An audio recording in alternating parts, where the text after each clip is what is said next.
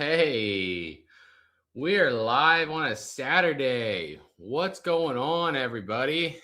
I just sat down here. I didn't even fix my lights up or nothing yet. Man, I kind of look ghostly white right now. Let's go. Hold on. Let me fix my lights up a little bit. I just hit the live button without even adjusting nothing.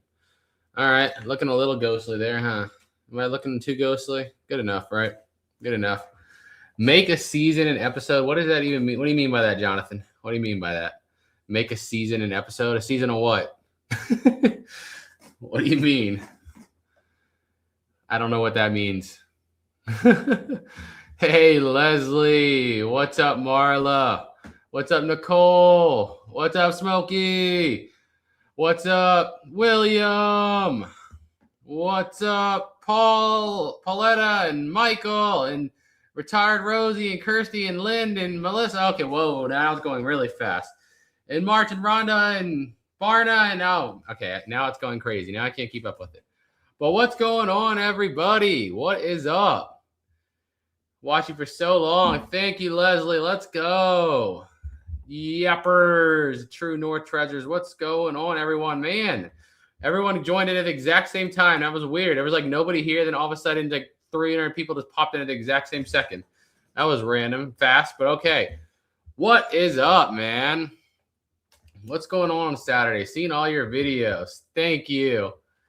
Yeah, Grace, that's kind of why I wanted to go live. I feel like everybody's so accustomed to us making videos so often that when we're like take any break or we're gone for a little while, like people start freaking out. Like some of the comments that we were getting on the Jebus family channel, they're like, people are like, I hope you guys are okay. Did anything go wrong? Did anything happen? And like, there's people like genuinely panicking. I'm like, no, we're fine. We're fine.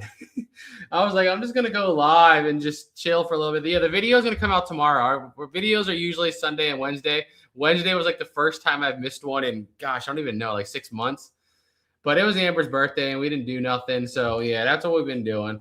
We try to do every Sunday and every Wednesday. I'd say we're 90. I would say 100% accurate, but now I'd say we're about 95% accurate because I missed a day. But you know, it is what it is. It happens. It was Amber's birthday, and plus we just got back from the road trip. So like, I feel like it takes like I don't even know how long to recover from a trip like that. Nothing feels right yet. Everything still feels like foreign and out of place, and just you know what I mean. It just bamboozled is how I feel. Best word I can think of to describe it. But what's up, everybody? We're doing good. We are doing good. Well, I'm here now. Amber actually took Broly to a birthday party, one of our family members' birthday parties, but I stayed home because we filmed a video yesterday at the storage unit. And I had to edit all that, and I just now finished like 2 minutes ago. And I was like, well, nobody's home. I just finished editing. I genuinely have nothing to do now. So you know what? I'm going to hit the live button, and I'm going to go live because why not? That's where I'm at. Dang, currently on a cruise ship off the Italian coast. That's different. That sounds kind of cool to see. He's doing great, doing great. Yep. Hey, with the 99 super chat. Let's go. Thank you, Miss Safety. Thank you, Allison. Hey, hello, Virginia from London. Wow, we got a lot. I feel like I've seen a lot of people saying they're in Europe this chat so far. What time is it in Europe right now? I feel like I've seen more people saying hi from Europe than the United States. But cool. What's up, everybody over there? Let's see. Doing great, doing good. Playing any games lately? You know what game I've been completely re-addicted to recently because it's my brother's fault. He got me re-hooked on it. Modern Warfare 2, the OG one from 2009. We found an Xbox 360 and hooked it up, and we're like, let's just test it out. And we started playing Modern Warfare 2 again, and like I've been hooked on Modern Warfare 2 again. I don't know why. The OG Call of Duty Modern Warfare 2 from 2009. It's the best Call of Duty game in my opinion. But that's what we've been kind of playing randomly. We've tried Happy. We tried it in California and we tried it over here once. They're like equivalent to Five Guys if I had to pick a place to compare them to. They're good, but they're not nowhere near In-N-Out good. My opinion. Let's see. Bidding on first storage unit auction here in West Virginia. Hey, let's go. You got this. Hopefully it turns out good. Wait till you guys see the video we're about to drop tomorrow. You want to see a wild unit. Man. I'm not giving away no details, no spoilers, so don't ask for no spoilers, but you'll see it tomorrow. If you've seen the pictures we posted, you might have a little bit of spoilers, but you'll see tomorrow. What does the crown after my name mean? I don't even see a crown on my end. So I don't even know. That's strange. I'm not sure what it means. Best game of all time, Loki. Definitely the best Call of Duty of all time to this day still. I don't know about best game all around, but definitely the best Call of Duty of all time. James Bond 007 on a 64. Nice. That's an OG one right there. Thoughts on Dragon Ball Super the Galactic Patrol? So personally, I've been trying to avoid reading any of it because I want to wait for the actual anime to drop. So I only know little bits and details. Anytime I see anything about it, I hide the post. I'm like, yeah, I don't want to read it. I want to be able to watch it when it comes out, and I want to actually, be surprised. So I don't really know a lot about it. But once the anime starts back up, I'm excited. That's all I'm going to say. Why were you at Hazmat? Yeah, everyone saw us in the hazmat suits. You'll see. You'll see. I'm not even going into that. You'll see that tomorrow. You'll see that tomorrow. How's my favorite storage guy? And go Birds. Ew, I'm not even going to reply to you after saying go Birds. No, I'm kidding. Doing good. Doing good. Yeah, it's definitely an interesting one. I'll say that. Does your brother live with you? Yeah, he does. Him and his girlfriend still live with us. They're in the process of kind of house searching now, but we told her there's no point in renting a house and paying somebody else's mortgage, and just stay with us. When you find your house you want to buy a house. Don't pay somebody else's mortgage. Is what I told him. Europe calling. What's up? MW4 coming out. Dude, to be honest with you, I haven't played none of the new CODs, and if I do, I get hooked on it for a week and then I just fall out. I haven't been addicted to a Call of Duty game since Ghosts. I mean, their golden era, in my opinion, everyone can disagree, was Modern Warfare, World at War, Modern Warfare 2, Black Ops 2. After that, I just kind of fell out of it. But yeah. Possibly Lori, that could have been part of it. But I'm not going to spoil it. That's all I'm going to say. I'm not going to spoil it. You just have to see tomorrow. I just finished editing it. I've been editing it for the last few hours, so I literally just finished. Aliens from Roswell, New Mexico. We'd love to see. I went there before. It's pretty cool. We went to the McDonald's that's shaped like a space saucer, a flying saucer, which was pretty unique. It's an interesting little town. Boom. Hey, thank you, Serena. Yeah, that's the fun of storage units, man. One day I'm paying $100 for $20,000 worth of stuff, and one day I'm paying $1,000 for $0 worth of stuff. That's what it is. That's the game. It's fun, man. It's fun. What's up? Hey, I ain't getting into politics, William. What's up, James? Did you get rid of all those Boston? Yeah, we sold all the stuff from the Pawn Star boxes the day or the week after we put that video out. So yeah, when is this little man? If he grows up and wants to do anything to do with YouTube, you guys know I'm going to be on board. I'll teach him the ropes quick as can be. So whenever he gets old enough to really think about it and want to play in it, I'll definitely show him how to do it really quick. He'll have a very unfair advantage. What was your job before a storage business? Everything, dude. I was the guy that had a job, got mad at it, and ended up quitting or getting fired within a month and then went to something else. The only traditional job I ever had for an extended period of time was working at Toyota. I worked there for a year and a half, just basically moving cars, doing basic little things, checking the tire pressure, that kind of stuff. And I hated it. It was miserable. But other than that, I worked at a toy store at one point. I worked at a print shop at one point. I worked at a dog walking business I actually worked at for a while. And then when the business shut down, I contacted all the clients I was walking for and asked them if they wanted to continue doing it just through me. So I actually technically ran my own little dog thing for 6 months maybe. That was literally right before YouTube took off. So when YouTube started to take off, I dropped that. But I did everything before. I hated working under people, man. I just don't have the mental capacity to work under somebody. I don't. Medal of Honor. You know what other military game I love that never gets no love? The old Conflict Desert Storm games. For the PlayStation 2. They were on the original Xbox too, but Conflict Desert Storm 1, Conflict Desert Storm 2, Global Terror, and Conflict Vietnam. Vietnam I didn't really play as much, but the two Desert Storms and Global Terror, I love those games. They're some of my favorite old military games. Does the chains I'm wearing come from a military? So many people think that. They're like, no, these chains have the most just personal meaning to anything. So this one right here, you see these two little rectangles on it.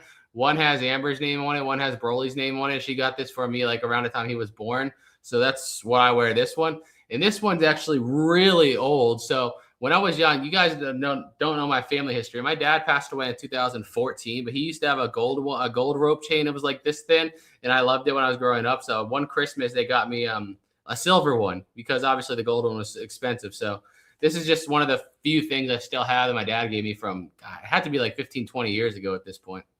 So no, these are just personal, nothing to do with a unit. Let's see, where was I at? My son is in the Army of Kentucky. What's his name? First, shout out to your son. Let's go. Thank you for the service. Do you ship to Canada? Yeah, we ship to Canada. So for some reason, this last Whatnot auction, we had a lot of international buyers. Usually we have like maybe 1-3 on the high end when it comes to international buyers. But the show we ran on Thursday, I think we had 14 is what the final count was. It was like the biggest percentage of international buyers ever. And I'm like, what happened? Especially like to countries we don't usually send to. Like we usually have maybe 1 to the UK and 2 to Canada. There was, I think, 1 to Ireland, 2 to New Zealand, to Australia, a couple of UKs. And I'm like, whoa, this is unique. We don't usually have this many international buyers. But we did. We had a lot. Let's see. We don't. So the thing with Whatnot, everyone has confused is they think the sellers like control that. All we do is put in a box dimension and a box weight. I have no idea what it's charging. We don't get to see what it's charging people. People blame us. They're like, that's shipping so high. I'm like, dude, I have no control over it. All I do is give the weight and the dimensions. And some people are like, well, I buy stuff on Whatnot all the time and I get it cheaper. Like, yeah, that's because whoever you're buying from probably not putting in accurate dimensions and they're just cheating. And our Whatnot is too big to cheat. You know what I mean? Like there's people that looking to take it down, get us out of there. So I'm like, I can't cheat. I have to put in accurate dimensions and accurate weights. So sometimes we're going to seem higher, and that's not because, we're charging you more. It's because some people are cheating the system. That's all it is. Bonnie, no, I think we decided against it. We decided against an in-ground one. I think we were going to get a bigger above ground one to see if we actually use it. And then after a year, we'll see if it was actually worth it. And if we actually use it, then we'll think about doing the in-ground one. But for now, no, I don't think we're going to do it. Because, well, 2 main reasons. One, anyone else lives on the East Coast know weather over here is stupid. We're not like the West Coast where you get lots of sunshine. We're just like randomly, we have weeks of nothing but rain all day, every day, and it's randomly cold. Another thing is I live in the woods. The trees are like our yard's constantly covered in leaves. And 3, we're just gone so much. Like we travel so much. Last year, we did like that. We added it all up. We were gone like 4 months and 1 week out of the year. So literally over a third of the year, we weren't even home. And I'm like, I don't know. It just doesn't feel worth it to drop, 6 figures on something like that. We wouldn't really use like a normal person would. My name is spelled with a PH, buddy. Yep. I went through the whole thing going through school where all your teachers called you Stefan. Like, no, I'm not Stefan. I'm Steven with the PH. I don't know why it's spelled like that, but it is. But yeah, I'm PH. Let's see. Thank you. Hopefully next week. So we've been trying to get everything, together for the main business first, and then I'm gonna go back to that. I have 2 videos like in the tank. I just got to edit. So like we filmed all this toy stores in Vegas, and then also filmed a bunch of toy stores going back across the country. I just haven't edited the footage yet. And I also finally got in my life-size statue that I've been waiting so long for that I still haven't even unboxed. He's still sitting in the garage because we just haven't had the time to do it yet. So that's where we're at. But yeah, I have 2 ready to go. I just have to have the time to actually sit down and edit them. Thank you, Lisa. Yeah, we have no idea what shipping costs. I have no idea what it costs to the neighbor. All we do is, like I said, just give the weight dimensions. Are you still collecting? Yeah, we still pretty much hold any candle that has like life left in it. We put them in the cabinet and we burn them. So yeah. You'll see this tomorrow. You'll see this tomorrow. You will get to see. Oh, thank you, Christine. Doing good, Jessica. About to get a storm now. I hope not, man. I hope we don't. When are you coming to California next? Not for a while. Probably maybe not till next year because we just left. Like I said, we just got back from being on the road for 2 months. So in August, we are traveling again. We're going down into Georgia, because there's the Wiggles Live we're taking Broly to. But also we're going down into San Antonio, Texas, because the big Kamehameha Con for all my Dragon Ball fans there. It's like they have it once a year. It's like a Comic-Con, but it's all Dragon Ball, so it's freaking awesome. They did it in New Jersey last year. This year they're doing it in San Antonio. So yeah, we're going to that, and then after we leave San Antonio, we're going to the Outer Banks for a week. We usually go to the Outer Banks for a week once a year too. So we figure when we come back from Texas, we're already be going through North Carolina. So like, let's just time this, and then on the way back to North Carolina or the way back home, we just stop in North Carolina and do that. You want to know actually? Well, the main reason was before AI cropping existed, we used to use these for thumbnails. It was the original reason. So I could stand against the wall and take pictures for thumbnails, and it was easier to crop myself out. But now with the AI tools, literally it crops it so easily and so perfectly that it was kind of pointless at this point. That was the original meaning. And also our actual channel logo is that with the green square around it. So I was like, I kind of wanted it to be behind me. Those are the main two reasons. It was literally just original for cropping. That was the whole point. And then now we don't even use it because AI's gotten so good that it crops it instantly. Let's see. Thank you.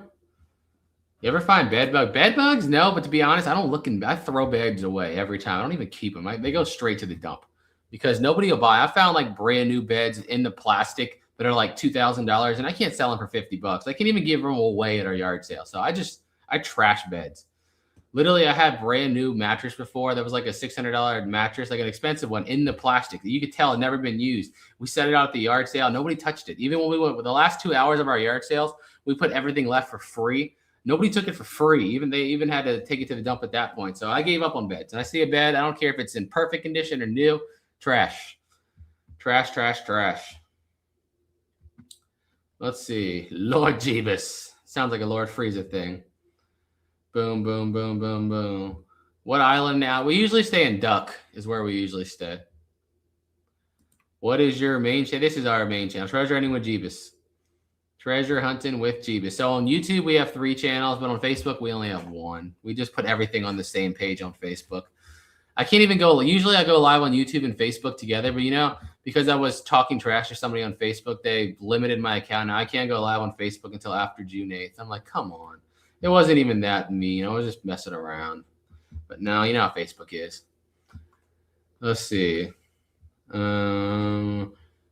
Thank you. Happy Saturday. Where was I at now? Thank you. A great example of HATD. What does that mean? Hated? Am I hated? No. Oh. What would you say is your favorite channel from all? Like my favorite channel that we watch, or our favorite actual our own channel?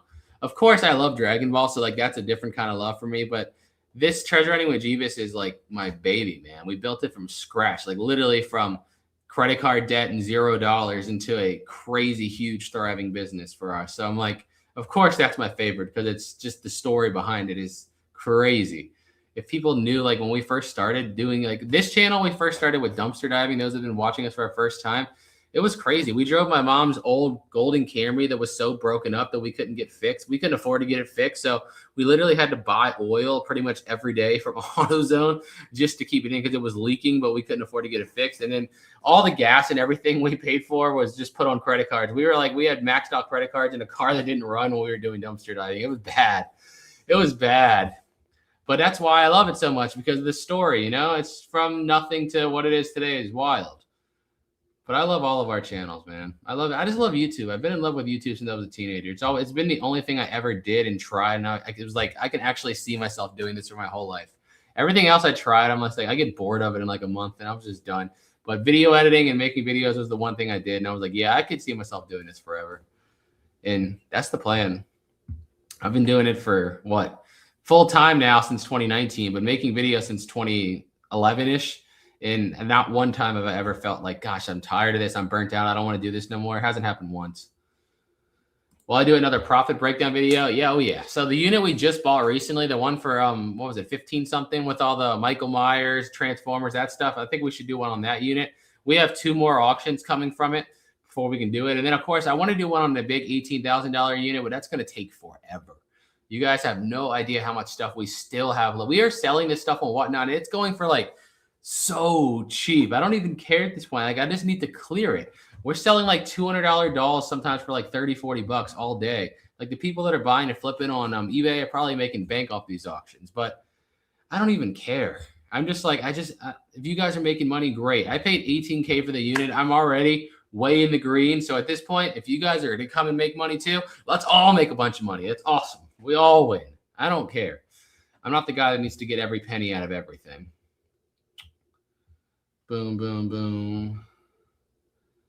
Yeah, I didn't see who you're responding to, what they said, but yes, this is exactly accurate. Yep.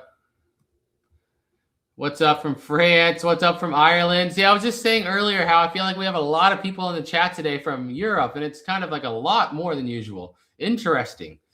But what's up, everybody? Let's see. Thank you, Terry.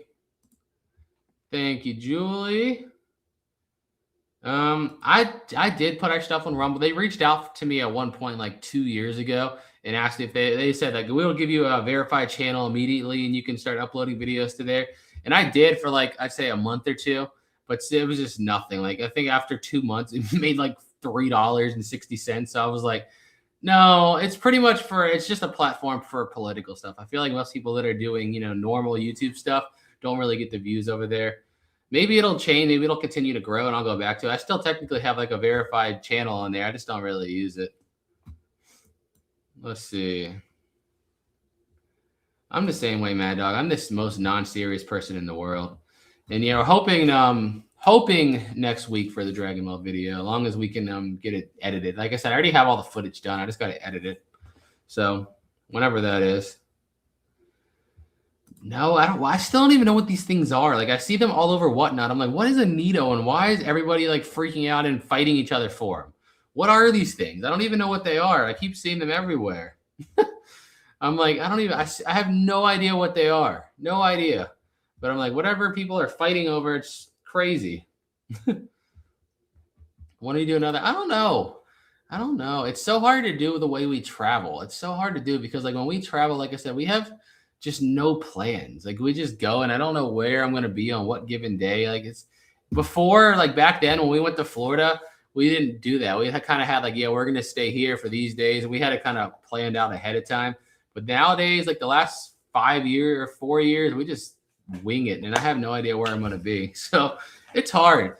We could probably do something in San Antonio because I know for sure I'm going to be in San Antonio, Texas in August for like, 5 days, I think, something like that, because that's where the event's at. But then again, I don't know what's going to come with the event. So like, I don't want to schedule something and then something pop up and then, I can't do it. So it's just hard scheduling. That's the big thing. Oh man, that is a hard question. Those are like the two jackpots, right?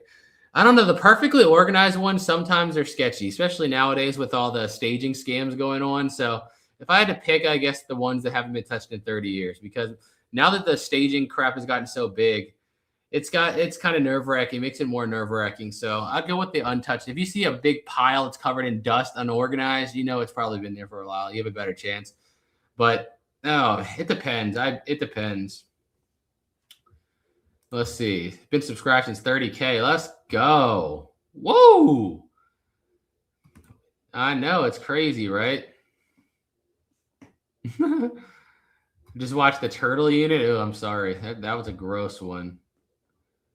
Boom, boom, boom, boom. Let's see. We're doing great. Stanley, Virginia. What's up, neighbor? Hello, chasing. I've ever been metal detecting like 2 times, and it was just, I didn't find it fun. It's too long. We tried to make a video for it so long ago, and it took us like 4 hours, and I found like one $7 crappy ring and a couple coins, not like good coins, like just, penny, nickel. And I forgot a bunch of the soda can tops. And I'm like, after 4 hours, I had like $7 to show for it. It wasn't my thing. I like watching the people that are into it and they do it in like historical areas, for example, because I like vintage silver coins. I think it's cool to find. I see a lot of people do that. But yeah, let's see. Remember the dumpster diving? Yeah, good times. I miss dumpster diving. We say it all the time. Sometimes when I drive like behind a shopping center to like just avoid traffic, I'm like looking at the dumpsters. Like just yesterday, we drove behind a shopping center to avoid the people, and I was like, oh, look, there's a Guitar Center dumpster. There's a PetSmart dumpster. And I'm like part of me wants to still do it. It's fun, but it's just like we used to do it at night, and now obviously having a 2-year-old that's on a normal sleep schedule, kind of that sleeps at night, we can't go out at night, so it is what it is. Let's see. Well, we don't get to pick when they schedule the conference or the con, so it's gonna be hot. But luckily, we already rented an Airbnb, and it's got a nice pool, so at least we'll have a pool at the house we're gonna be staying at. Let's see. What's my favorite state to buy units in? I mean, I live in Virginia. I'm going to be biased, obviously. I'm going to say Virginia is where I've found the best units I've ever bought. All my best units have come out of Virginia. The gun one came out of Virginia. The 18K unit with all the Barbies came out of Virginia. A lot of them had. Actually, my best selling unit of all time, that first sports memorabilia unit, the most recent sports unit we got this year was also Virginia.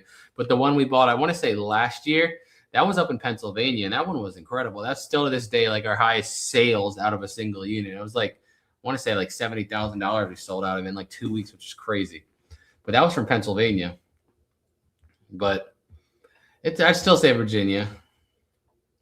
What is your favorite sports car, dude? To be honest with you, the level of interest I have in cars is so, I couldn't even tell you a sports car. I could tell you like a Lamborghini. I think they look cool, but I just have no interest in vehicles whatsoever. I'm just so uninterested in cars. I really am. Boom, boom, boom, boom. One more question. When you do the yard sale, do you want to warn the barbecue place you love? You're going beforehand so they can be ready for all of us. You know what's funny is like last time we ate there, they told us that like a bunch of people came there because they saw us going there all the time in the Jebus family, Q barbecue. So like we talk to the manager guy there sometimes. He knows who we are and what we do and everything. So it's like, it's funny that he said that last time we had a yard sale, a bunch of people came there from here. So it's kind of cool. But they're usually pretty crowded on Saturday. So I don't usually go out like that on the weekends because everywhere's packed. But yeah. Hi from Chesterfield, England. Thanks for the $2. And that's very strange. Hi from Chesterfield, Virginia. That's kind of funny. Oh, my gun unit. I'm talking about the one we bought like 4 years ago? I think it was 2022. I don't remember, to be honest with you. It's been so long that sometimes I forget. Let me see. Let me refresh my own videos here. It was in the year, August of 2022 is when we bought it. That was my favorite unit to this day. Still my favorite unit I ever bought all time. And I don't think I'll ever find something like that again. Just like the money one, the one with all the money in it. That was like, you get sometimes when you're going through units, you kind of just like, this is probably a once in a lifetime kind of thing. You know what I mean? I'm like, yeah, I'm probably never going to find this again, but you know what? I'm going to enjoy it for now. That's how I feel. But yeah, those two are probably my two favorite units. Let's see. That one too, that was the first time I found like a big chunk of money. Besides, actually our second storage unit we ever bought, I think we found like $600 in it, but it wasn't in a safe. It was in like envelopes. It was like the money to pay the bills was put into the envelope with the bill and then put into a box. It was really weird because we almost threw it away. And we were just ripping through. This is when we first started. So when we first started, you don't really know what you're doing yet. You're searching through every last little thing. And I was just opening up envelopes and it'd be like, here, $100 cable. And inside there would be $100 in cash and like $200 electric. And there was $200 in there. Like the cash to pay the bills was in the envelopes. And I was like, this is the strangest thing ever, but it was cool. And it was our second unit, so that was not a good idea. It got us hooked really fast. Those crystal units always do good for us. I want to say the last one we did ended up doing like $24,000 or something over like a week, which was just crazy, man. And we only paid less than $1,000 after fees. I think we paid $8 something after fees. It was like $990 or something, like right under $1,000. So it was crazy. But yeah, the problem with those is like, it's kind of like coin units. Unless you can sneak by it and nobody realizes what it is, they always go high because everybody knows they're valuable.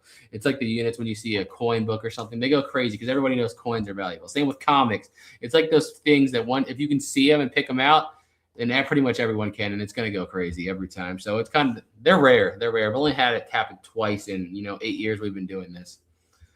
Does your mom like In-N-Out Burger? Yeah, she likes it. So me and Amber like it on a different level. Everyone else likes it, but not like it the way we like it. We love it. We freaking love it.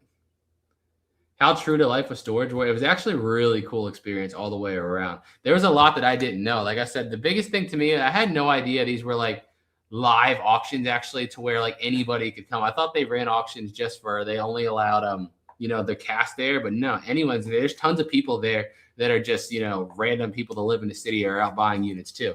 I had no idea. It was pretty cool though. It was a fun experience for sure all the way around. I would definitely if we're out there again and they want to do something again, I'd do it in a heartbeat. Nice. How close? Oh, dude, nowhere near it. I think the last time I checked, we're at like 7,000 some items. It's gonna be like dang near impossible to beat somebody in Japan. We have 7,098 items right now, but that's not including anything that we bought while we're on the road. That stuff's still in totes. We haven't gone through it yet. I think it's probably around another 200 plus.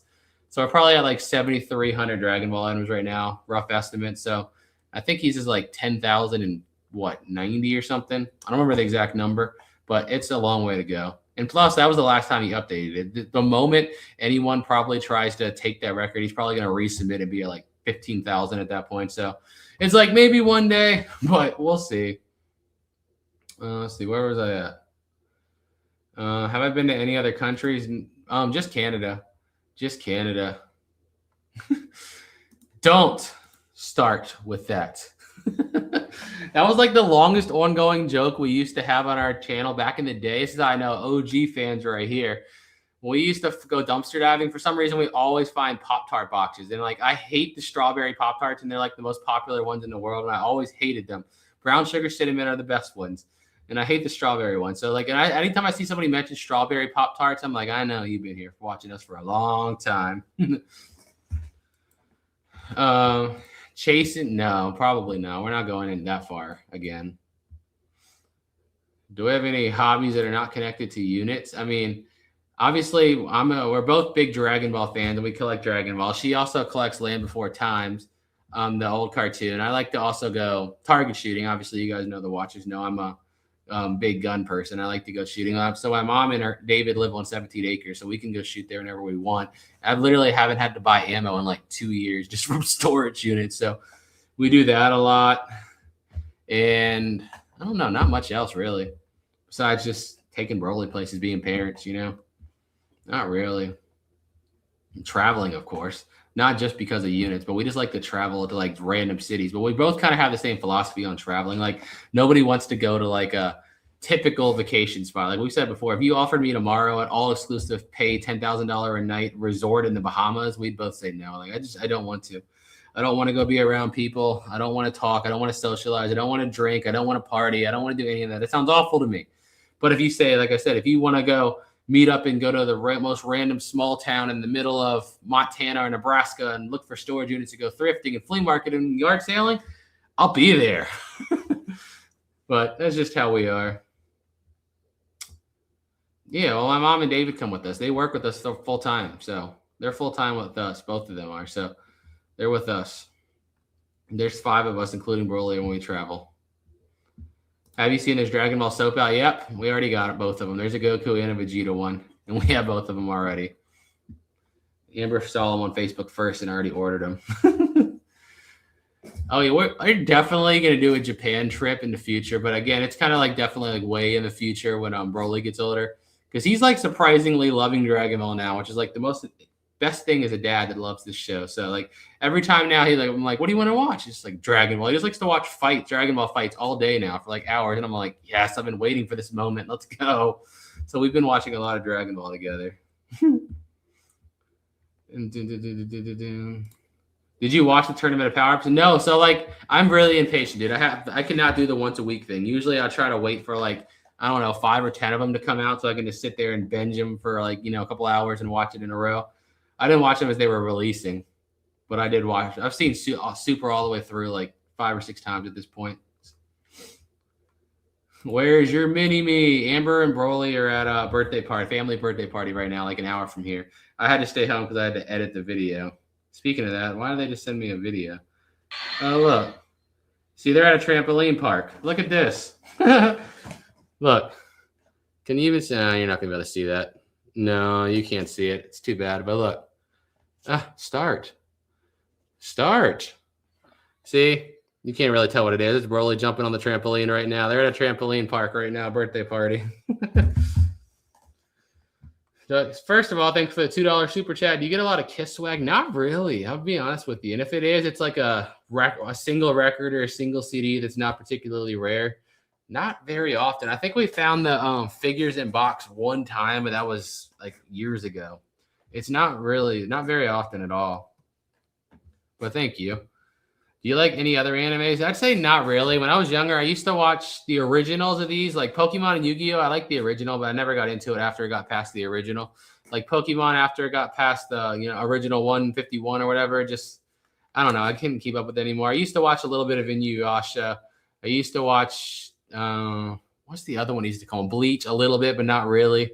None of them ever like captivated me like Dragon Ball did. Just something about Dragon Ball, just I don't know what it was. From the moment I first watched one episode, I was just like addicted, completely addicted.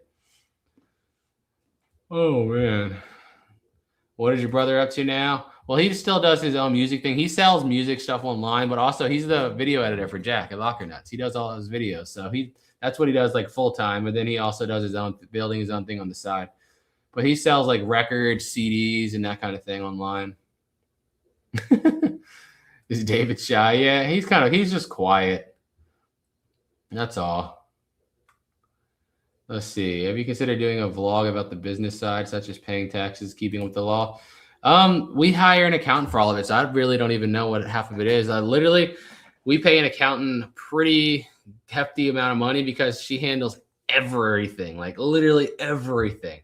And obviously, if you have a CPA, you're protected from this kind of stuff because that's what they're running.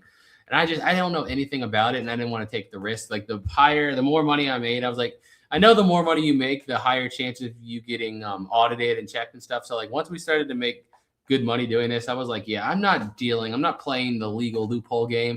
I want protection. I have too much anxiety as it is. I don't need to be thinking about potentially going to jail. So yeah, we have an accounting company that handles everything. And it's been great for years now. So not my thing, man. I don't like playing the legal game. But yeah, I mean, we have I could tell you what the bare minimum I know. Like we have an LLC or an S Corp, Treasure Earning with Jebus. Under Treasure Earning with Jebus employee, there's me and Amber, of course, as the owners. And then we have my mom and David as full-time employees. And everybody's like all the payroll and all that's handled by accounting. All the taxes is handled by accounting. So other than, I keep a spreadsheet of just what we spend versus what we bring in. But as far as like particular units, I have no idea either unless I do a profit video, which sometimes I'll break down and see. I know every month basically what we spent, what we made. And as long as we're way in the green, I don't give a crap. That's my extent of the knowledge as far as all that goes.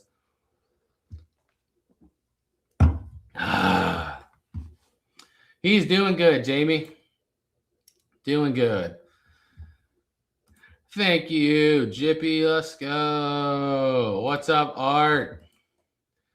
Broly Bear's doing good. He is jumping on a trampoline park right now, like an hour and a half from here. He's having a good old time. So yeah, he's having fun. Yeah, Amber is at one of our family's birthday parties. Like I said, like an hour and a half from here at the trampoline park. So he's having a good old time.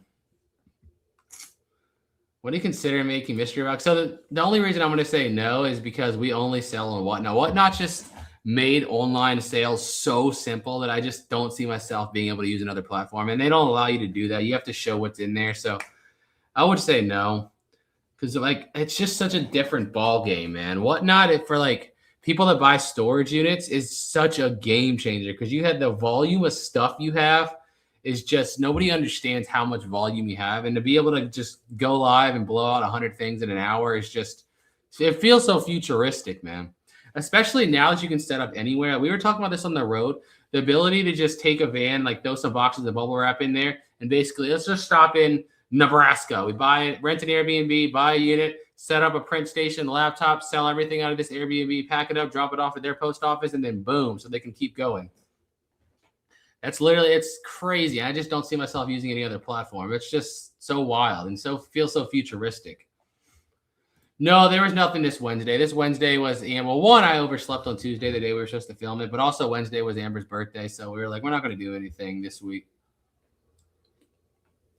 How many siblings do I have? One brother, but I also have a half sister, which is where her son's party is where Amber and Rolly are at right now. So, and yeah, that's where they're at. Yeah, exactly. See, I didn't even understand any of this. So like when we got into business, I tell people all the time, like we didn't come from anything. So like we didn't even know anything about investing. I never had a family member that had $1 saved, yet alone invested, yet alone started a business, an LLC or anything. So this was like so foreign to both of us. So we had to pretty much self-teach ourselves all of this stuff. But yeah, that's exactly what the accountant told us. Because I guess the accountants are so used to dealing with people that are, in business. And we were just these basically young 20-some-year-olds that have no idea what they're talking about. And she was like, yeah, so you do this with your LLC. And I'm like, what do you mean with our LLC? I don't have an LLC. What are you talking about? So like, yeah, they set up an LLC, set up an S Corp, did all this thing. And yeah, dude, it's awesome now. Now I'm older. Obviously, I've been in it for years. I kind of I understand these things. But like 5 or 6 years ago, it sounded like you were talking a foreign language to me. What's up, OS? Sweden, what's up? Hey, howdy. We're probably going that route. We debating between homeschooling and private. Definitely 100% not public schooling. And this is coming from two people that both went through the public school system, so it's not like we experienced it. And I'm not a fan. Not only for like nowadays, I just think it's so outdated personally. And I personally hated school because one, I just didn't like being around people, but two, I was so bored. Like it's so slow. I was the kid that like did nothing. I never studied. I never did anything I was supposed to do, and then just got pretty much honor roll A's all the time. And I went to school in Fairfax County, which is one of the top school systems in the country. I definitely went on the East Coast. So I was like, this is a joke. I feel like I'm wasting my time. All I'm doing all day here is wanting to go home because it's so not challenging whatsoever. Even in high school, I took AP computer science. I took honors classes. I took a couple AP government, a couple AP classes, a couple honors classes. It felt like they're basically taking something that should take 2 hours and stretching it into 8 hours for no other reason but to just keep you in there and bored. That's how it felt to me. And Amber's kind of on the same page with me. So I'm like, we're probably going to go the homeschooling route, to be honest, just because we travel a lot. And you can a lot of the homeschooling people that we've talked to say the same thing, to where it just feels like they waste so much of your kids' time for no reason. Like your school should be able to take like a few hours, 2 or 3 hours a day. Why are we making it take 8? My personal opinion. I'm not telling people what to do. I'm just saying our opinions. Public school, like the biggest problem I say is what people say is you can't slow down enough for the kids that need the help, and you can't speed up enough for the kids that are more advanced. So you're always stuck somewhere just balancing in the middle. And in the middle, not everyone wins. So it's just, I don't know. Not my thing. Where do you store everything for the yard sale? We have a shed. We have a 10 by, I think, 20 or 10 by 25 foot shed over there. That's where we put everything at. Oh, William. Pepsi, baby. Pepsi all the day. The only Coca-Cola I like is, for some reason, people could tell me if they agree with this. Why does Coca-Cola that comes out of a fountain taste so much better than Coca-Cola out of a bottle or can? Like if I go to a restaurant and get a Diet Coke, it's great. But if you like go somewhere and you give me a can of Diet Coke, I won't even finish it 90% of the time. I'll just throw it away. What's up, Connie? Yeah, that too. It just feels like they're teaching you just not important stuff. I don't know. Just my personal opinion. Everybody can do what they want. Am I going to respond to the reseller that made the video about how you respond to fans? No, I didn't even know they did that, but that's awesome. But no, because I'm sarcastic. I'm a troll. They can clip this if they want. I'm just a sarcastic troll. If people are good to me, I'm good to them. And I personally believe this whole ideology that the customer is always right is bullcrap. Sometimes the customer is an a-hole, and it's just what it is. If some people want to act like that's not the case to keep their business, go ahead. I just treat people how they treat me. If people are good to me, I'll be good to them. It's easy. But if you want to be an a-hole to me, I can be an a-hole right back, and I'm pretty good at it. So you know what I mean? Reciprocate energy is what we do here. If something's my fault, I take care of it. If something is your fault and you're blaming me for it, I'll troll you and make you seem like an idiot. So it is what it is. No remorse. Nice, Veronica. Fairfax, where our son wants to be a firefighter. Nice. I mean, I grew up not in Fairfax, technically. Fairfax County's so big. I grew up in that weird part of Alexandria, like off Telegraph Road. It's technically now considered Fairfax County, but it didn't used to be considered Fairfax County. It's kind of weird how they like district everything over there now. They've changed it up so much, but yeah, we'll see. Yeah, exactly. That's what I'm saying too. Because I'm not around kids to know. Like all I have to go off is everybody else's comments. I'm not around kids, so like Broly is just the normal to me. You know what I mean? The other people that have grown up around kids or raised other kids, I hear people tell me all the time, like he's just so much smarter. His vocabulary and voicing. I'm like, to me, he's just normal because he's the only kid, 2-year-old I know. So I have nothing to compare and contrast with. The only time I realize how far ahead he really is when we go to the his pediatrician checkups. They give you like this printout of things he should be able to do at this age now. And every time I read it, I'm just like, he's been able to do this for a freaking 6 months at this point. Like he's way beyond this, like way, way, way beyond that. But it is what it is. Let's see. Exactly. Actual experience, but hands-on experience, really. That's the difference to me. Like I need something tangible and hands-on experience. That's what it really is. What are you going to learn more about business, for example? Do you want to go sit in a classroom and be taught by somebody that's never owned a business in their life? Or do you want to go firsthand with two people that started a business from the ground up and see how it's actually run and how it's actually making money? Which one do you think is going to teach you more about business? My opinion, like, the fact that some people even consider the other one is kind of mind-boggling. So, I don't know. That's just my opinion, man. Let's see. I love Sprite. I never liked any of that. I used to drink Sprite just when I'm sick, obviously, because I don't even know if that's true, but it's just what I've always been told. But I don't really like Sprite or Mountain Dew either.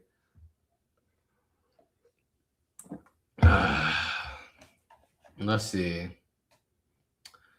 Only problem is, but that's not true either. That's like an outdated system, the whole socialization thing. There's so many groups now for homeschool kids where they meet up. Like even in our area, it took us 30 seconds of research to find groups, the things they do together. So it's not like maybe back in the day I could agree with you, but not anymore. With social media and the internet now, it's way too easy now. There's tons of socialization. Good trolls. You guys have no idea how much I enjoy trolling. I tell people this all the time. People that are my age group understand. I grew up in the Xbox 360 era, okay? I grew up in those Call of Duty Modern Warfare 2 lobbies. I was bred there, okay? You can't, trolling and messing with people online, that's sport for me. I love this. Like, it doesn't bother me whatsoever. I love it. This is a sport. Me and my brother will still do it to this day. We'll hop in like Black Ops 2 game lobbies, play zombies, and just troll the living heck out of people. It's what we do for fun. It's just hilarious. Some people just take things so serious that are not at all serious. Like, it's not that serious. I'm like, why are you so overreacting about this? It's really not that serious. You know what I mean? I'm just like, I don't know, man. I don't know. Exactly. That's what I'm saying. Treat people the way you want to be treated. You'll be treated the same. Exactly. I hate this mindset that America's kind of embedded in people, that the customer is always right. And they think that because they're buying from you or they're a customer, they get to just say and do whatever to you because they're always right. No, I'm like, not here. You're not. If you're right here, I'll tell you you're right and we could be nice. But if you're wrong here, I would be wrong right back to you. It is what it is, man. The reason people are like that is because nobody says anything back. If some other people would snap back and tell people the truth, they wouldn't be like that. Let's see. I don't know if I ever would, to be honest. I try my best to avoid the big cities, and we've driven through Philly a few times. It is just huge, man. It's basically New York. It's so big, and just I try to avoid the big cities unless something pops up over there that I'm like, I need it. I wish I didn't like soda. I love it. It's so good.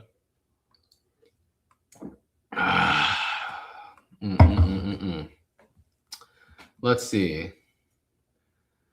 Well, thank you. Thank you. And thank you as well, Connie. So this is the comments on social media are basically what I have to go off of when I'm making, I guess, assessments on where he's at, because I'm not around any other kids. The only other kid I was ever around was my brother when he was born. But I was also, 8 and 10 at the time. I don't remember.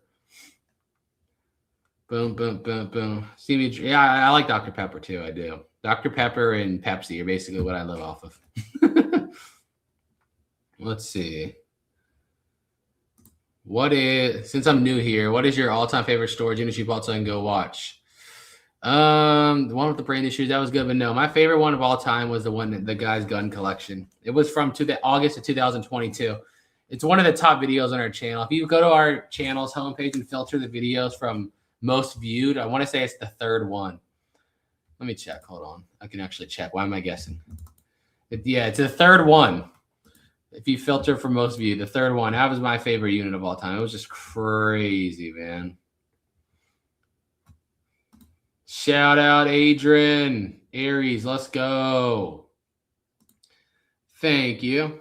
Do you have a certain time you go live? No, I was doing it every Friday, but then we went on the road and that screwed everything up. So not really. Literally, I just went live today because I'm home alone. Amber and Broly are at a birthday party and I needed to stay home to edit the video. And I finished it like an hour ago. So I was like, I'm here alone. I have nothing to do. Let's go live. Why not do something? So that's what it is. Let's see. Thank you. Yeah, that one was definitely top 2 or 3. I would say that one's probably number 2, honestly. Like exciting wise. The gun one's probably number 1, and the money in the bag is probably number 2. New video will go live tomorrow. Do you still make money off all videos? Yeah, you make money off videos forever as long as people are viewing them. So it doesn't depend. It decreases, obviously, because when you first release a video, your core audience watches it. So the first few days, the views are pretty much always the highest, usually, unless something ends up going viral down the road. But usually 95% of the time, the first 3 days is going to make the most money. But yeah, I still have videos generating money from 6 years ago, 7 years ago. You know what I mean? So yeah, they go on forever. That's what the thing. In YouTube, there's like the current trending videos, and then there's what they call evergreen videos, which aren't really tied to like something going on at the moment. So like if you make a video, like for example, right now talking about something that just happened on the news, it'll go like viral right now, but once that story dies, your video dies with it, kind of. So it's basically getting the traffic now. And then you make the videos called evergreen videos, to where if somebody watched it right now, they watched it 5 years from now, or they watched it 5 years ago, the time or what's going on has nothing to do with the content itself. So it kind of stays relevant forever. So that all of our videos I would place into a evergreen category, because it's just a storage unit. No matter what time of year or where you're watching, it doesn't make any difference. Let's see. What is the best single item you have found in a unit? My favorite item I've ever found is from that gun unit. It was a pristine condition World War II issued M1 Garand, which is an amazing rifle, but it was still in its original bag, like the military issued bag, and it had the bayonet with it. It's beautiful. I've never fired it still. It's on my wall, but it's probably my favorite single item I've ever got out of a storage unit in 8 years. It's just beautiful. Oh yeah, we went to In-N-Out a lot. We've never been to San Antonio yet, but last time we were in Texas, we were by the Houston area. I know there's In-N-Out over there too. We ate a lot of it. Let's see. Well, that's good. I mean, I get it's good for Broly. You know what I mean? That sounded mean, but you know what I mean. Thank you. Where did you come up with Broly Bear? So Broly is a name from Dragon Ball. That's where the name came from. Bear is because, well, for some reason, like on his baby shower, nobody had, like, we didn't plan any theme or anything, but for some reason, like 70% of the stuff people got for him was bears. And we were like, why? So it's just, he grew up with, like, to this day, he still has like a little stuffed bear he'll take to sleep with him, but he just had so much bear stuff when he was a baby, and it was just completely coincidental, no planning whatsoever. So that's where we started saying bear from. Yeah, that one was pretty wild. Coffee is the best. I hate coffee. I love the smell of coffee. It smells so great, but I've tried like 15 different ones and I can't drink it. I just don't like it. I wish I did. Let's see. Oh, yeah, I definitely want to visit Australia. I don't know when, but definitely going to visit Australia. Would you do a most expensive storage unit in the country, view it here live? Oh, you mean look at them? I don't know. Can you even do that? I'm sure it could. Let me see. I don't even know how I could set that up. I've never tried. I'm sure it would be easy, though, right? But it's probably going to be the same ones pretty much for the most part, because we just did it the other day. So I feel like it's going to be mostly the same units. Yeah, I'm looking at it right now. Like that one's the same. That one's just a vehicle, That one's the same. That one's the same. Yeah, I mean, I think I could. That one's different. But most of them are going to be the same exact units we just did. So I don't know. I don't know if we're gonna do it because a lot of it's the same exact stuff. Man, there's this one in Odenton, Maryland. It pops up every month and cancels every month. It's got 2 days left on it. It's up to $7,000 right now. I know it's gonna cancel again, but I just like to watch it. It looks interesting, but it's gonna cancel. It always does. Let's see. Yeah, well, this week we definitely haven't put out much. We didn't put out anything on the main channel yet. We'll have one out tomorrow, or this channel tomorrow, which is the new storage unit we just filmed.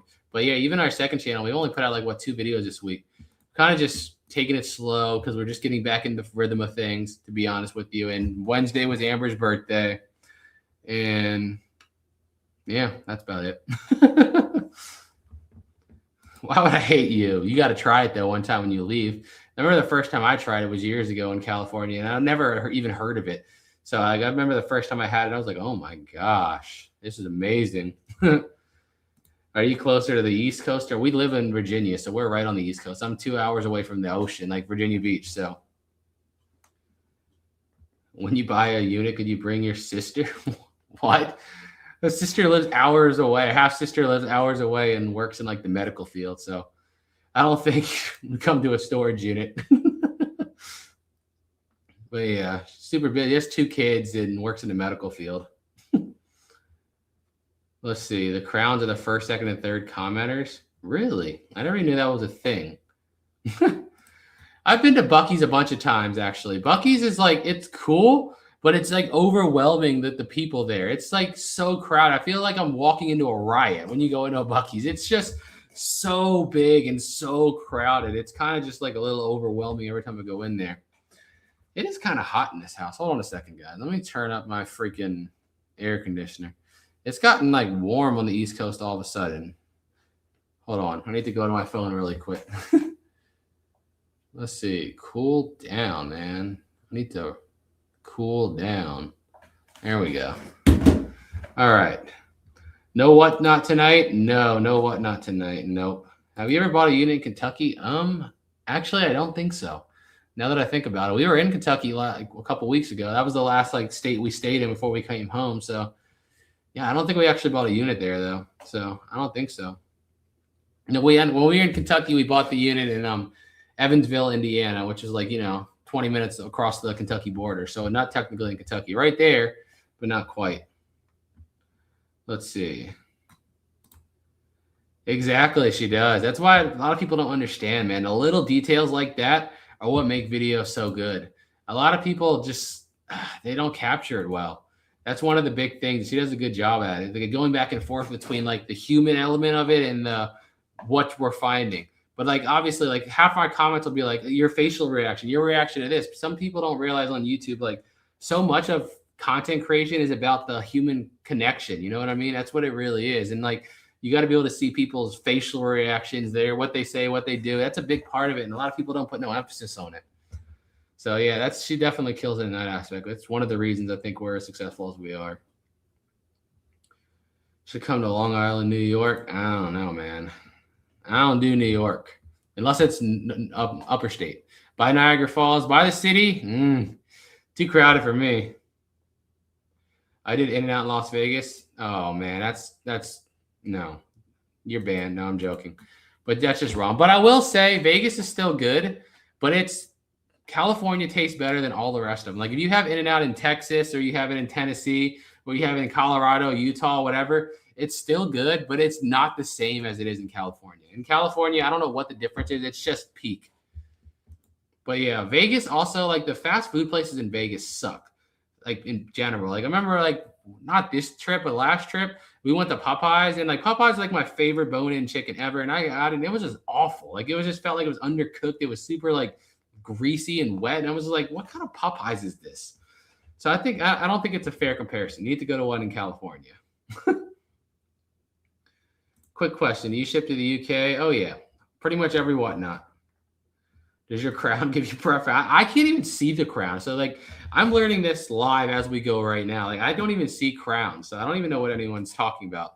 Because I'm using a third-party software, StreamYard. So it's like I literally don't see anything like that. So I'm learning about these crowns live with you guys. Happy Sunday morning from Australia. Nice. Let's go. Yeah, because a lot of people think for some reason that not saying you think this, but I get a lot of comments to say this that like if there was money in there, then it must be fake because they think that if you had money, why didn't you sell it? People never take into consideration the fact that a lot of people die, a lot of people go to jail, a lot of companies make mistakes. There's so many reasons. Hospital, there's so many reasons that somebody could lose a unit other than the fact that like I just can't pay for it. You know what I mean? There's so many other variations than that. So many people think it's just that, like it's just they couldn't afford to for it. But there's so many other reasons why somebody loses the unit. You can lose a unit for stupid things, like example, you changed your credit card, you updated your credit card number, and then you forgot to go in there and change the card, and then boom, you didn't pay your bill now, and then you lose. There's so many reasons other than simply I can't pay for my unit. Let's see. Thank you, Madeline. That's what we go for. I don't try to be somebody I'm not. I'm not professional whatsoever. I tell people all the time, I'm the least professional you'll ever meet. And that's just who I am. I'm a nerdy Dragon Ball collector that likes to troll people online, but we run a successful business too. You don't have to be the professional suit and tie, always like that. It's just not me. It's never going to be me. Never will. I said it before and I'll say it again. I would let everything I've created go up in flames before I had to run it the way somebody else told me to run it. And it's not even a second thought. There's no way I'd ever run what I do the way somebody else tells me I should. I'm going to run it the way I want to. And if people love it and stick around, that's awesome. We love you. And if you don't like us and you don't like the way we do it, it's your opinion. Go ahead. Like, you know what I mean? They can leave. We're always going to do it the way we want to do it. Man, I just adjusted myself and went blurry. Let's see. Yeah, that's another reason a lot of them. I'm sorry to hear that, but yeah, that is another reason a lot of them happen too, is drugs. A lot of them have to do with drugs. But a lot more of them have to do with jail than people realize. Because a lot of people just like they go to our videos, for example, and they'll comment and say, well, how do you always get somebody that's arrested? And I'm like, do you think that people that are just buying units are looking into the background of the people's units they buy? Of course not. Unless you're doing YouTube content and you're like, you're creating the story. Why would you look into this? It's just stuff. You're just worried about getting the stuff and selling the stuff. Why it got there, how it got there is irrelevant. The only reason you would look into this stuff is if you're, making content over the stuff. So you need to come up with the story. That's the only reason I would look into it. So my response would be always, the people that you see buy units or know that buy units in person probably are also buying lots of units that belong to people in jail. They just don't know they're in jail. They don't look into it. They don't do anything like that. So it's just like you have no idea the backstory. The difference is we just look into, the backstory. Huh. No, it's like literally, it's so interesting you say that. But yeah, no, your comment like on my side is no different than anybody else's. It just looks exactly the same. Shout out Miranda. Let's go from the Netherlands. Awesome. What Goku am I looking for? I don't have, to be honest. I don't even know right now. I mean, I look for my favorite things to collect right now are like the figures from the early 2000s and stuff I grew up with when I was a kid. Like I just bought a couple these old figures. It's 3 of them in the series. There's a Super Buu, there's a Piccolo, and there's a Vegito. But they have like wide legs and they sit on like a stick and you press a button and it makes noises. But it's like I have 2 figures that survived from my childhood. It was a Kid Buu, black and white paint, and that Super Buu. So I've been looking for that Super Buu in box forever. And somebody finally put one up for sale on eBay the other week. And I was like, oh my gosh, it's mine. So I bought it instantly, which is pretty cool. But actual just Gokus, I don't know. Yeah, I don't really know. Yeah, it's nice. I always want to go to Sweden. I want to visit Sweden. I want to visit a lot of countries over there. So definitely in the future. Definitely in the future.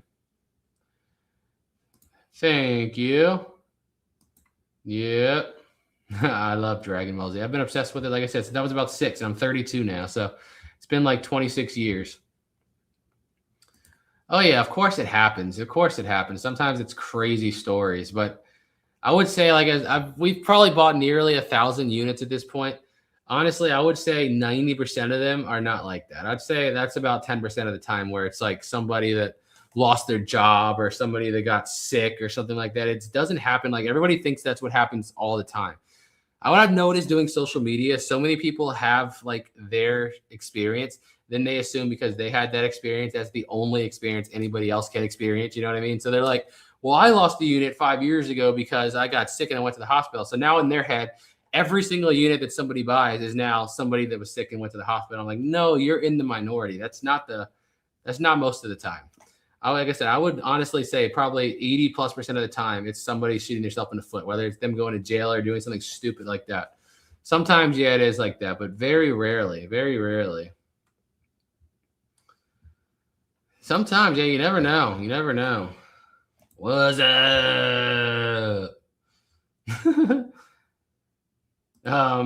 I've got some pretty bad ones. I know I don't want to stop. Actually, when I get a bad one, it makes me want to buy the next one because now I'm like, I need to get that loser taste out of my mouth and get on to the next one. So no, I don't think there would be a unit that make me want to stop because it's just that unit. I mean, even if there's like something terrible in it, it was just that unit. It doesn't mean that's how all the rest of them are going to be. So I'd say when I get really bad ones, it actually makes me want to go back out and get another one quicker because I want to get that bad taste out of my mouth. Who's your favorite Dragon Ball Z character? It wouldn't be Goku. It's Gohan still, 100%. I love Gohan. I love Gohan's whole story because he went from quiet kid that everybody knew had potential, but didn't believe in his own potential until they finally ripped it out of him. And then the Cell Gohan, Teen Gohan was peak Gohan. But even after that, like he still had the crazy strength, but he became a normal guy. Like he was just a smart guy. He has his girlfriend, his wife. They had a baby, and I like Gohan. He's like this kind of just dad that's a little nerdy, chill dad, but also if you make him mad, he'll kill you. Gohan's my guy. Let's see. When will a new DBZ video from your church? It's going to be on a week from today, hopefully, next Saturday. What is Amber collect? Well, we both collect Dragon Ball, but she like her own thing. Mine would be guns and hers would be Land Before Time. That's what we do like ourselves. The Dragon Ball is kind of what we go out and do together. But like things that she really loves was Land Before Time, which is a lot harder because like it wasn't like huge like Dragon Ball is. Like there's endless Dragon Ball stuff out there. There's not very much Land Before Time stuff, and she's got like most of it. So it's kind of hard to find. Let's see. Thank you. And thank you. This is a hard question to say because like I'm honest on the social media side. Like I've had really bad units that have done good videos. So like at the end of the day, I don't lose. But if you say we're completely negating and canceling out social media and videos, the worst unit I ever bought would have been the one that had all the empty boxes I bought in Maryland. It looked like it was all collectible. It was a staged unit in Maryland. I think I paid like $4,000, a little over $4,000 for it after fees. And pretty much every box was empty. I think there was like maybe 150, 200 bucks worth of good stuff in there. It was awful. But the video blew up. The video made over 20 grand. So like at the end of the day, it was a good investment. But if I didn't have that, it just would have been a $4,000 loss. So it just depends. Let's see. The craziest backstory. That's a hard one. Oh, man. I mean, sometimes there's weird stuff. Like I remember one we bought, I don't remember if it was this year or last year. The mother was arrested for threatening her son with a kitchen knife. That was pretty wild. That's why she lost the unit because she was in jail because she threatened her son with a kitchen knife. So I was like, that one's an interesting one. There was one we bought when we were living in California. So like 6 years ago where I think it was either the mom murdered somebody in their family or somebody murdered her. I don't remember, but whoever owned the unit was killed by their family member, which is pretty wild. That was a crazy one. Oh, there's so many. There's so many, man. There's so many. Like you find ones with warrants all the time. Like the one we just bought, not this most recent one, the one before that, the guy had a warrant for his arrest. There's a lot of crazy backstories to storage units. There's so many. Those are the ones I can think of off the top of my head. But I'm sure if I actually like dived and went through our entire channel, I'd find ones worse than that. There's some crazy stuff out there.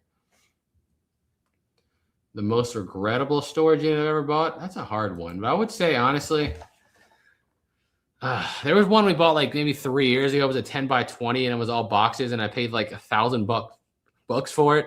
It was a big unit, right? And we had to rent a truck to do it. And then we started going through it. It was literally just a closed down office.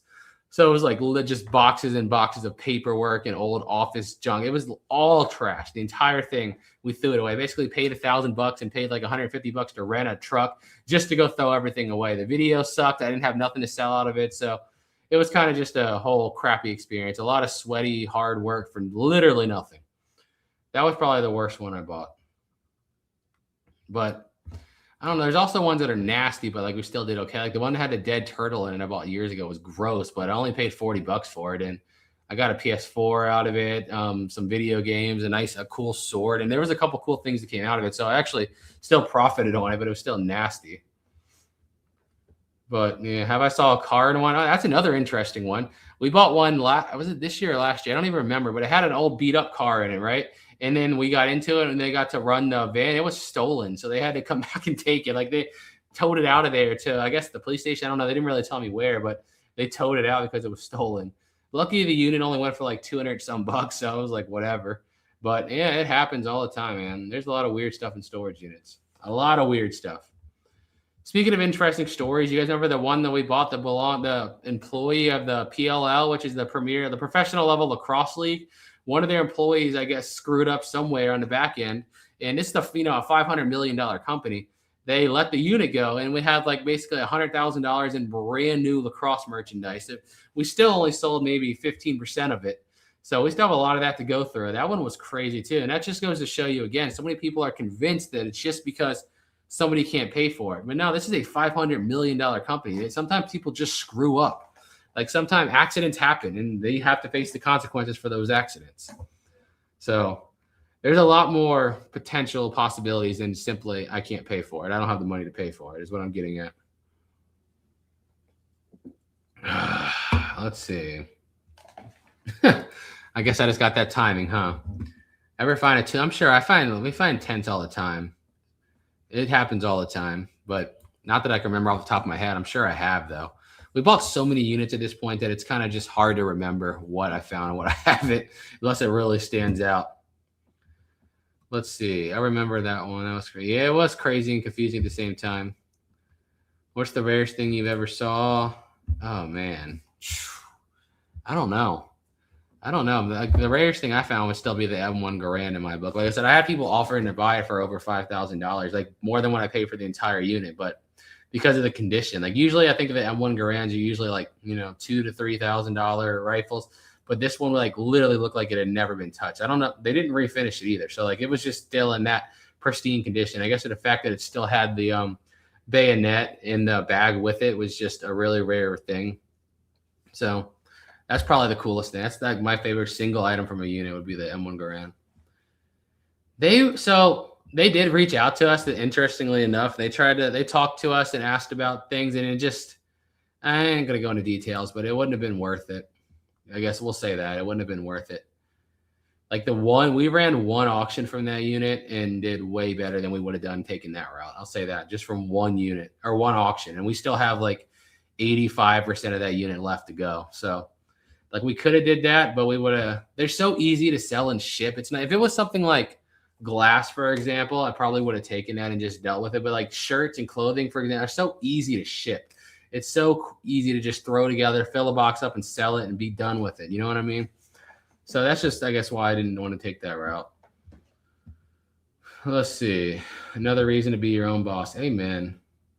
Let's see. Have you ever bought a unit that had evidence of people living in it at some point? I had ones where I suspected that, but there's actually, oh gosh, this was so long ago. There was actually a live auction we went to. This is before pre-COVID. So, at least 7 years ago, it was a live auction where when they were going around, this was a public storage back when they used to have like the district managers of public storage run the auctions in person. When we were walking through it, they noticed what's it called? Like one of those bungee cords on the door, keeping it shut.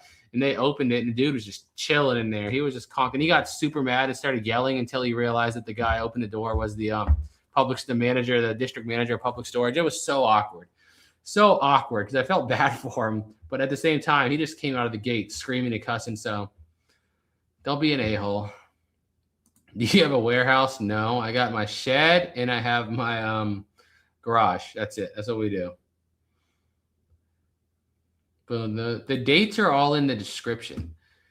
They're all in the description. If you look in the description of any video, you can see the exact date it was released. And if it's a multi-part video, you'll find all that in the description yet. I tell people this all the time. They're doing YouTube for the first time. If you do something like put part 2 or part 3 in your title, please know, unless you have like a crazy viral story, you're shooting yourself in the foot so bad. You're like destroying the chances of that video taking off unless you have something crazy viral. Because You want people that have never seen it to see it and want to see it. And if you go by, you're scrolling through YouTube and you see a video that says part 3, the likelihood of you clicking that because you haven't seen the first 2 is going to decrease by like, I forgot what the percentage was, like 80 some percent. So you're totally shooting yourself in the foot if you put whatever part 2, whatever part 3 in the title. So that's why I'll never do it. Just look in the description. I put in the description, watch part 1 here, watch part 2 here, and you can see when it was filmed. But putting that in the title is really hurting yourself. She is War. Thank you, thank you. In person, Meth or Sherry, no, but over the internet, a couple times. I've had both extremes. I had one. So you remember the unit we bought in California? This was during the lockdowns, during COVID. The one we bought that had all the autograph memorabilia, all the comic books and stuff like that. It was a really good unit. And there was also a lot of personal pictures in there.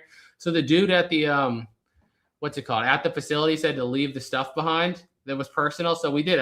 That's the normal thing. When you find personal stuff, you leave it to the facility and they give it back to the owner if the owner calls or whatever. So they're supposed to hold it for 30 days. That's like the law. But apparently the guy that's unit that was reached out to us. This was like 6 or 7 months after we had put the video out. Everything was gone and sold at that point for, 6 months. So he reached out asking for the personal stuff. And I was like, yeah, we dropped it off at the facility. And he's like, yeah, we called the facility. They didn't have nothing. So this is a random mom and pop facility. Apparently they just trashed everything, which is kind of messed up. But that guy, I felt bad for him because he was actually super, understanding and nice and normal. But I've also had people reach out saying, you bought my stuff. I'm going to shoot this. I'm going to shoot your house up. You better watch out. I'm like, oh, whatever. I made a whole video one time. I went back and forth with one of them, and they said they were going to come by and shoot us. And I was like, okay, I made a video. I took a dining room table chair outside, and I sent them a picture. Tell me I'm sitting outside in the front yard in the chair. Come do it. I can't help myself. I'm a troll. But I've had both extremes. I never dealt with anybody in person, no, but I've dealt with both sides on the internet. Skip my comment, huh? No, I didn't see your comment, huh? Have you ever thought to build your own warehouse? No. What we have is perfect. We sell things so fast that it wouldn't be worth it, for example. This is the first time we've ever found ourselves in a position to where I have too much inventory and haven't been able to sell it quick enough. And that's only because we were gone for 2 months on the road. If we were home, that wouldn't have been an issue. But no. We said with Whatnot, we can move stuff so fast that we just don't need the space. Like that's really what it is. Like usually, best case scenario, when something comes into my house, within the week it's gone. Like I don't hold nothing. I blow everything out on Whatnot. Start everything at $1, blow it all out, and let it go. That's how I run everything. So, yeah, I guess we just don't really need the space. I used to do trailer. Yeah, I don't like trailers. I don't know why. We have a normal extended bed pickup truck, and then we have the Sprinter van, which is freaking awesome. So with that, we're able to do what we do. But it also just depends on your business model. Like for us, for example, the content side of things is the most important part of the business. So it's like, I don't want to get everything out at once because once I've been filming, especially in the summer, you know how bad it is when you get hot and sweaty, like your energy levels just start to decrease drastically and fast. So like I'll rent it on purpose so I can just come back the next day refreshed and, fresh and start filming again. So like I rent units all the time for that purpose, just for the YouTube side of things. But it just depends on your business model. If you're just buying stuff to flip, then I think like trailers and warehouse, for example, is worth it. But if you're doing things the way we do it from a content side and the resale side of it comes second, I don't see it as worth it. But it's like I said, it just depends on your personal business model. Yeah, I think I'm pretty solid. I mean, unless you're like an ex-military or something, then I might regret that. But against most individuals, I feel pretty confident. Yeah, people are crazy. They really are. And people just take no self-responsibility nowadays. That's really what it is at the end of the day. It's like you didn't pay your bills and the storage facility sold your stuff. In what world is it even remotely logical to blame the person that bought it? They don't know who you are. They don't know your story. They're just buying stuff that's going to go to the dump otherwise. How about I didn't pay my bills? That's my fault. So I even try to fix the situation, Like, why does it feel like the entire idea of just self-responsibility is dying? So I don't know. Maybe it's just me. What's up? No, I didn't say I was live on Sunday. I said our video goes live on Sunday. I just finished editing a video, so it's going live tomorrow. Exactly, Vinyl. I don't even do that. I'll start it all at $1, and if it doesn't sell, it goes to the yard sale for $1, man. Like I blow through everything. There's very, very rare exceptions for things that I'll keep and sell and like be willing to sit on. Like for example, that not the most recent unit, but the one before that with the vintage Apple computer, the Wozniak edition one from the 80s. I've gotten so many crazy people messaging me about that. So apparently, like the amount of RAM that one has makes it rarer. The fact that it has the printed Wozniak signature on it means it was like part of the first 5,000. There's like a lot of things going for that particular computer. So when I get to that, I'm probably going to put that up for auction on eBay for like 2 weeks and let it go and let it see what happens. But 99.9% of things, I'm just out. Don't care what it's worth. Just go. Out.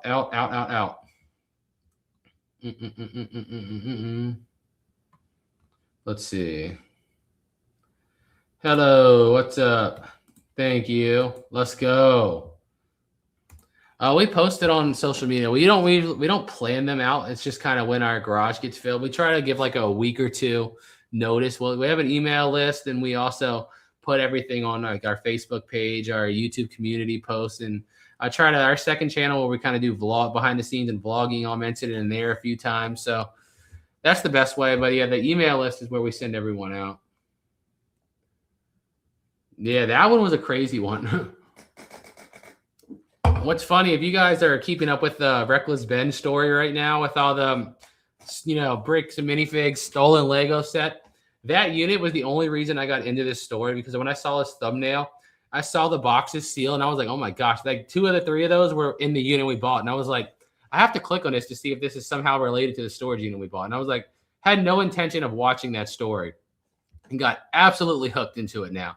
Now I've seen all parts of the documentaries. I've freaking downloaded Patreon for the first time in my life, and just so I can see the new ones when they release quicker.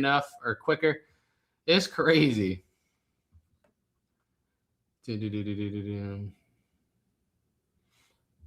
Where am I at? Oh yeah. That the Rudy Hayden copper art. Yeah, that is actually still on a shelf. Oh man, yeah, that's still on a shelf. That is still on a shelf. Oh man.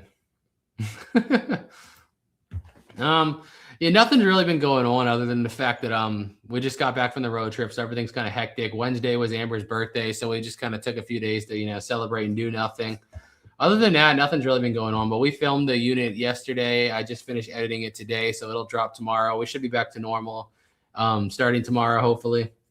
But yeah, nothing like bad happened. That's the only one of the reasons I went live, because the comments I was getting on like our second channel, so many people thought something had happened to us, and I was like, no, nothing happened.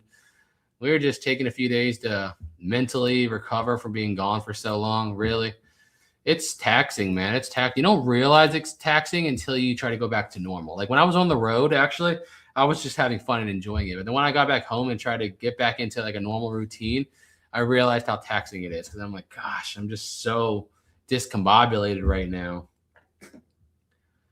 Most expensive pair of shoes I've ever sold, man, I don't know.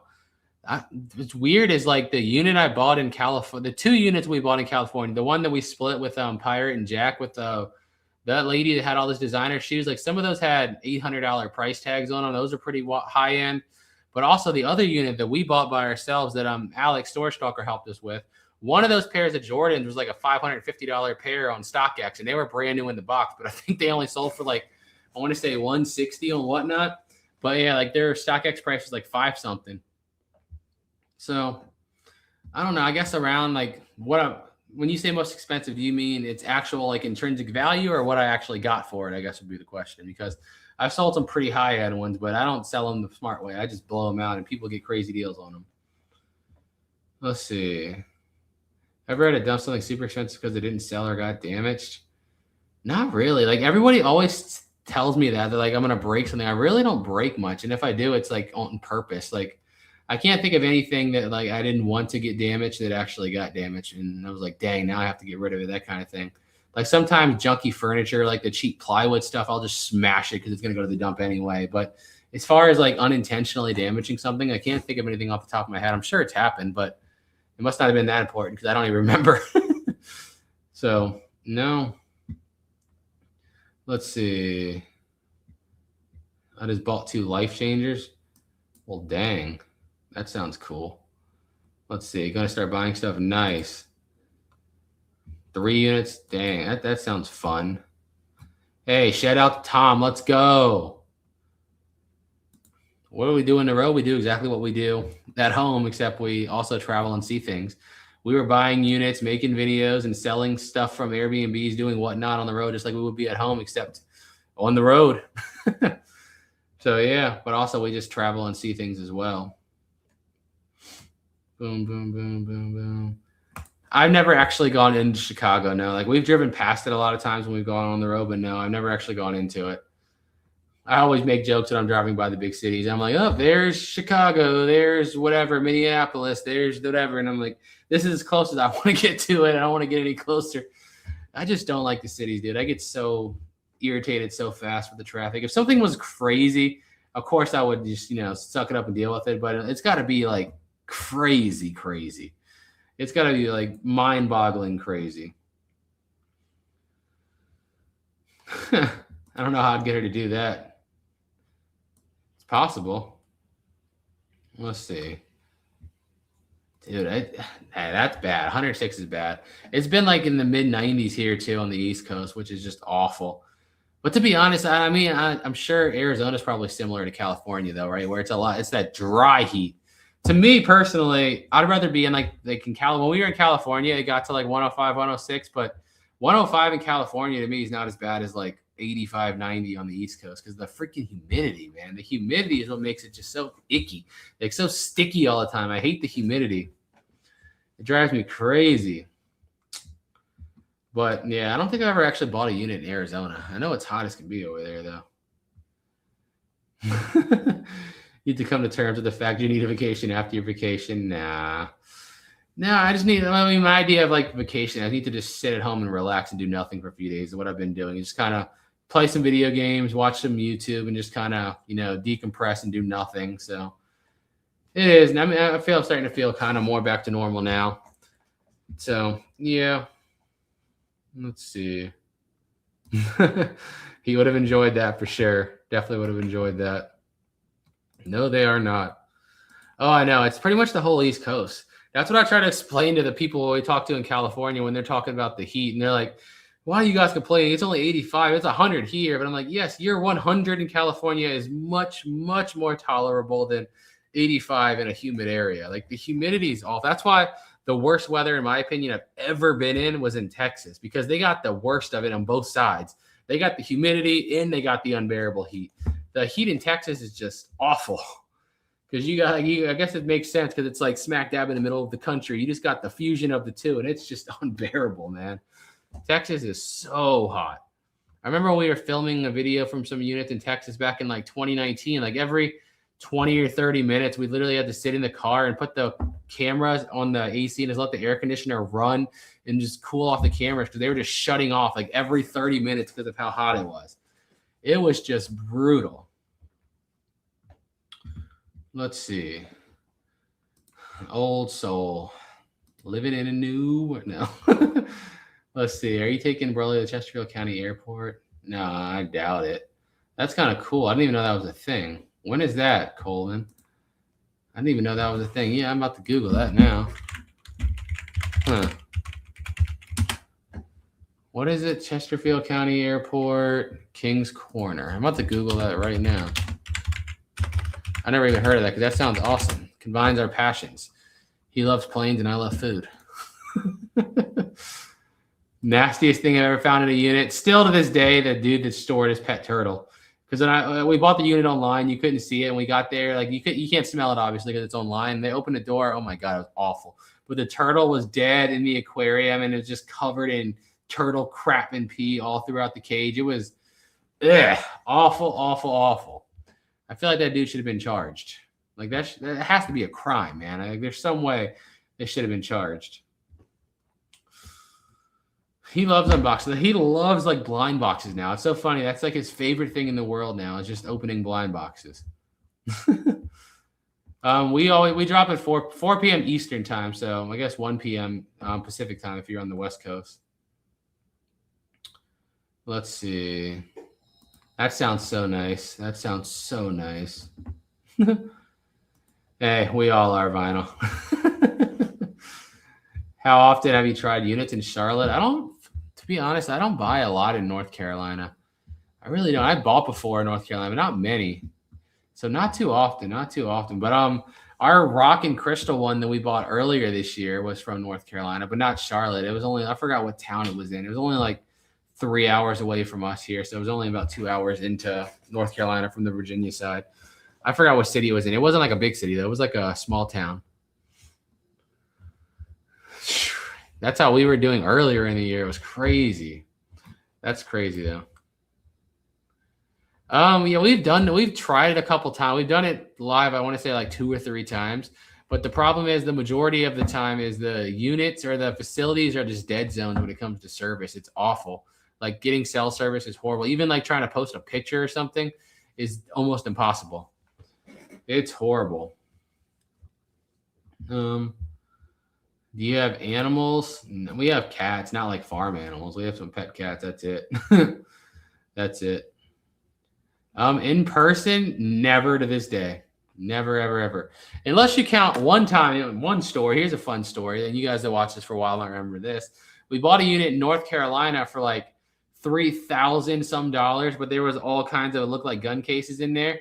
And then when we got to the front, we paid the lady and everything. We were talking to her, and she was like, oh, yeah, that guy has tons of guns in there. And I was like so pumped. I was so ready. Then we go to the unit, and she goes to unlock it, and the lock was just already gone. And they open it up, and yeah, the dude had broken into there, took the gun safe, took all the guns out of it, installed basically everything out of the unit back. So that sucked because we had already drove 3.5 hours and rented an Airbnb for 2 days. And then we just get there, and yeah, they had broken into the unit and took everything. So kind of sucked. I mean, they gave us a refund, but at that point, you know, we've already driven almost 4 hours and spent like $700 on an Airbnb because it was like a little college town and the Airbnbs were expensive. So it kind of sucked. But then we ended up just going to yard sales the next day. We're like, we got to make something out of it. And we made the best of it. But I was still mad, man. I was fuming, man. I was so mad.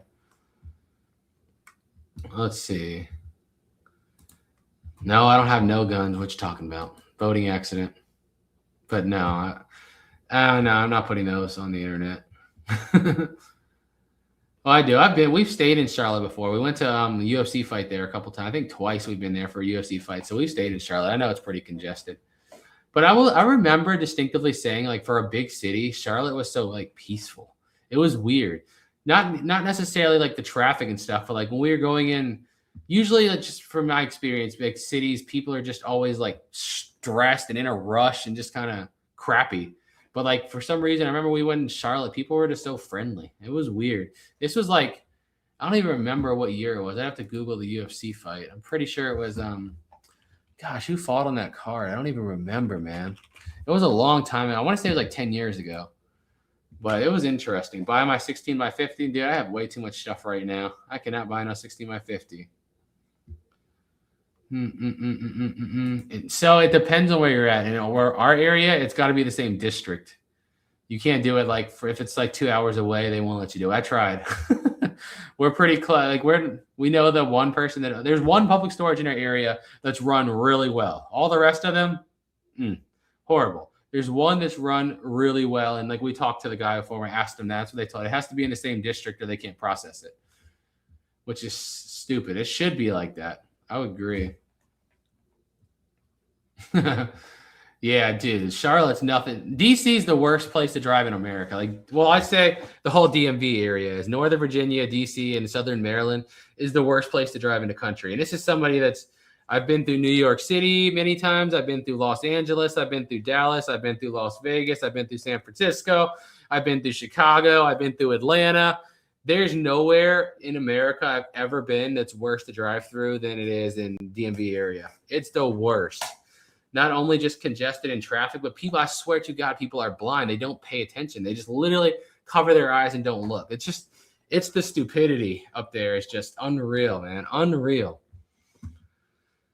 Do you sell on eBay? Very rarely. Very, very rarely. I would say on average 5 to 10 lots a year. Very rarely. I'd say 99% of what we sell, 99.9% is through Whatnot. I've driven through New Jersey plenty of times. I've driven through I've driven this whole country. You know how many times we've been across this country? There is nowhere in America, I promise you, it's worse than the DMV area. I've been stuck on the Jersey Turnpike many times. I actually had like a mini heart attack one time because I was speeding and the cop came out, but he actually pulled over another guy that was speeding instead of me. And I was like, woo! All right, dodged a bullet there. But yeah, to be fair, I was going like 8 or 9 over, but the other guy was going like 15 or 16 over. So I was kind of hoping he was coming for him, and he was, but I was nervous at the time too. Oh, we gave our ducks away a long time ago because we have motion sensor cameras outside, and after we got them, they picked up on coyotes in the woods quite a few times. So I was like, I know how this is going to end if they stay here. One day we're just going to come out here and there's just going to be blood and feathers left. So I was like, before they become dinner, we're just going to give them away because they're just going to get eaten if they stay here. Let's see. Oh, gosh. Don't get me started on the bridge. Ugh. Let's see.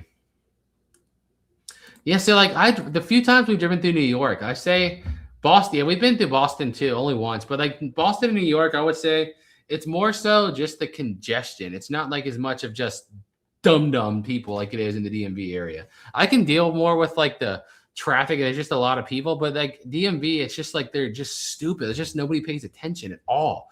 Like I think you're 10 times be more likely to get in an accident or get hit in the DMV area than you would be in like New York and Boston. I've been up there. It's just congested as can be. It's so congested, but it's like people, at least for the most, my experience, were paying attention. It's just like the DMV area, man. They don't pay no attention. I'm convinced they wear a blindfold before they leave the house. Let's see. What is the best part of the country to buy units? I mean, I've had the best luck right here in Virginia. California is great too, but there's a lot more people to do it out there. So I would say once upon a time, the prices used to be a lot worse in California. But honestly, like over the last couple of years, I'd say it's just as bad everywhere. It's pretty much horrible anywhere you go now. The prices are my best units have came from where we live, the area we live in, within like a 3-hour radius of where we live. So I like Virginia. Let's see. Think I might join Whatnot. Hey, we're running an auction on Tuesday, Wednesday, Thursday next week.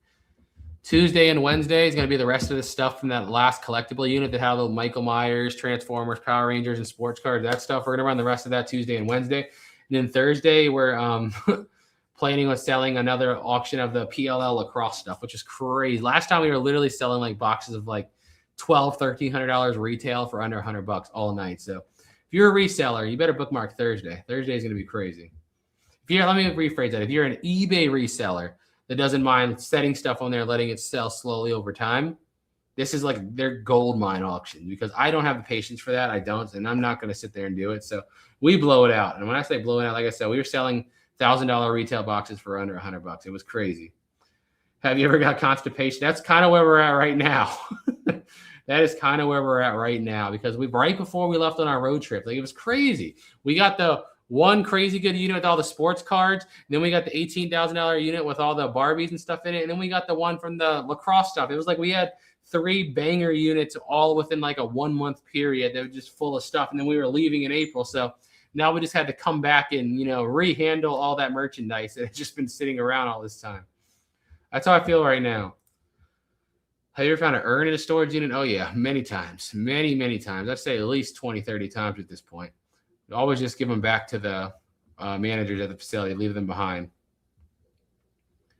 Best furniture unit? Dude, I've never had one. I do not deal in furniture.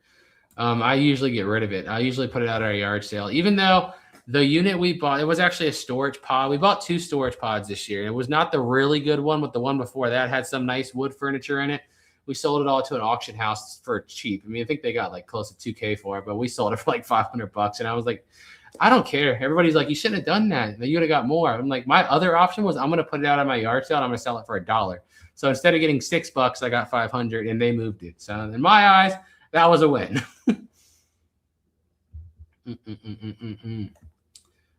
Let's see. I know you sell treasure. Yeah, I would. We've been saying we're going to do magnets and we want to get stickers. A lot of people ask for stickers too. So I've been looking to get into that too. Dude, we do everything on Whatnot with $1 start. So like we let the market determine the price. Literally, I like for example, I can give you our last auction, that Halo Edition original Xbox console. They sell for over $400 all day on eBay. I started at $1 doing on Whatnot. I think it sold for $180 or something yesterday or on Thursday. So like I put everything on Whatnot. There's, like I said, 5 to 10 lots maybe on average a year that I'll put on eBay. But other than that, I just don't. I just throw it on Whatnot and let it go. Most expensive coin or coins, I really don't find a lot. To be honest, this is one of the things I do regret selling, because it was a few years ago before I really got into, like a couple of years ago, like collecting and holding silver and gold. It was a unit where I found a bunch of silver coin. I bought it because of all the ammo cans. But now, like if I find silver coins, for example, I keep them, or gold. I never found a gold coin yet, but if I find silver coins, I keep them because I just like holding them. Before, I sold like a whole bag of silver coins. And the scrap value back then, this was like, keep in mind, years ago, was like $560, and it sold on Whatnot. I started at $1. It sold for $210. So less than half of what the scrap value of it was back then. So it's crazy. I tell people all the time, if you're not on Whatnot, you're missing out on the most wild deals. Because like people like us that buy tons of units and just throw everything up there starting at $1, it's crazy. That's one of the things I regret selling. I wish I could have it back. I really do. Because it was like, I want to say like, it was I want to say pence coin. It was like British coins, but they were like similar to size and like a silver dime. And there was a couple hundred of them. It was wild. So yeah, I kind of do regret that. I do regret that. Let's see. Well, thank you, Patricia. Yeah, on Whatnot, if you want, you can start it at whatever you want. You can start something at $1 million if you want. You can do it however you want. You could set stuff up and list it just like you can on eBay. But it's just the live auction format for people like us that buy storage units and just have so much volume. It's just the best thing ever. Even if we get less for it, for me, the most important thing is being able to film the next video. And in order to film the next video, the stuff's got to go. So even if I get less than what it's worth, it's got to go. So I'm like, Whatnot just allows me to blow it out and just boom, boom, boom. Even if I'm selling stuff for, 60, 70% off what I could sell it for, the fact that I can do, 100 plus items in an hour is just untouchable for me. Untouchable. Let's see. Do I look for units in the boonies just for the guns? I'd like going out to the country just in general, because I don't mind driving out there, because driving through the country is peaceful, right? It's enjoyable. So I'm always much more willing to drive 2 hours out to the country than I am to drive 30 minutes into the city. So I'll go out to the boony areas all the time because I love it. Have I ever found money from Sweden? To be honest, I don't know. I've come across a lot of foreign money doing this, so that's very possible, but I don't remember. Usually if we find foreign money in a unit, usually it's a lot of it, like somebody just collects it. So I'll just throw it all in one pile, throw it up on Whatnot, start at $1 and let it go. That's what we do. I never used it. How does it? It depends how you want to sell. So there's some people that use it just like eBay. So there's an option to just list stuff on buy it now, like a buy it now section with a set price and let it sit just like you can on eBay. You can do it that way. Or you can go live and run auctions live, which is what we do. So like we'll go live, you show an item, boom, start it. It runs for however long, 10, 15 seconds, auction ends, it's sold, it charges the customer, you go to the next item. So like for us, we usually run 96 auction items. Then we have stuff in our buy it now, some things that are like cheaper items in the buy it now section. And then we have some giveaways. So on average, we do like 105 items in an hour. And it's untouchable. But it just depends on your business model. Like it really does. Because you got to be pretty aware that you're not going to get retail for most things doing it like that. You're going to get probably half of what it's worth most of the time. Of course, there's exceptions. I've had shows, like I always use this one for example, and people think it's funny because this was like, I want to say middle end of last year during a Whatnot auction, we had this toy. It was like a kind of a cheapy toy. It was going for like $15 on eBay. We put it up for auction. It sold for like $42. And everyone was like, what the heck? Okay. Then right after that, I ran this pair of golf shoes that were brand new in box. Like the cheapest sold comp I could find was $180. And most of them were going for about $200, $240. Started at $1 and it sold for $3. And I was like, if that right there doesn't sum up Whatnot for you, nothing's going to sum it up. It's so unpredictable. It's so unpredictable. Sometimes something that's worth 10 sells for 30. Sometimes something that's worth 300 sells for 3. It's just so unpredictable. It's just you got to think of it as a volume game. You really do. You got to think of it as a volume game. You could use a currency exchange. I could, but it's just for me, it's just time. There's a lot. The reason I don't do a lot of things is just because I don't want to have to spend the time to do it. If I'm being honest with you, that's why I just throw it up there and let people buy it. Whatever. Like sometimes, where do we have money to recently? It was like a few units ago. I bought one with a gun safe in it, and there was a bunch of UK money in there. But like, if you translated it to US money, it was like $80, and I just threw it up on Whatnot. I think it sold for like $32, and I'm like. Somebody probably just paid $5 to ship that, and they got 30. So they probably are all in $37, and they're just going to take it to the mall and exchange it and get 80 and call it a day. So I'm like, hey, they'll come back. That's my theory. I don't need to get top money for everything. I just want to go, go, go, go, go. I want stuff to just keep going. Let's see. Came through Utah. You ever find? I don't think I bought one in Utah either. Actually, I bought one in Utah a few years ago, and it wasn't great. It was a really small one. It wasn't like a good-looking unit. I just bought it for, I think it was under $100, like a really small one. So it is. Let's see. And can't show what? What happened? I didn't see what they said. My chat just refreshed, but okay. Today on Dragon Ball Z, Goku and Krillin and Go. I can't even read that, not reading it in the voice. Face off against Frieza. And I even hear the beat in my head.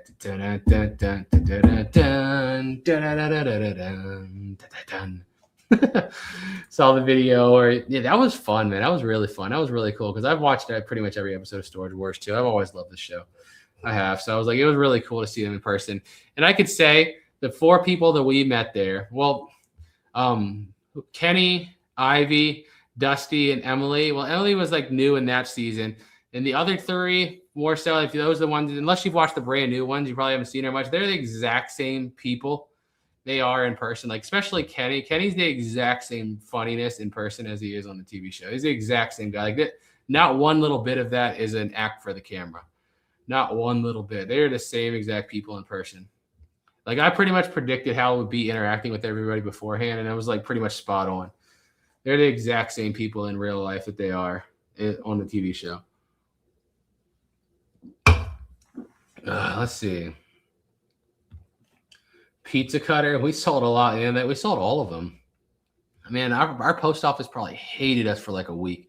I feel like every time we would have a Whatnot auction, when those pizza cutters were in the buy now section, there would be like an additional 100 little tiny packages that they have to individually scan, obviously. So I think they really hated us for a little while. I think they still do. What's messed up is like on Whatnot, it calculates your shipping time, like, you know, how long it takes for your stuff to hit the post office and stuff. And while we were on the road, our shipping time actually like increased, like got better. So it was like less than 1 day. Usually ours is 1 day to 2 days because the post office is slow. So like we drop everything off the next morning. So like if we end our show at like 7 p.m. Thursday, by Friday at 9:30, 10, it's already at the post office. And at that point, you just got to obviously wait for them to scan it. And sometimes they can be really slow. But like the post offices we went to on the road, they were fast. They were fast. I wonder where Barry Weiss, he retired from it a while ago, wasn't he? Didn't he? I don't know. I think he retired from it a long time ago. But he was already much older than the rest of them, like when they started. Let's see. Need to open an ammo store. Dude, we were just talking about that the other day. I'm getting to the point where, like, I used to always joke around and say, you can never have too much ammo, right? I'm getting to the point where I'm like, I think you can. I have so much that, like, it's getting ridiculous. I don't know I can't go through it as much as I have. I'm getting to the point where I might actually go into, like, one of the gun trader sites and sell ammo because I'm just like, I don't know what to do at a certain point. I have so much that it's crazy. Let's see. How do you find out where Storage Wars is filming the next movie next? Well, they are the ones that reached out to us, so we didn't know. But you, Dan and Laura's website, AmericanAuctioneers.com, you can see like their schedule. Now it doesn't tell you like which one is it being filmed or not. But if you just go to just their website, you can look at their schedule and see where they're going to be and what time and everything. So yeah, you can do that. But what I've noticed. This is just my like paying attention. You can click on any auction and it'll tell you who the auctioneer is going to be. So obviously, as big as they are, they have other people that work for them as well. So you can look at who the auctioneer is going to be. And I would assume if you can click on it and see that it's probably going to be, Dan, there's better likelihood it's going to be something for TV versus, one of the employees. Yeah, Ivy's funny. He's pretty quiet. Yeah, he's funny. We filmed a few more things with all those guys we haven't released yet. You'll see in the future. He's pretty quiet. It was funny because he's from like where we went there. It was Lancaster, and that's like the area he was from. So we had a little back and forth when I was bidding on the unit. It was kind of funny. It was kind of cool just to chill. But they're all chill, cool people. Everybody was cool. Let's see. He had I didn't know that. Huh. Am I a licensed auctioneer? No. Nope. CD up, man. No, I didn't, unfortunately. I wanted to go to one of his live auctions too, but it was just like the timing didn't work out. But next time we're in California, I want to make it a point to go to one of Dave Hester's auctions because he runs his own live auctions too. And I've watched them. Like Alex Storestalker went to one. I've watched other people go to ones like on social media. They look fun. It would be cool just to buy something from Dave. He was funny. I like Dave. Everybody always talks trash about Dave. I thought he was funny. Like at the end of the day, it's business, man. It's business. You can be best friends right when the auction's over, but during the auction and business is running, it's cutthroat. And that's the way he was. And I'm like, I don't see nothing wrong with that. It's business. Let's see. Thank you. Have a good. Oh no, I would not want to do that. I'll ramble some numbers off during whatnot. That's about the extent of my auctioneering. Ivy was introduced with. Was he? No, I think Kenny was introduced with Barry. Ivy was already a buyer, I think. I could be wrong too. It's been a long time. I know Kenny originally was with Barry. Let's see. I would love to see you do a live auction. No. Whatnot is the only live auctions you're going to get from me. That's it. I ain't doing nothing in front of people. No.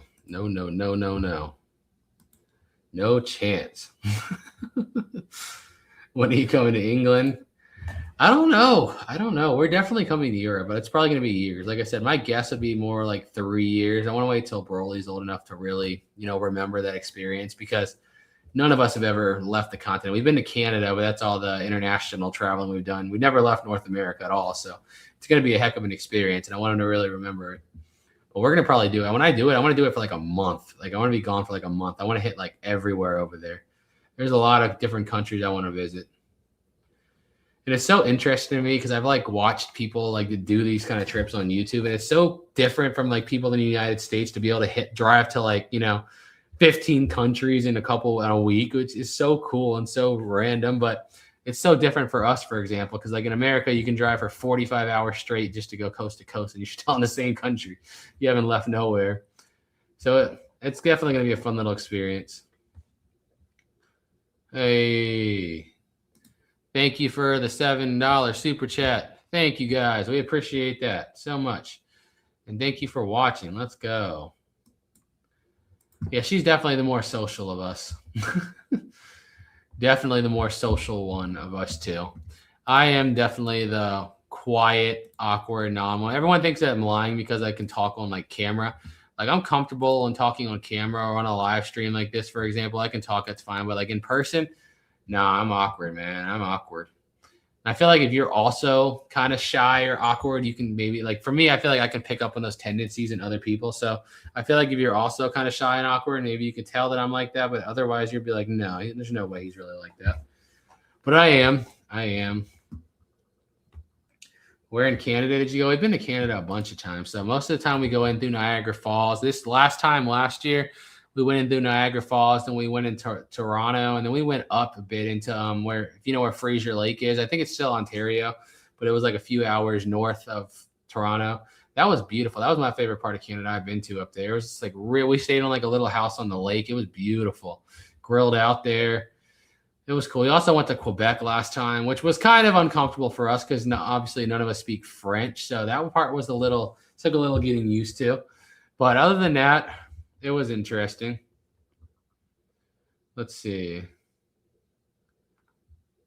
I bet you I'm something. I've never got diagnosed, but when you have that level of hyper obsession over things, I think I'm undiagnosed something.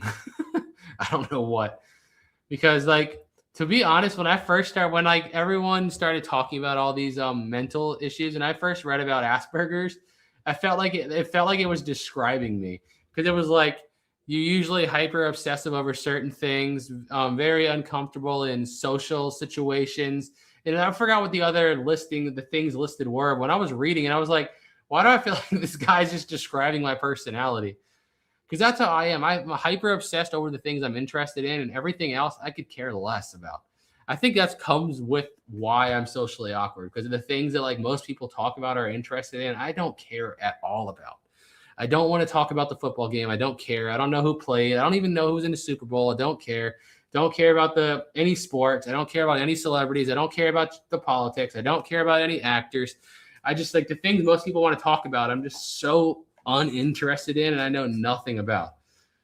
They're like, haven't you seen this show? No, I haven't. Don't you know this actor is so famous? No idea who he is. No idea. No idea who she is. No idea who any of these people are. I'm just so uninterested in most things that most people are interested in. Yeah, this is our what? Third year in a row, I think. So yeah, it's definitely going to be an every year thing. It's fun. We do it every year for sure. This year we switched it up though. We went to the north. Usually we go through the center of the country and come back to the south. I think if we do it again, we're definitely going to go back through the north because I really enjoyed like Wisconsin, Minnesota, Montana, Oregon. It was like I really enjoyed being in those states. So if I did it again, I would probably go back through the north again. Is it over 9,000? What 9,000? That's impossible. Seth, don't buy a manager special. Seth, I didn't see your comment, but Ink is right. Ink is right. Not Ink. Sorry. Who just said that? It's Barbie. Sorry. But first, thank you, Ink. Second, Barbie in Oregon. Right. Don't buy a manager special. Don't. They're usually going to be garbage. Unless there's an exception. You can call and ask what the story is about those manager specials. Because I've heard people, they've got some, for example, you call them and like, say somebody dies and the family doesn't want to touch it and they haven't been in it, that will still technically be labeled as a manager special. Like if they're not past due on the rent and the person dies and the family says to let this go, that would still be labeled as a manager special, even though technically it's a lien unit. So if you see it and it looks interesting or untouched, call the facility and ask. But 99% of the time, don't touch them because they're just garbage left behind. Yeah, I don't see any buffering on my side. Thank you. Let's see. Water Wares, DMV. DMV is what they call DC Metro or Maryland, Virginia. It's like the little area where Southern Maryland, Northern Virginia, and DC. It's just like a local nickname called the DMV. It's very uncomfortable up there. That's where I was born and raised in Alexandria. Like I was born a 16-minute drive from the White House. I can walk up 5 houses from where my little neighborhood was, and I could see the Washington Monument, the Capitol building. So if somebody's not from the East Coast or not from Virginia, and they ask me where I'm from, I'll just say right by DC. Because if I say Virginia, I feel like if you're not from Virginia, the only part of Virginia you picture is like the beautiful part, the Shenandoah Mountains and the beautiful part of Virginia. No one thinks about Northern Virginia. It's just a congested little, hate it. Born and raised in Alexandria. This is someone, like I said, born and raised in Alexandria. Hate it, hate it, hate it. Yeah, somewhat. I agree with you. But I not as much technology anymore. When I was like younger, I was more into technology. I could talk about YouTube, for example, forever. That counts in the technology world. I'm still a big mixed martial arts MMA fan. I could talk about the UFC that's the extent of my sports. I love MMA. I do. In fact, I'm about to put a big bet in on the UFC Freedom 250 card because I don't know why. Everyone's calling me stupid. I just have this gut feeling that for anyone that's a UFC fan, Justin Gaethje is going to upset the entire world and beat Ilia Topuria, and I don't know why I have that feeling. Like part of me says Ilia looks like the next level of untouchable, but for some reason, dude, I can't explain it. I just have this gut feeling Gaethje's about to upset the entire world and beat Ilia. I might eat those words. We'll see, but I don't know why. I can't explain it to you. I have this gut feeling. Let's see. Do you ever go to Central New York? No, I never bought one in Central New York. Nope. Do I still get commission? Oh yeah, we still get paid for videos no matter what. Whether you put them out yesterday or you put them out 10 years ago, you still get paid anytime people watch. Alexandria, was it like part of the show film there? I was about to say that's how the area actually feels, but what was part of the show film there? We trash a lot, dude. So that one of the good things about where we live too is like if I fill my truck up or I fill my Sprinter up all the way with like tons of garbage, it's $7. It doesn't matter how much garbage we bring with us. It's $7 to get rid of it. So it's like one of the better things about living here. Because in California, we had that little van and they would charge us like $60 to $80 plus another $40 if it was a mattress. So like you'd spend, you know, $120, $150 every time we went to the dump. But our dump, even if I brought like the couple times I brought an entire 20-foot U-Haul, they charged me $14. Like it's so cheap to get rid of trash here. It doesn't matter really. It's pretty much like not even considered. It's pretty awesome.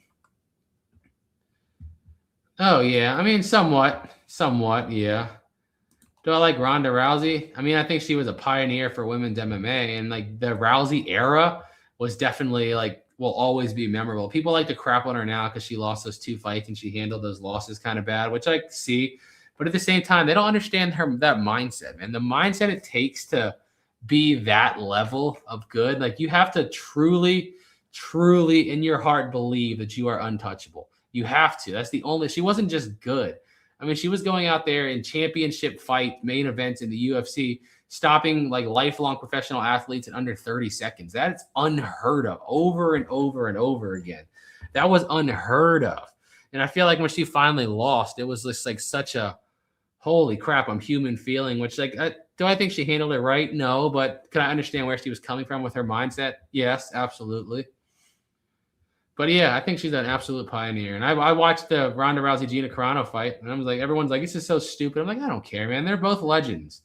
They're legends. Even if it's a money grab, as you say, it lasted 15 seconds, whatever. They're legends.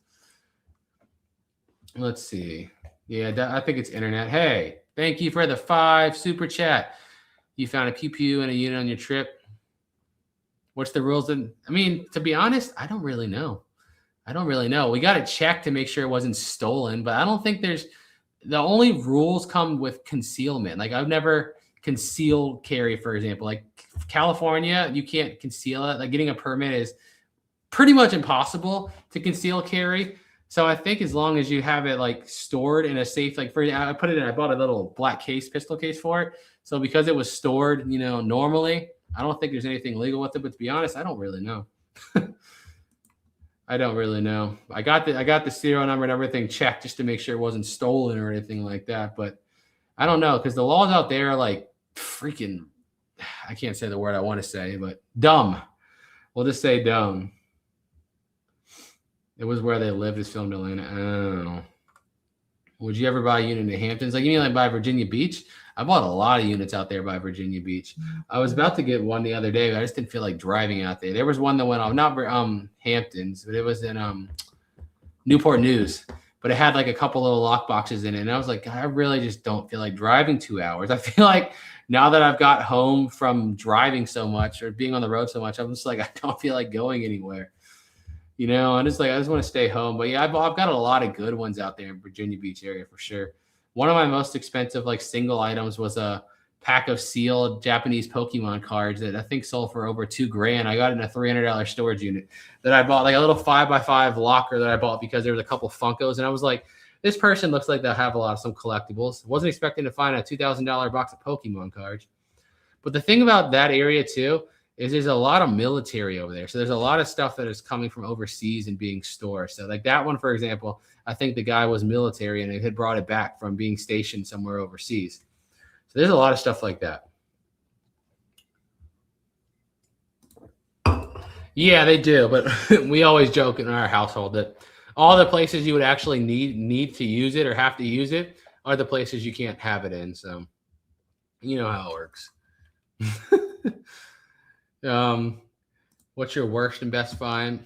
Worst would be the dead turtle in his aquarium. The guy that stored his pet turtle, and the turtle died in the unit and crapped all over herself. The aquarium was full of like an inch thick of turtle crap and pee with a dead turtle in it. That's the worst. The best would be the gun unit I bought, where I found that pristine edition World War II issued M1 Garand, a lot of other good firearms. I kept them all. Like an FAL was in there, the M1 Garand was in there. There was a couple ARs. It was just awesome. I kept everything. I paid like $5,000. I paid up for that one. I paid over $5,000, not quite $6,000. I think it was like $5,500 for that. But if I would have sold it all, it would have been like $30,000-$40,000 collection. But nah, I held it all. Boom, boom, boom, boom. Well, also, a lot of people think for some reason there's like this federal registry, and there's not. So like I get asked all the time, especially by people in other countries like Europe, for example. They're like, how do you transfer? And I'm like, what do you mean? There's no like federal thing. All you have to do, at least in Virginia, I can speak for Virginia. I can't speak for other states. In Virginia, if you find a firearm, you're supposed to contact the police. You have them run the serial number. You make sure the serial number will tell them if it's stolen, if it was hot, if it was used in a crime or anything like that. And then they have to make sure that you're legally allowed to own it. So basically, if you don't have a felony and the gun isn't stolen or if it isn't hot, that's it. It's yours. So many people think that like you got to go through this crazy process. And I'm like, I've dealt with this process like 20 times at this point with the police. It's not like that. I don't know where this comes. What I think it comes from, if I'm being honest with you, is the fact that everyone got their original storage auction knowledge from Storage Wars, and that took place in California, and the laws over there are whack. So I think that's where a lot of it comes from. But in reality, the majority of the states, that's all you have to do. The number one cause of death in children is firearms. Firearms never hurt anybody, buddy. People hurt people. Look, you can hold a gun and it just sits there. I always tell people I just have very well-behaved guns because mine just sit there. You know what I mean? They're just like, it's like they're just objects. They just sit on the wall. They don't even do anything. They've never jumped down, never caught one trying to load itself or anything like that. Why would I laugh? Because the idea that guns kill people is so ignorant and so stupid and so far dumb that I can't even take it serious. That's how I feel, honestly. Let's see. Yeah, no, I know it's different for law enforcement. It's not really a uniquely American problem. It's not at all. And to be honest with you, if you just look at the statistics and you simply took out the biggest, largest cities in the United States, where they have, by the way, the strictest gun laws in the country, you would see that we wouldn't even rank in like the top 20. You got to like look at the entire whole. You're just looking at what the news is feeding you, dude. Like you really are. And it's always people that don't even live here that are telling us that live here how bad it is. And I'm like, no, we live here all the time. It's not. You're just being fed some propaganda. But, you know, no, nobody said that. Why are you assuming things? Oh, I mean, I'm just going to go out on a limb since you're telling me how bad it is in America that you don't live in America, right? Like everybody that tells me how bad it is. And there you go. I'm logically incapable. Pull out my favorite card. Assumptions. Yeah, get out, buddy. What were they about to say? Permits in Maine let us carry in 13 states to conceal carry in Maine. Yeah, mine behave very well too. I'm just lucky, you know. I'm just lucky. I have so many and they're all so well behaved. They just sit there. Like I said, they just sit there. It's crazy, huh? It's crazy. It's almost like an object just sits there unless a person uses that. But, you know, if we're going to apply that same logic to other aspects of life, we can. So can I also say that I'm so tired of pencils because I'm a bad speller and, you know, they just keep misspelling words. I hate it. I hate how these pencils keep misspelling words. Or would it be, you know, I'm the one using the pencil, therefore it's the person, not the object?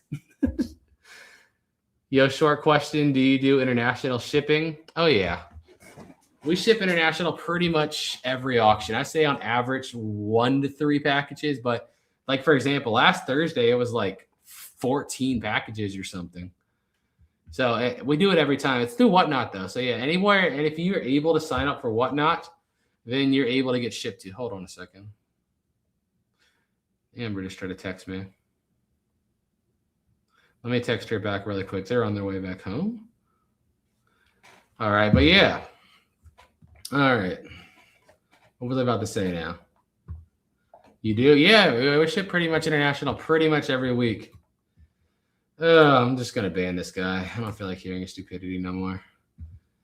It's just like, it's so painful. It's like talking to a wall.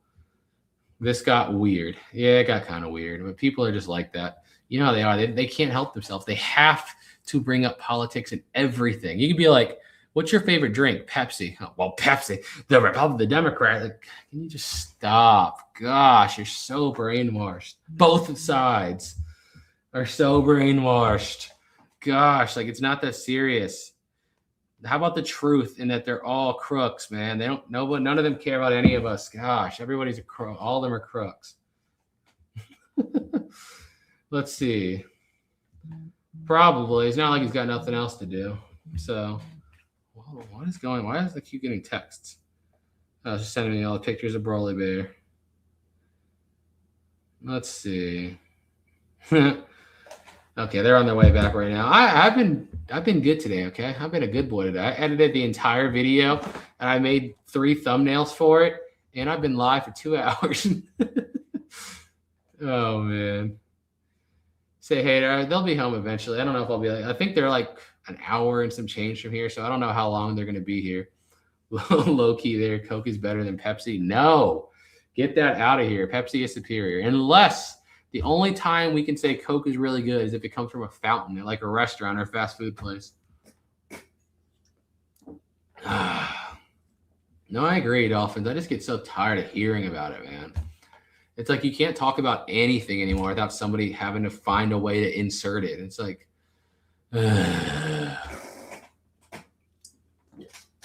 but what was I about to say? The red ribbon S, you mean the Red Ribbon Army? Sorry, Dragon Ball nerd. But no, Coke is not better than Pepsi in any way. Okay, and now that I banned that person, for some reason, it refreshed my chat, and it went all the way back to the bottom. So now, if anyone put any questions in there that I didn't respond to, put them back in there again. Because now I'm like all the way at the end, and I don't remember where I was. That guy screwed me up. So if anyone said anything I didn't reply to, put it back in there. I like Pepsi because they make soda stream. I've seen those things in like Walmart, for example, but I don't even know what they are really. What is it? Is it just like you're making your own soda, basically? Because I've always wondered what it is. I see like it just like puts it out and you put something in it. So you like put the ingredients in there, I guess. But I don't know. I've seen them before, but I guess you make your own soda. Pepsi is better. I agree. Let's see. Oh. It probably tastes fresh then. I feel like, isn't that just what the restaurants and fast food dispensaries pretty much do? So that's probably what makes it taste so fresh. What 22 handgun should a 77-year-old woman get? I mean, I don't recommend 22s even for protection because, like, unless you're super accurate, like somebody could take that and keep coming. I'd say go with a 380. I think it's got a little more punching power and it's not going to be much of a kick difference. And I mean, I like Springfield. Everybody recommends Glocks. I like Glocks too, but I always recommend Springfields. That was my first handgun, and I've shot probably 15,000 rounds through it at this point. A Springfield XD, and it's never jammed.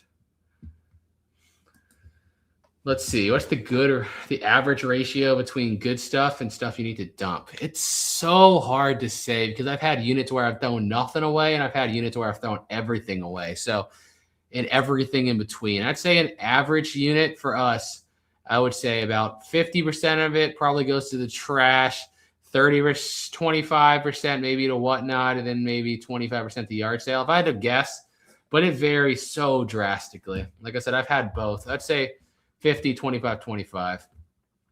That'd be my best guess. So does it make you? No, I guess for some reason when you get Coke out of like a fast food place or a restaurant, like the machines, it's good. It's good. But when you get it out of a can or a bottle, it's nasty. I don't know why. Whatever that Coca-Cola they give you out of the machines, they're 10 times better. Yeah, I see the bins in our area. There's the closest ones in Fredericksburg, like an hour and a half.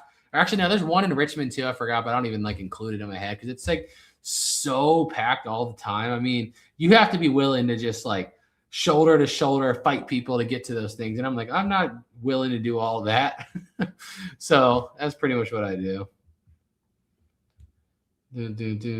Hey, let's go. Thank you, Jamato.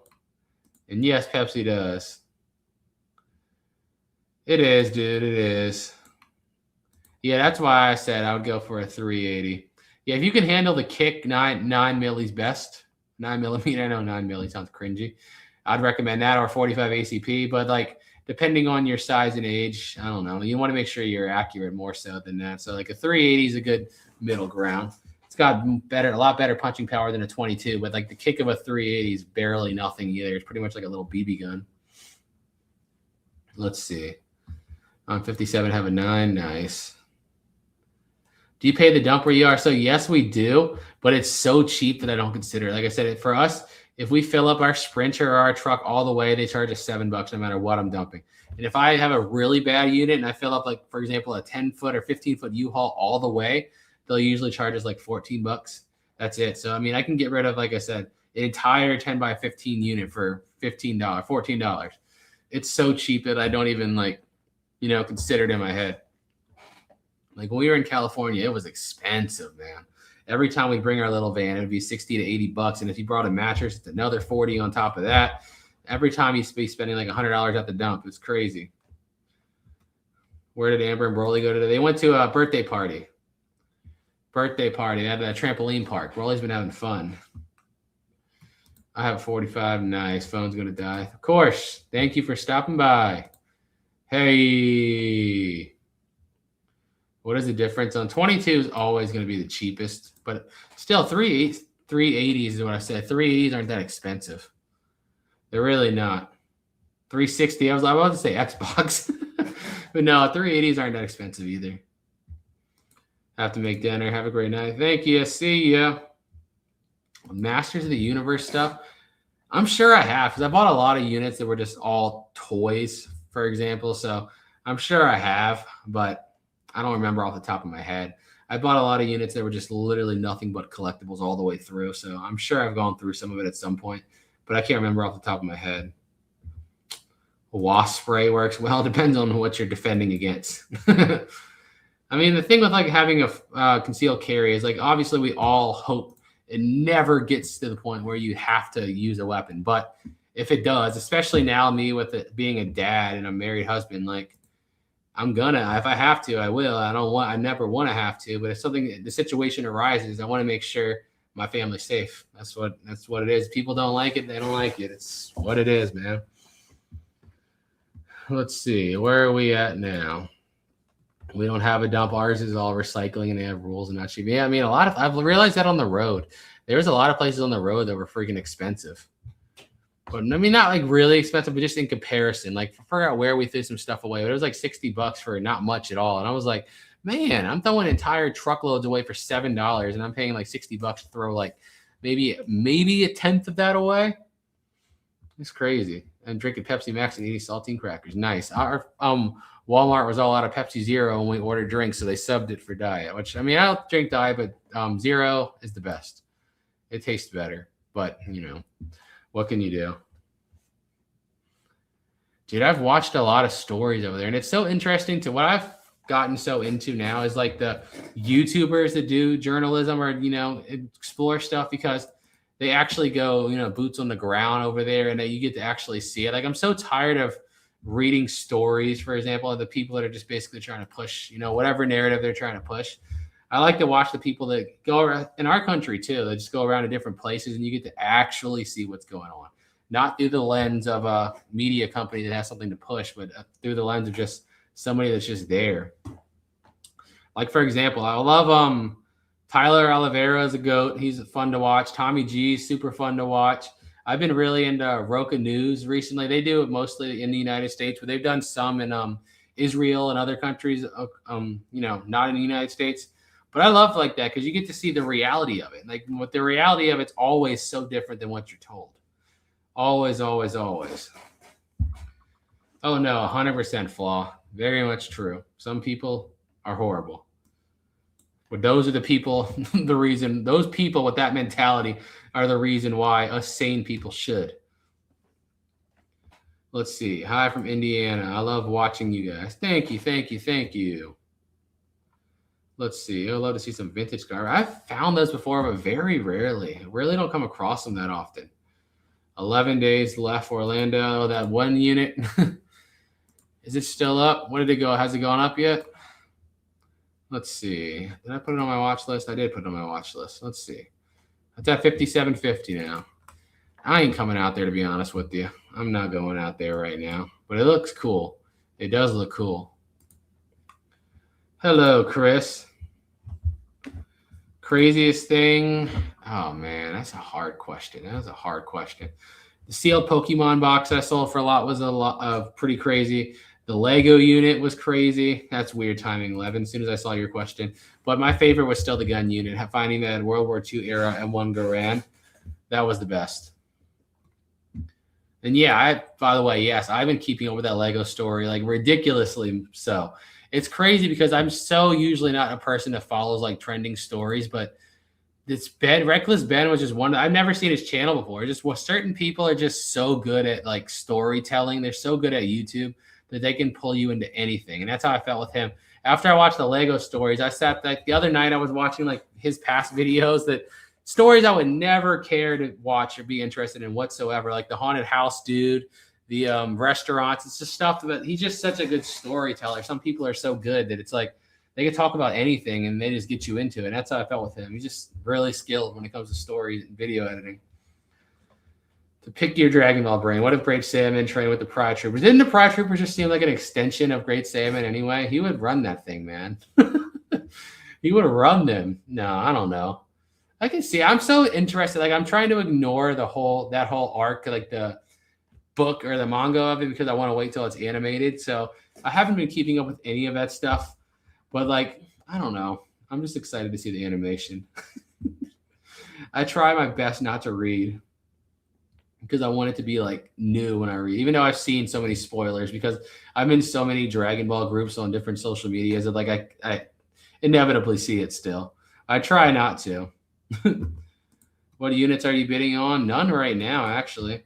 Usually Sunday night, like before the week starts, I'll go through all the websites and like add the ones on the different sites to my watch list, depending on what I'm seeing and what I want to bid on. So I'll usually go through it tomorrow night and figure that out.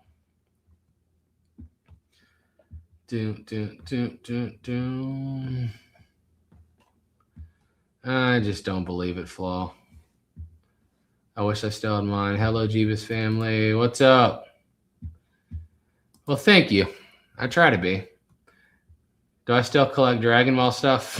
If I opened that door and walked you in there, I'd blow your mind. But yes, very much so. I still have 7 totes of stuff we bought when we were on the road that we haven't even had a chance to unbox and set up yet. Hardcore, dude. Hardcore. Very hardcore. Thank you. Appreciate that. Let's see. The best profit. It's gonna be up there for sure, but also it's like because we're selling it on Whatnot, we're selling them for so little in comparative to what they're actually worth. Like the last 2 shows we have on there, I would say on average, we're selling them for like 35 to 40% of what they're going for on eBay. So like because we're not going to take the time to do it right, it's still going to be really good, but it's not going to be nowhere near as good as it could have been if I would have did it the long, painful way. Is I guess the best way to describe it. Let's see. What's up, Mikey? Let's see. Thank you. Yeah.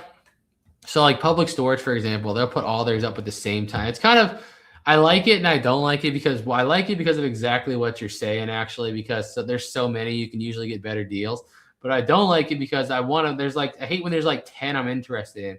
Then I'm going to end up having to rent them because I want all 10 of these good units. So I don't like that. It's kind of gets overwhelming, but what you're saying is exactly true too. The more obviously available units, the better the prices are going to be. So that's definitely true. Thank you. Do I like the Dragon Ball? I mean, I watched it.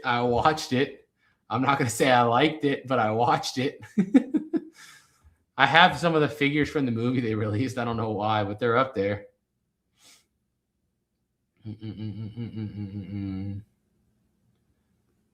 Oh, that's kind of cool. Yeah, everyone told me about that pregnant Barbie, and like I wish I would have seen it. I had no idea anything about Barbies before that unit. Now I know like the different waves of them, the different variations, which ones are worth this much, which ones are worth that. I'm like, why do I know so much about freaking Barbies now? It's wild. Yeah, dude, Whatnot's great. Well, I mean, it's like any other platform. Like there's bad sellers on there too, like anything else, but you can always get refunded. Like I bought a something the other week for like $200 and the seller never shipped it. So I just simply put a thing in through Whatnot and they gave me my money back. So obviously they can't control every individual seller, but yeah, they're definitely trusted. They're huge now. They're huge. But if somebody doesn't ship your stuff, you just submit a claim through Whatnot. They'll refund you pretty quick. Did I make a ton on that trailer with the rocks? Yeah, we did. We did really good on that unit. I think I paid 800 some bucks, about 900 bucks total after taxes and fees, and it was about $24,000 what we sold it out of it. So it was pretty good. Let's see. You gotta give us a teaser. Oh man, it's bad. All I'm gonna say is it's scary. It's just, oh man, it's bad. It's bad. That's my teaser. That is my teaser. I don't want to ruin it because it's something we've never dealt with in 8 years of doing this. So it's such a new thing, but I just want to see how it does. Yeah, the shipping depending, I mean, it could be high, but it also like a lot of people don't understand is like with us, for example, most things will bundle. So like the first thing you buy is always going to have the highest shipping. But unless like the only thing we set to ship separately are awkward shaped objects, like for example, a sword that's not going to fit in a box or something else, or something that's really fragile and breakable, like glass and things like that. So I'll set that separate, but pretty much everything else will bundle. So it's like once you buy one thing, it's good if you're going to buy volume. Because if you're going to buy just one thing, yeah, shipping might seem a little high. But if you're going to buy like 10, it's actually really good because it bundles everything. The honest answer to that is time. I just don't feel like spending the time and interest. One, I just have zero interest in cards. And two, the time it takes, it's just like when you only buy like giant things with jewelry buckets, I'm just like, it's too time consuming. I'd rather just sell it out there just like that. If somebody buys it, for example, for $100, it makes $10,000. Dude, I'm happy for him. It's cool. I'm not the type, like I said earlier, I'm not the guy that has to, get every dollar out of everything. I'm perfectly fine with people buying and making a bunch of money. I don't care. It's just a time thing. And what we do, making videos and buying as many units as we do, while also, having a 2-year-old, we don't have a lot of the time to just go through it all. So I'd rather just blow it out. I really would. So that's my theory on it.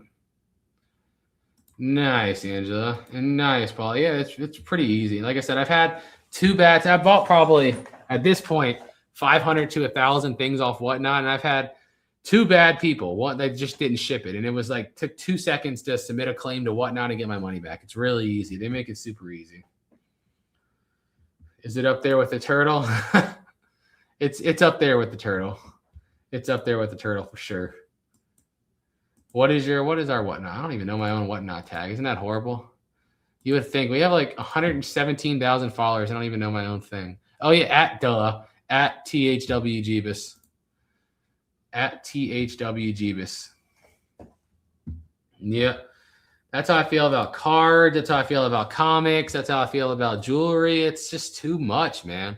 And it's like people, like I think a lot of people that don't understand are like thrifters, for example, where like you'll go out and buy like a one particular item and look it up, and that's like your mindset.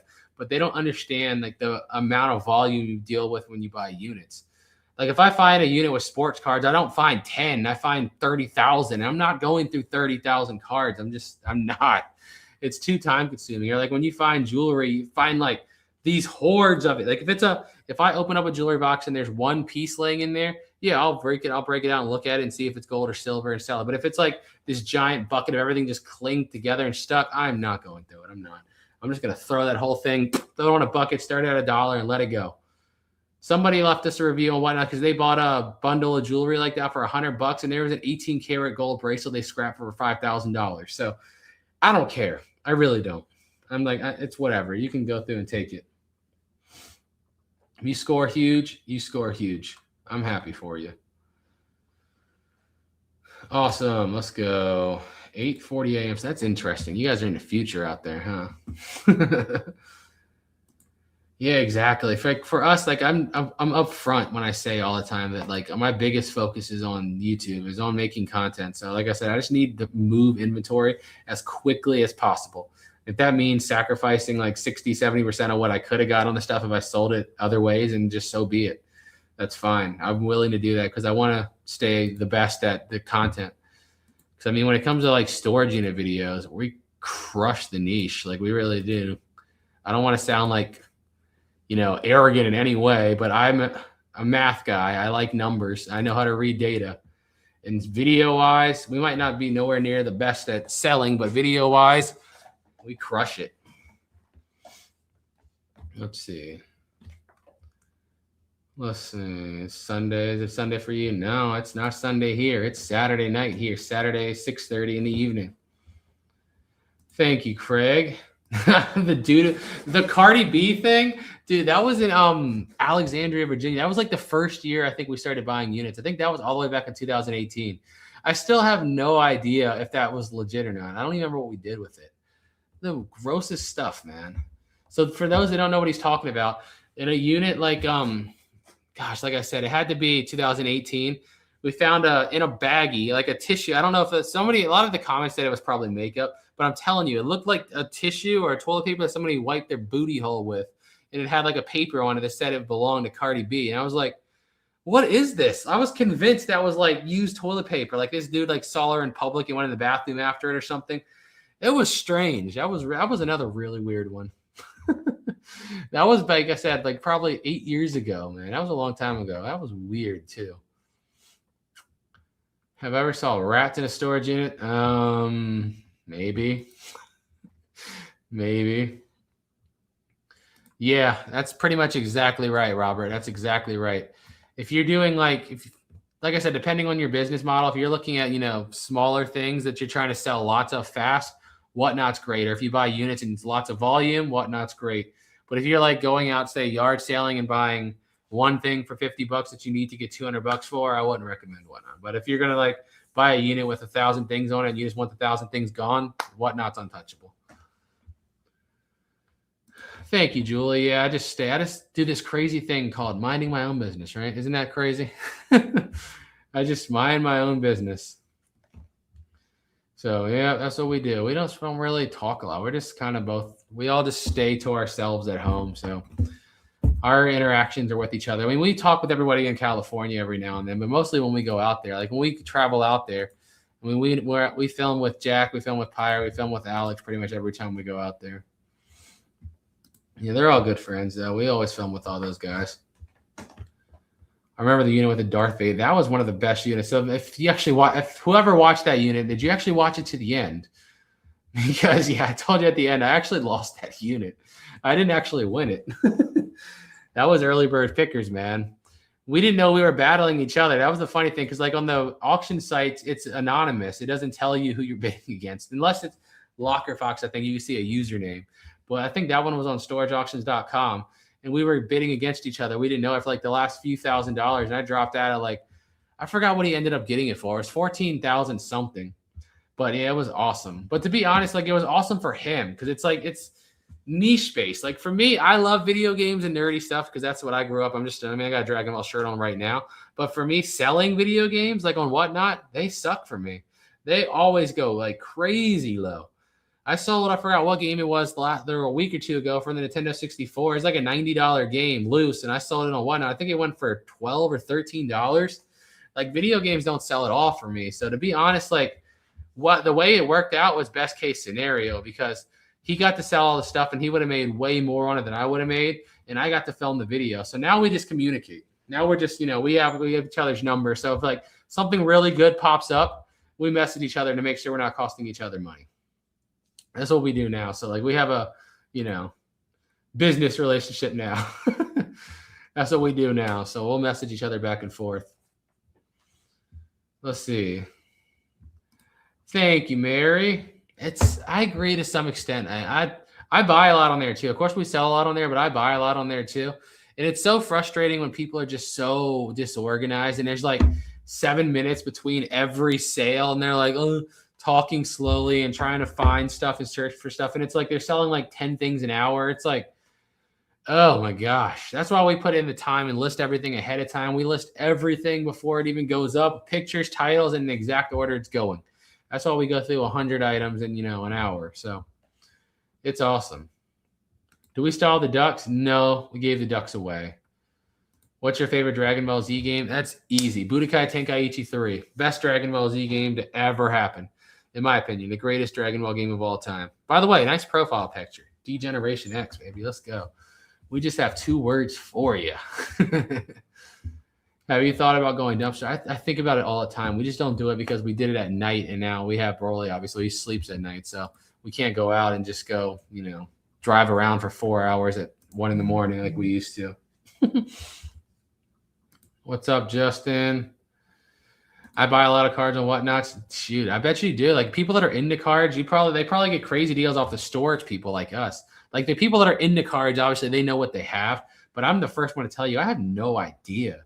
Like that unit we bought with all the hockey memorabilia in it, I'm like almost certain we had to have sold like a ridiculous card because there had to be 200,000 cards in there. It was just the most amount of sports cards I ever found in a unit. We were just selling them in piles, not going through nothing, just blowing them out.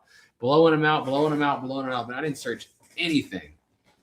To be honest, the most recent unit I bought, there was a binder with some Jordan cards in there. The only one I know is the rookie card, so I didn't see that one. But like there was, I think, let me just check really quick.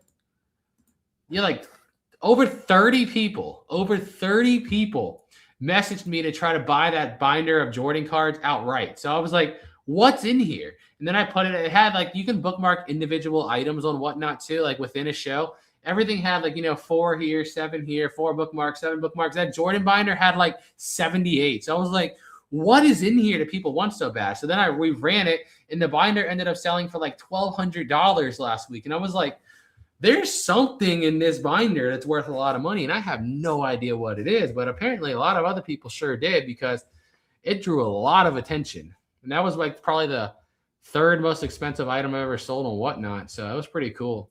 I only paid 15 something for the whole unit, and that one binder sold for 1,200. So I was like, hey, can't beat that. That's funny, Barbie. Yeah. I bet you right now it's probably like if I pieced it out and it'd be valued at around $250,000, like $250,000. It's a lot, dude. It's a lot. I mean, just like so many of like the resin statues, for example, everybody thinks they're expensive, but what they don't realize is they make them in such limited quantity that once they release, like the life-size statues, for example, life-size Frieza, I paid like $2,600 for it. Everyone's like, it's crazy. And now the only ones you can buy are people trying to resell them for like $6,000, $7,000, and now they're moving at $6,000 or $7,000 because you can't get them. They make them in such a limited quantity, and then once people like me buy them, I put it on YouTube. Now everyone's seen it, right? Now it's seen by 100,000, 200,000 people, and they're like, I want to go get it. Oh, the studio only made 30. That's why there's a lot of people that do that. I don't do it because I feel like it's kind of like Pokemon scalping. It kind of like ruins it for people. But there's people that'll go to like the studios, for example, and buy like 5 of them for $15,000 or whatever it is. And everybody's like, they're crazy. But then they'll keep one, then they'll sell the other 4 for, $2,000 more than they paid. And then they get to keep theirs and make like $5,000 or $6,000 in the process. So there's a whole scalping community in the Dragon Ball resin world too. But I bet you'd be close to $250,000. Let's see. That's carbs. Yeah, it's too much time. Too much time. Same with cards, same with comics, same with jewelry, same with all that. It's just way too much time. Let's see. Who's your favorite DBZ character? Oh, Gohan. Gohan 100%. I love Gohan. Gohan had everybody says Vegeta has the most character development. I can see that too. But like seeing Gohan go from a scared kid with crazy potential to like a young middle-aged kid that still had crazy potential but didn't believe in himself until he got put in a position to where he had to believe in himself. And then he killed Cell, Super Saiyan 2, and then he became a dad that takes care of his family, but is still capable of destruction. So I like Gohan. Gohan's my guy. Or one of those cards went for $200K. Dang. Oh, I thought you were about to say one of my cards. I was about to say, whoa, I wonder who that was. Whoever it was, congrats. That's awesome. There's definitely some money to be out there. The problem is like so many cards don't have much value, and it's just at the end of the day, you're just taking a chance on it. I mean, you could buy like for those big boxes of cards, like other people do exactly what we do too. They just sell big boxes. You could get stuff that's worth nothing, or you can get one card that's worth, $20,000. So it's definitely just, you got to know what you're looking at. You really do. Boom, boom, boom. What is your most meaningful tattoo? That is a unique question I've never been asked. So, I mean, I guess if I had to pick one, it would be Broly's footprint right here. Obviously, because that was like, it's funny because like on his actual footprint, like the thing the hospital gave us, like they missed his heel too. So like the tattoo artist was like, do you want me to fix that in there and round his heel and make it look right? And I was like, no. That's what they gave us. That's what's on his actual certificate. Like, that's what I want for real. But my whole right arm is all meaningful tattoos to me. Like, obviously, this is Broly when he was born. I said I was going to get this YouTube one the day we hit 100,000 subscribers. So many people think this one's stupid because they don't understand what like YouTube's done for me. We had nothing, man. We went from nothing to where we are now because of YouTube and the platform. So it literally did change and make our life, really. So that's why YouTube's so important to me. Then I can't really show this one, but me and Amber got this one matching. It's Kid Goku and Chi-Chi on the Nimbus with our anniversary date on it. Then I got memorial ones here. Like my dad was a diehard Yankees fan, so that's why I got the dad one here at the Yankees. And then I got, this was my uncle. He's the one, I played basketball for 8 years, and I got into basketball because he taught me how to play when I was a kid. So I played for 8 years. He died really young too. He had a brain aneurysm that nobody knew he had. So that one kind of like, I had experienced a lot of deaths in my family, and that one still to this day kind of bothered me the most because he was never, sick. You can't truly prepare for somebody to die, but it's like when you know it's coming, you can mentally kind of prepare. That was just like a out of nowhere, just like one day gone kind of thing. It was kind of wild. Still bothers me. Obviously, it still bothers me. But yeah, my whole right arm's my meaningful tattoos, and my left arm's like my for fun tattoos.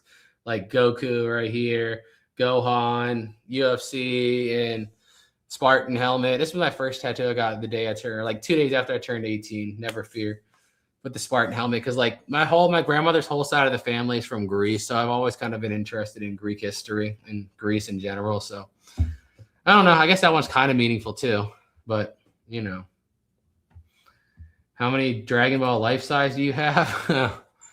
Life size two Teen Gohans, one Super Buu, one Frieza, Super Saiyan 3 Goku, Super Saiyan Goku, Ultra Instinct Goku, Super Saiyan Vegeta, Kid Goku on the Nimbus, and I just got in when we were on the road. I have Trunks, but I haven't unboxed him yet. He's still in the box. So I think 11, 10 or 11.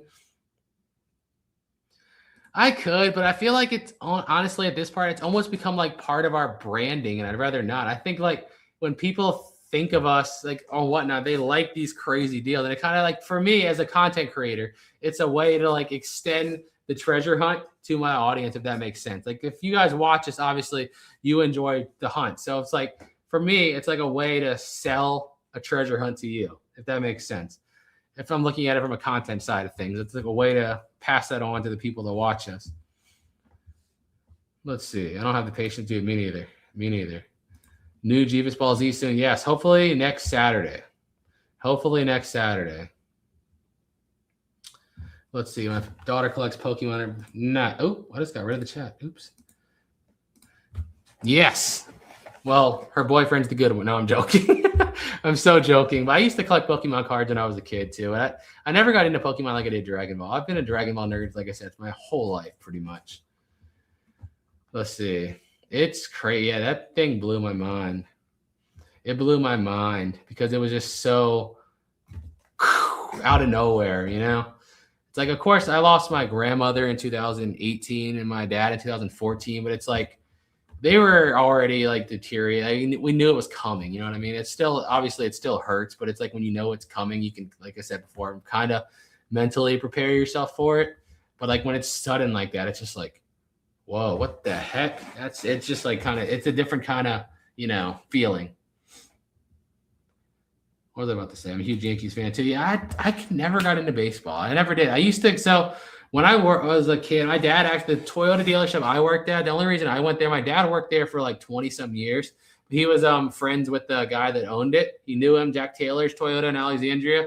And he is like, ran the place, so he was kind of loaded. He had season tickets to the Orioles, which were in Baltimore, which was like a 30, 40-minute drive from there.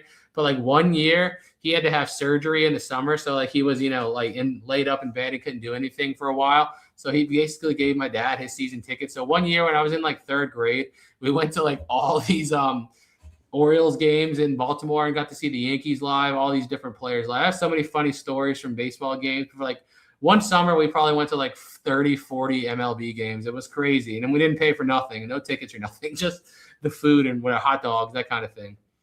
But it was interesting. It was funny. It was a cool time. But yeah, I've been to the Yankees games live quite a few times. And like with the season tickets, and I don't know if it's still this way. This was when I was in third grade. So I was like 8 and I'm 32 now. So 20 some years ago, like the season ticket holders got to get in ahead of time for batting practice.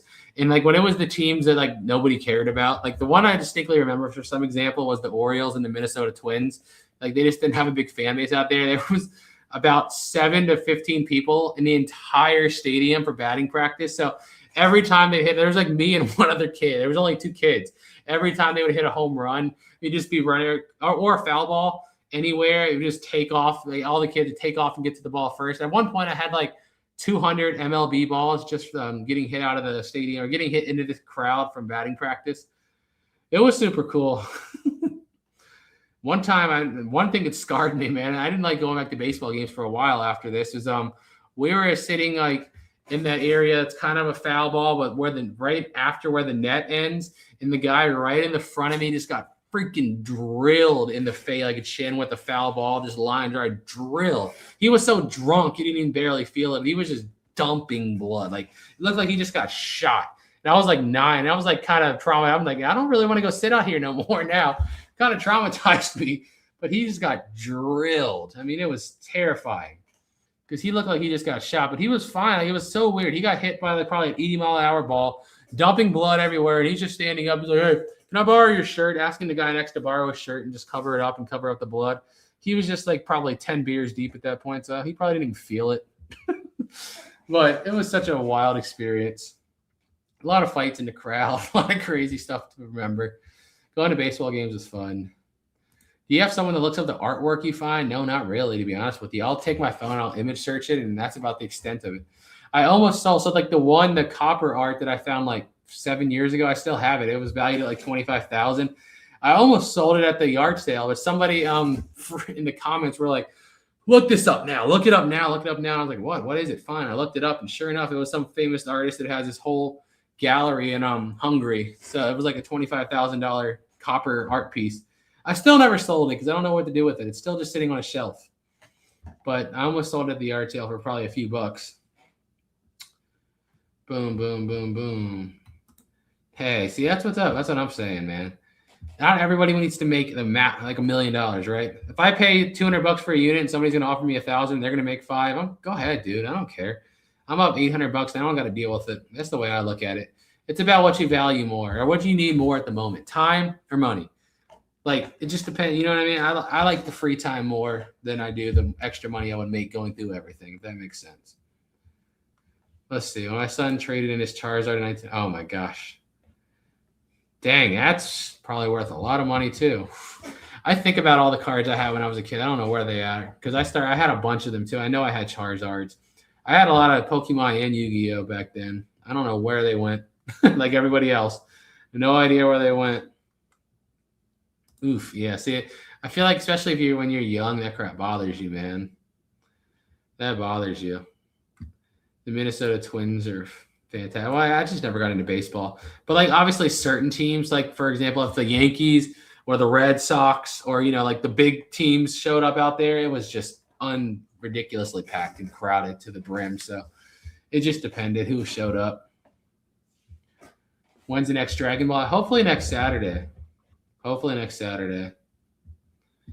Pay two. Yes, that's what I'm saying. Exactly. You spend 200, make 2,000, and somebody else makes 5 or 6. Cares, right? You just came up with $1,800 for an hour or 2 hours of work. Who cares? That's what I'm saying. It's like whatever, man. Nothing. Probably only took 2 minutes to list it. So like literally, if I can make $1,800 in 5 minutes, I'd rather make $1,800 in 5 minutes than make $5,000 over like 2 or 3 weeks. You know what I mean? It's just I want the quick flips. I want it done. I want it boom, boom, boom, boom, boom, boom, boom, boom, just gone. I want it gone. See ya, Christy. Thanks for stopping by. Let's see. When is Amber texting? I'm gonna see where she's at. Because I really don't have nothing to do until they get here. No, she's not gonna be home yet. She's got a while. Probably if there's not traffic too. Got a lot of stuff from y'all, whatnot. Everything has been fantastic, including my pizza cutter. Let's go. The pizza cutters to this day are still one of my like most memorable storage unit finds because it was just the most random thing in the world that I felt like created a freaking movement. Like out of all the things, all the crazy things we found, pizza cutters. Like it's, it's so random. It's so random. It was just so funny. It created like a whole movement, man, out of pizza cutters. And it was so funny because part of me was like, this is so funny how many people are buying the pizza cutters. I guess if you just find something random and price it cheap, it's just cool. Like they were selling for like $25 on or Amazon is where the guy was selling them. And I was like, okay, I'm just going to put them for 10 and see what happens. And sure enough, I sold all 1,100 of those pizza cutters for $10. Of course, after fees, you only get like $8.50, but I paid like $500 for that unit and made like around $9,000 off pizza cutters. And I'm like, that's crazy. That's crazy. Exactly. That's what I'm saying, Justin. That's what I'm saying. Let's see. How often do you buy units, dude? It's so dependent, but I look every day pretty much. I check the sites every single day. It just depends when something good comes up. But I'd say at least twice a week on average, but sometimes 5 or 6 times a week, sometimes not at all. It just depends on any given week. But yeah, on average, I'd probably say twice. Oh, me too, Justin. Me too. That wooden eight, I just set it up. I just put it on the shelf. So I want to say it's probably going to be Wednesday. Wednesday's, I don't think listed, or is it listed? I don't even remember, man. I got to go look. Is Wednesday listed? Let me look.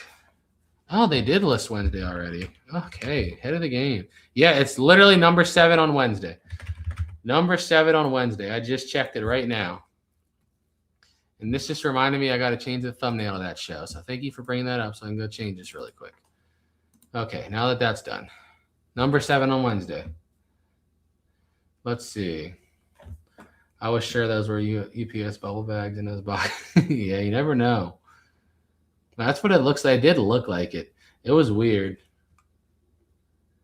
Yeah, we got some stuff on there the other day, but we put some up there. Like, for example, I bought a whole collection of Precious Moment figures on the road because I was like going to plan on, auctioning them. But I was like, I'm just going to put them a little bit higher than what I paid for them and just put it on there as like a grab bag kind of thing. And that's what we've been selling. We only sold 6 of them so far. I think there's close to 100 of them. It's wild. But I just threw them all up there. And there's like some mystery figures I put up there, some other random things in there that's been selling. We sold a decent little amount last show. I just got it up last time before Thursday. There's a few more things I have that I want to put up, though. So there's going to be more. Let's see. What videos of yours is your favorite? That's so hard to say, man. That's so hard to say because there's like emotional videos. Like, of course, I would say something like, us being in the hospital the day Broly was born, we made a video. That would be one. But if you're talking just purely from like a business perspective, like the gun unit was crazy. Obviously, that was probably my most fun one. But I also love the Dragon Ball ones. I love the way the Dragon Ball ones turn out because like the Dragon Ball channel just continues to shock me because like I just started doing it because it's just something I love doing. I didn't think it would like grow to over 100,000 subscribers in general. I didn't think there was that many people interested in Dragon Ball toys. You know what I mean? I felt like I was an outlier. And the fact that it's gotten as big as it has is kind of mind-boggling on its own. So it's like, I don't know, it's hard to say. The Pawn Star, like the first toy hunting video we did on that channel did good. I don't know. I've made so many videos. That's so hard to say. It's so hard to say. Yeah, of course. I remember because I just set it up like last night or the day before, so it was still fresh in my mind. We do whatnots usually Monday through Thursday at 6 p.m. Eastern time, but last week we skipped Wednesday because it was Amber's birthday, and this week we're skipping Monday because they have doctor's appointments. So this week it'll be Tuesday, Wednesday, Thursday, but then starting back next week it should be Monday through Thursday, 6 p.m. Eastern time. The way we do it is we just make large flat rate boxes of that stuff and just sell the box, auction it starting at $1. So like when I find those crafting units, I'll just fill it up. I don't go through any of that stuff either. I know a lot of it's worth a lot of money, but I do the same thing like you were saying. I just fill like a flat rate box up and I sell it. Just start auction it, start at $1 and see what happens. That's my way of doing it. My all-time favorite movie. Ooh. If I had to pick, I'm gonna have to pick two. I can't. No, I have to pick three. If I have to pick three, can you still hear me if I lean back? I don't know. My back's kind of hurting like that. If I had to pick three, I would say 300, the Spartan movie, love it. I would say the movie Never Back Down, which is like a MMA focused movie, and Friday. I love Friday, man. Friday is the funniest movie of all time, in my opinion. I love Friday. Those three are probably my top 3 favorite movies. Let's see. Thank you, Johnny. Yeah, that was crazy for sure. Both of you guys said that back to back at the same time. That's kind of funny. But it was cool. That was so crazy. Yeah, I wish I could do that again. Thank you, Can. That's so interesting, man. That's so interesting to me because like YouTube gives you behind the scenes, like your demographics and like the audience of the Dragon Ball channel and the audience of the storage channel like couldn't be more opposite. For like our treasure hunting with Jebus channel, the average like age group, for example, is like 50 to 70 is where most people are that watch that channel. And our second channel, the vlog channel, the highest demographics is 65 plus. But then on the Dragon Ball channel, almost the entire thing is made up between 24 and 34. And then 34 to 44. Like the 25 to 45 makes up like 90% of the crowd. So it's interesting to me. It is interesting. It's like polar opposite demographics as far as age goes. But it's interesting. What is your favorite gun? I'd probably say now, not that I actually fire, the Desert Eagle. I got a 50 AE Desert. Amber got me a 50 AE Desert Eagle for Christmas for hitting 1 million subscribers. So I would say that's my favorite. I would say the M1 Garand, but I don't actually shoot it. I keep it on the wall. I'm scared to shoot it because it's so old. I don't want to damage it, so I just keep it on the wall. But that I actually take out and shoot, I'd say the Desert Eagle. Let's see. Well, I appreciate that. A-Tex, appreciate it. Thank you, Boo. Yeah, like I said, if I picked my favorite one I have, it would be the M1 Garand, but I don't fire it, so it's hard to say, you know what I mean? I keep it on the wall. That's why I would go with the Desert Eagle, because I've actually fired it a lot. And it's so hard to get used to. Like I feel pretty confident. I'm pretty accurate with most guns, but then like when I took out the Desert Eagle, I felt like I've never shot before. Like that kind of kick on a handgun is just something it takes a lot of getting used to. I felt just so off. I was missing by like a foot. I mean, it was horrible. So it made me feel like a noob again. You know what I mean? I felt like I was new to this. I was like, this is fun now. Now I feel like I can like relearn something new. That's all I thought. I think, what the heck did I just say? That's why I think it was so fun when we took it out shooting. You ever find any tear gas guns? No, I can't say that. I found those yet. Just sold an M1 Garand. Yeah, those things sell well, man. A lot of people, I didn't even know about those until I found them for the first time. I kept some, though, in case I ever get the audacity to actually take that thing out and fire it. I think I kept like 7 or 8. That gun unit, I think, had like 15 or 20 of them in there. But I think I kept a few just in case I ever do just want to risk it one day and take it out there and fire. I bought 3. My kids keep talking. Nice. Favorite movie, The Goonies. I've only seen that one time a long time ago. That was kind of funny. What's up, Maggie and Brophy? What's going on? Goodies. I've actually never heard of that one. I've never heard of that one. When is your episode? I don't know when they're going to run that one. I don't know where they're at. I really don't know. I'm just going to watch them as they release and just keep seeing. I don't know how long it takes them to. I'd imagine it takes a long time to edit those. So I'm sure it's going to be in the future, I would assume, but I don't know for sure. Let's see. Much love. Hey, Kalispell was beautiful. I love Kalispell. It was such a nice little peaceful area. Montana in general was so peaceful. I enjoyed my time in Montana a lot. Let's see. It's fun to go to Astoria, Liz. That sounds fun.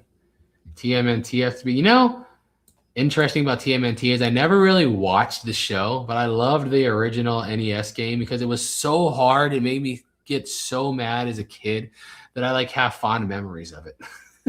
For some reason, I don't know why the NES game, the Nintendo NES game was so frustrating to me as a kid. Oh, it's so bad. You know, the first time I actually beat it, like they used to have an arcade version of it that was the same exact thing as the NES game at Chuck E. Cheese near me. And one time we went, and whoever worked there, left the little thing at the bottom open, so like we could just put a token in and it would fall right in the bucket, and we could just reach in the bucket and take the token out. So me and my friend did it, and we just put like 100 in there in a row. So we had like 100 credits, and we just sat there for like ever until we were finally able to beat the stupid Ninja Turtles game at a Chuck E. Cheese. So frustrating. Let's see. Oh, dang. Nice. Yeah, no, that's good money there. What's up? That's awesome. Let's go. Is there a way to find out when I subscribe to you? Not that I know of. You know what you can do? Interesting. I think you can filter your subscriber list based on how early somebody subscribed. I'd be able to see like the first few people. Let's see if any of them happen to be subscribed still.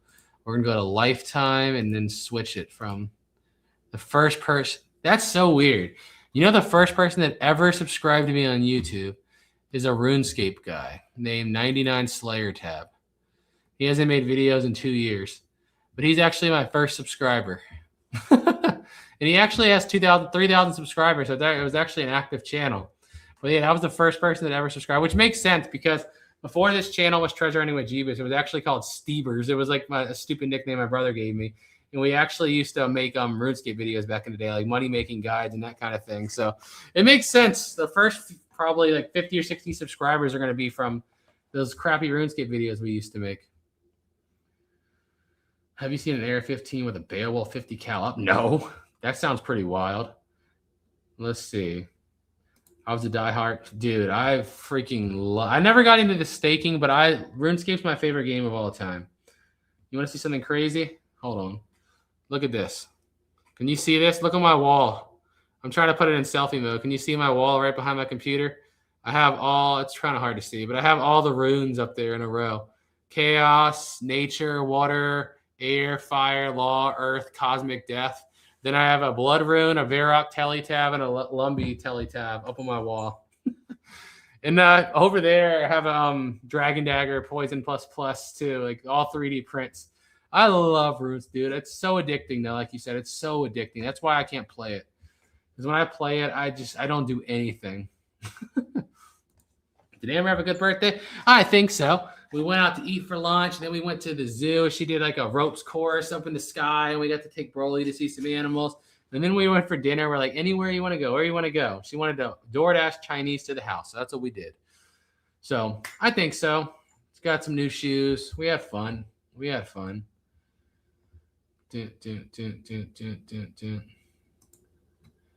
that was such a fun game. Well, that too.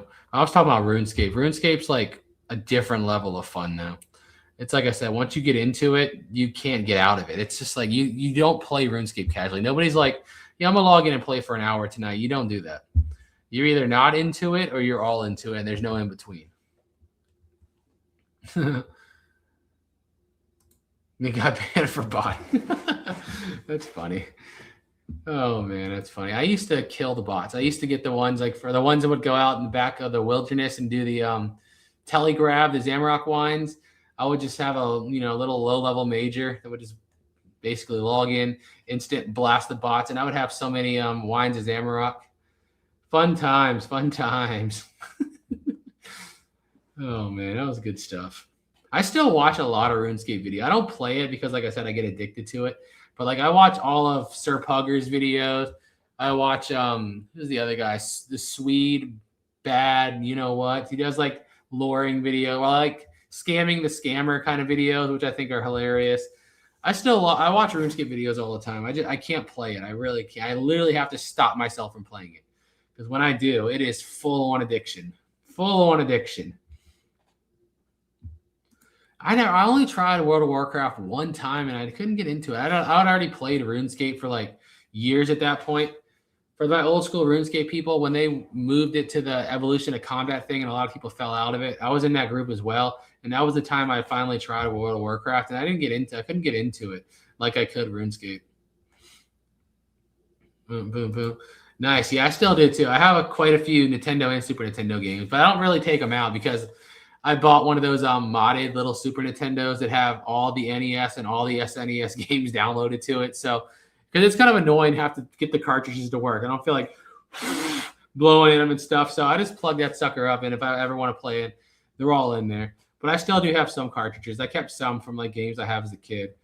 Like to this day, my favorite Super Nintendo game is a game called Congo's Caper. It's such a random, wasn't even like super big or successful game, but I loved the game for some reason. Boom, boom, boom, boom, boom, boom, boom. You have to kite the mobs to the bots. Dude, I used to kill so many bots. I did. It was so fun. Just like the in the PvP world, I used to be one of those annoying guys that would kind of hide off and watch two people fight, and then like when one finally wins and he's almost dead, just kind of come in and boom, blast him, freeze them, and then try to finish them off. I failed most of it. I was never a good PKer, but sometimes I got some good stuff just by waiting till the fight was over and then freezing somebody last second and then killing them. That's funny. Yeah, let's see. Yeah, dude, me too. I sometimes while I'm editing, I'll log in and let my guy just fish in the background, just so whenever I do want to play it again, I have just tons of food. Because the account I play on now is Iron Man, so I can't use the Grand Exchange no more. So I just need tons of food. So I just let my guy fish in the background sometimes while I'm editing videos. I have like another monitor above me. I'll just throw a RuneScape up there and let him do some fishing. Yeah, I didn't get into it. I had a friend that got really into it, and he's the one that got me to finally try it, and it wasn't my thing. Wasn't my thing. I'm in Australia, thought Five Below is a cold shot. Hey, the name would make sense, right? That would make sense. My game was Zelda. Which one? Which one? I played a little bit on the Super Nintendo. I did, but I never got really into it. I used a bot on World of Warcraft. Nice. I never bought it either because I was always like overly paranoid. Because like those games like RuneScape, to get like a good account, by the time you have a good account, you've put like so many years into it that is like the idea of getting like IP banned or blocked was like so terrifying to me that I was scared to bot. Dude, there's too much grinding. You played RuneScape? No, there's no game that grinds like RuneScape. Old school RuneScape. I don't think there's any game on the internet that has as much as grinding as old school RuneScape. There's nothing that touches that. That is a level of grind that people don't even understand unless they've played. Like trying to get the people that get like 99 mining and stuff like that or 99 rune crafting, I have no idea how they can do it. I have no idea. The worst game was Driver. You talk about like on the PlayStation. I remember Driver. I do. I didn't really care for it either. I loved like the Grand Theft Auto games forever. It's funny how like I actually got into Grand Theft Auto. It's always a funny story. So like there's a Blockbuster by my house, and I was trying to rent Gran Turismo, like the racing game, and they accidentally gave me Grand Theft Auto Vice City. This was like right before San Andreas, so I was like, whatever, I already rented. I didn't open the case until I got home, so I was like, oh, we're here already. Let's just try it. And absolutely hooked into Vice City. Got San Andreas as soon as it dropped, and since then, I'm a Rockstar lover for life. Boom, boom. Let's see. How can I get into buying storage units? Dude, just go to Google, type in storagetreasures.com. That's where 90% of the auctions are run nowadays. If you're looking for like public storage, extra space, CubeSmart, I'd say 90% of the auctions are run through public storage nowadays. So just go to storagetreasures.com, throw your zip code in and start looking. You don't need to do anything. That's all. It's easy as can be. Easy as can be. Holy gosh. Why did I not check it? We've been here for 3 hours. I have an issue, huh? I didn't pay attention. I just now looked up to that, and I was like, oh, wow. I didn't realize I've been live for 3 hours. Holy gosh. Well, here we are. You and Am are fantastic. Thank you. Let's go. Dang, that is dedication there for a day. That's pretty solid. That's a lot. That is a lot. That's pretty solid. Holy crap. Sometimes I just get on here and like I said, I just start yapping and then I realize it's been 3 hours. That's why I'm like, am I really antisocial or am I just do I just have nothing in common with most people? I don't know. I think it's more so that. Because I feel like on YouTube, I'm talking to people that obviously if you watch what we do, you have similar interests as us. So it's not as hard to talk to people that have similar interests. We're all waiting for Amber and Broly to show up. I wonder where they're at. When did she text me? She said they're on the way home at 6:15. They're getting ready to leave at 6:15. So it's been almost an hour. It's going to be a while. I don't know if I'll be live for that long. We'll see. We'll see. The storm is here in Maryland. Are we about to get one here too? Please no. I'm tired of rain. Let me see. Are we getting one here? No. Phew. Yeah, let's go. No rain. No rain. Let's go. Well, let's look at the 10-day. No. Friday next week, Friday, Saturday, Sunday, Monday, Tuesday, and Wednesday is all rain. Lovely. Lovely. Gotta love it. Gotta love it. Let's see. Oh man, it's because exactly that's what it is. That's what it is. That's funny though. That's funny. It's heading your way. Oh, great. Yeah, it looks like it's coming. Because you're the goat of online storage auctions. Let's go. No, there's a people that buy and sell way better than us. Well, we're the goat at storage unit content. I'll take that crown proudly. But as far as like actual buyers and sellers, I'm not delusional. There's people that do it better than us, but nobody's touching us when it comes to storage unit content. So let's see. You're not antisocial, you're selectively social. That I can accept that. I can accept that. Because it's just like most people just want to have like those just generic conversations that are about nothing, and you're kind of just like, okay, I don't know. I don't want to talk about this. I don't care about how the weather's doing. I don't care about that basketball game. I don't care about that football game. I don't care about that celebrity. I don't care about that actor. I don't care about this politics. I don't care. Nah. Let's talk about business and Dragon Ball Z and MMA. Let's do all that. Debbie, so in order for it to be shipped, it has to be paid for, because the only way we can ship it is if we get a shipping label. And the only way we get a shipping label is if it was paid for. So it had to have been, because we can't get a shipping label unless it's paid for. Let's see. Dang, that's pretty cool, actually, Desert. That's pretty cool. Can you transfer those view hours? No. Live streams don't really pay you anything, really. They don't. They're just fun. You get paid like virtually nothing for live streams. I just think they're fun to sit on here and just chit chat with people. Like I said before, I appreciate time more than I appreciate money. If that makes sense. Oh my gosh, I just like clicked on. Now you guys got me looking through my subscriber list, and I was just looking through like the really old subscribers, and it's so interesting. My first subscriber was that RuneScape channel I told you about. My second subscriber is my cousin's like really old account that hasn't been used since 2017. My third subscriber, I have no idea who they are. My fourth one, no idea. Fifth one, oh my gosh, I remember playing Xbox with this kid. So like we used to have a gaming channel. Me and my friend did. It was called Jebus Gaming. And I remember playing Xbox with this kid, King Baller 06. That's so weird to see. That's such an nostalgia, because it has to be from like 11 or so years ago. That's so weird.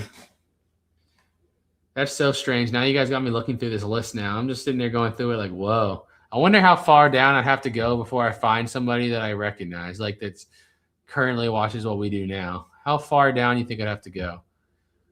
Probably at least a few hundred, because I bet you, like I said, the first 100 or so people are probably from the RuneScape video. So I bet you'd have to go through like a few hundred people to get to somebody I recognize at least. It would be interesting one day to just go live and find the first person and then actually find them here. That would be kind of fun, you know? I would just like to do that one day. Let's see.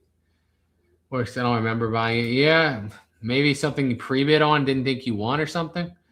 But yeah, like I said, we can't ship anything unless Whatnot sends us a shipping label. And obviously they can't send us a shipping label unless you bid on something and win it. So we can't just ship it without the label. Interesting. You know what I can do actually? When is the first video listed on this channel? When is the first video? We're going to go to the very first one. It was on, let's see here, August 28th, 2017. August 28th, 2017. What if we go to the subscriber list and start looking that date? Because it tells me the date in which people subscribe to. We should go and just start looking from August to whatever. What the heck? Why isn't it working? Hold up. lifetime. We're going to do that. Now I'm just going to see really quick for like a few minutes if I can find anyone that I recognize. Starting August 26, 2017. Because that's when this channel's content would have started. All right, let's see. We're going to see who we could potentially find. How many of us are subbed? I don't know. How many of you guys are subscribed? Hopefully everybody. Dun, dun, dun, dun, dun, dun, dun. Who do you think's the best up-and-comer, Justin? I'm curious. I'm always curious to see. Because like I said, Mr. Beast made this program. Call it, I forgot, I think it's called View Stats or something, but it's a YouTube program where you can put in your channel and set like your own custom email notifications. So, and it'll send you like email. Like if somebody puts out a video within the storage unit niche that goes viral, gets a lot of attention, I'll literally get an email notification about it. So then I can go see what the heck it was and why it went viral. And like, it's funny because like 95% of the emails we get from that program are getting emailed our own videos.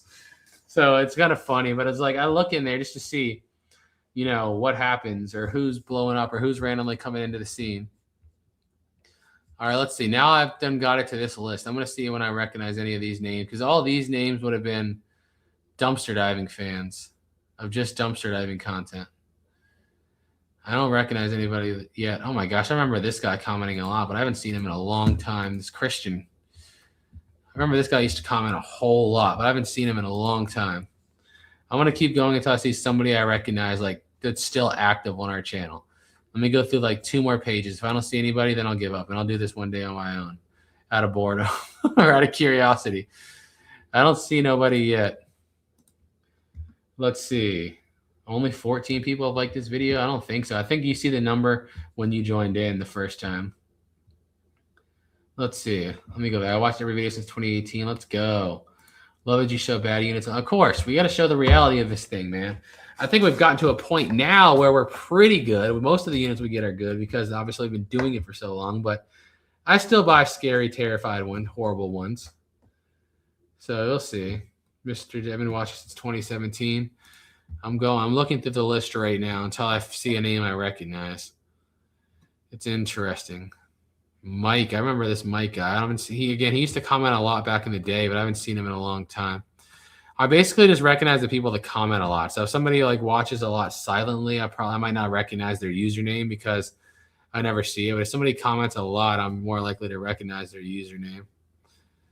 But yeah, I don't see anybody out of the gate that I recognize right now. And I went through my first month. I'm in October of 2017 right now. People that subscribed back then. I don't know. I'd have to go through and sit there and literally search. Let's see. I'm actually seeing Dragon Ball is because of you. Hey, nice. What was that? What is my phone buzzing about? That's Whatnot right now. What is that? Oh, some people just made their first purchase. Let's go. Let's go. Subscribe to my account, my fiance account. Binge watch all your videos. Hey, let's go. I found, oh my gosh, that's stuck in the elevator video. That was funny. It sucked because I thought it would be a good idea to go live, but then like the service was horrible in the live. So it's like on our channel, the footage of that is just terrible. You can't see anything. So I was like, I want to go live so we can see it like while it's happening. If something happens, you get to see it happen. But yeah, the reception was terrible, so we couldn't get no signal. Let's see. Yeah, dude, have you looked in Florida, though? Florida's crazy. It is crazy down there because, like, I look at all the expensive units in the country all the time, and I swear, like, 50% of them are in Florida. It's crazy down there. It's crazy. It really is. But the one we went through we went down there with him. The one we went through with him was kind of meh. It wasn't, like, horrible, but it wasn't great either. The one that, like, the retirement lady, it was okay, but nothing, like, super special. And then the stage one we went through with him, that one was bad, but still. But yeah, Florida is insane how many good units are down there. Let's see. Please tell me you're not going to make your own candy. No, I'm definitely not going to make my own candy.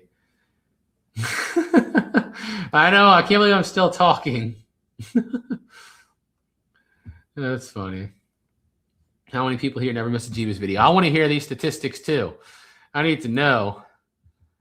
I wish that. So like back in the day, YouTube used to have a statistic where it would tell you like your most engaging fan, like your most engaged person for like the month. And now they got rid of it, and they got rid of it a long time ago. But I wish they still had it. That would be cool. Like basically who watched the most videos, who commented the most, and they would pick like your number one fan of the month, which was I thought such a cool thing. But I guess it's probably just became too much data to track with how big YouTube's gotten. So, but back in the day, it was a pretty cool thing to be able to just look at and search. For sure. I wish they'd bring it back. That would be cool. Let's see. I'm just okay. I think I give up at this point. I'm not going to keep searching through old subscribers. Let's go. Watch every day. Let's go. I like all your videos. Let's go. I remember the elevator. Fun times. Let's go. That's not too far. It's only flying across the world. No. I don't miss any. Thank you. Never miss a video. Let's go. Don't miss. Let's go. Let's go. Super fans. That's right. That's what I'm talking about. I feel like the people that come in the live streams are like your super fans. Because you have like the casual fans that just watch you for what you do. You know what I mean? They're just like, if it's storage unit stuff, I'm going to go watch it. But anything else, no. And which, I mean, that's the majority of people on YouTube. You subscribe to people just because of like whatever they do. But then like there's like always a certain creative people watch where like no matter what they upload, I'm going to go watch it. Those kind of things. But yeah.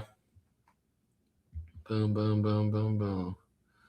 I'll never grow up. I'm an immature person for life, man. Never miss. Let's go. Let's go. Can you please do more Team Hammer versus Team Jebus videos? Well, first of all, thanks for the $2 super chat. And second of all, we kind of did that on the video that comes out tomorrow. You'll see why I say kind of when you watch the video tomorrow, but kind of. That's the best way I could put it. It was my intention to do it, but you'll see it tomorrow when the video drops. Seems like you have a lot of odds. We do. I feel like I said today, there's been like a lot of European and Australian people in the comments, a lot more than usual, which is interesting because our last Whatnot auction, we had the most overseas packages ever, which was kind of interesting. Now this Whatnot, I feel like this live stream has had the most people in it from out of country. So it's interesting how it just kind of happened back to back. Been watching live since it started. Geez, we've been live for 3 hours, 20 minutes. Just talking about nothing or nonsense. Will you ever come back to Oregon? Yes. I actually like my time in Sweden. Amber were talking about this, like what parts of the country was our favorite. Sisters, Oregon was probably like my top three for sure.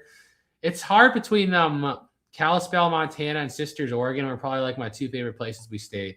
And honestly, I might put Sisters, Oregon as number one. It was like so beautiful and so peaceful. I loved it there. Hey, let's go. Well, thank you. Yeah, that's a long time. They're still up there, too. They're still up there. Dexter and Dee Dee. They have a whole arc that almost nobody knows about. It's funny because it's funny you say that because there's a lot of people that say stuff like that in the comments, and then they're like, I don't even watch Dragon Ball, but I love this video. And then like the people that only watch the Dragon Ball channel will respond to those people. And they're like, what the heck are you here for then? Why are you watching? Because they have no idea that we have, this whole other much larger channel. They just know us as just the Dragon Ball guy, right? So they don't know anything about this bigger channel. But it's interesting to me. I'll sit there and just watch the comments sometimes. It depends what part of Oregon you're in. We were in Sisters, and it was really nice. There was one, I was about to buy in Oregon, but it went crazy at the last second. I didn't want to gamble on it because it seemed like it might have been staged to me with a bunch of model kits and totes. And I was like, at the last second, it went from like, I think 300 to like 1700 or something. It was only like 5 totes. And this one with the model kit just happened to have the top open at a perfect spot to where you can look in and see there was model kit boxes in there. So I was like kind of suspicious on it. So I didn't want to go any higher because it seemed like it was staged. But we bought 2 in Oregon, and one of them was pretty awful. And one of them was pretty okay, or in the middle. So it was kind of a, 50-50. I'm from PA, so not too far. Nice. Yeah, Justin, my best selling unit of all time was from Pennsylvania, actually a sports unit. I paid like over $8,000 after fees for it. I think the final auction bid was $7,010, but I think after fees, I was like right over $8,000, and we sold over $70,000 in 2 weeks on Whatnot. Craziest sale unit ever to this day still. Absolutely wild, man. That one was crazy. So we made like a 60K sales profit on that unit in 2 weeks. Now the videos just did okay. They didn't even do that good. That's the thing. It's hard to balance with what we do is like balancing good sales versus good content. Because to be honest with you, like the units that have the best sales, the videos don't usually perform as well because it's just repetitive. It's the same thing over and over and over again. Like the sports unit. I mean, it's like here's sports card, here's sports card, here's sports card, here's the video. It's hard to make that entertaining for 30 or 40 minutes. So it's like the videos that do the best sales wise don't usually perform the best content wise, and vice versa. It's interesting for sure. But it's just the weird data that somebody like me pays attention to because I've been doing this for so long. We're going to order them eventually too. We need to go. We've been talking about getting merch back too because we said we would when we get back from our trip, and I just forgot. Utah was one of our favorites too. Dude, I love traveling. It's hard to pick. It really is. But like my favorite, if I had to say the most enjoyable, peaceful time I had traveling across the entire country, like just most enjoyable, not work-wise, I would have to say it was in Sisters, Oregon. It really was. It was just so freaking peaceful there. And it's just, I don't know, man. It was just so nice. Everything about it. Like every restaurant we went to was like a small town, little mom and pop place. Everybody we ran into was just super friendly, super nice. The house we stayed in was beautiful with like views of the snowy mountains. And it wasn't even expensive. It was just, I don't know. It was really cool. Really cool. You ever come to Canada? Oh, yeah, we've been to Canada. I don't know when we'll come back, but yeah, we do. We've gone to Canada. I bought units in Canada twice now, once in Quebec and once in Ontario by Niagara Falls. So I bought units over there twice. But yeah, we go back for sure. Thank you. Yo, what up, Storage Legends? I love the unit. That one was wild, man. That one was wild. That one was just crazy. And I always joke about this unit. So like I always say this all the time. The people that drive me the most crazy bidding on units are the people that like wait till there's like, under a few seconds left and bid and extend the clock for 3 minutes again. I always say when people do that, I'm willing to go past my limits. And the thing is, I set my limit on that unit at $1,800, and whoever was bidding against me every 3 minutes for 2 hours extended the clock like that. And I was like, you know what? Now I don't care. I went on there and I think I put my high bid at like $7,000 or something just wild. I'm like, I don't even care no more. Now you're just not winning. And I ended up winning it for like $2,200. And the thing was, like, if he wasn't an idiot, if he actually bid appropriate, like normally back and forth with me, like timing it wise, I would have dropped out at $1,800. Never would have got it. That guy would have scored $30,000 in Legos and 2 guns and safes with stuff in it for $2K. Would have had probably one of the best units of his years. But because he wanted to be a douche nozzle about it, he lost out on that. Hope it was a good lesson. But yeah, I would literally have dropped out. I was not going past $1,800 because of that. So that's where we ended up, man. That's where we've ended up lately. I know, because of the Legos, right? Crazy. Crazy, crazy, crazy. Let's see. Yeah, that unit was wild. That unit was very wild. See ya, Beverly. I love to see Bigfoot. I mean, I can lean my chair back and lift my foot up. It's pretty big. I'm joking. Let's see. Good morning from Melbourne. We have a lot of people from Australia tonight. Let's go. Welcome in. Welcome in. Yeah, dude, it's so frustrating. Like, that's the only thing that's willing to make me just go past what I put my limit at. And it's just like, I don't get it. Because it's like, in my area, if you're bidding against me, the only thing you're doing is wasting your time and drastically increasing the likelihood that you'll win it. So it's like, I'm trying to figure out in what world it makes sense in. You're just like, what do you want to do? I want to waste as much time as possible to decrease my chances of winning. And I'm just like, why? Like, are you just stupid? I don't get it. But at the end of the day, if that guy wasn't a douchebag, I would have lost that unit. I would have lost, and I never would have had one of the best videos ever. I spent $2K on that unit. I sold $24,000 worth of Legos, and the video, I think, went on to get 1 million views. Dude, I mean, what did that video end up doing? I got to find it. Yeah, it went on to get 1.18 million views. The video itself made $13K. I mean, I made over $30K off that video and that whole unit. And the only reason I did is because that guy was bidding like that. If he wasn't bidding like that, it never would have happened. I would have missed out on 30 grand total, 34K total profit if he didn't do that. So sometimes The douchebags help you. Really, they really did. Yeah, no, that's for sure. Let's see. Thank you. What's her name? Have you had issues shipping to Australia? No, it doesn't. Like for us, literally all we do is sell it, and when the auction after it sells, we get sent a shipping label. That's it.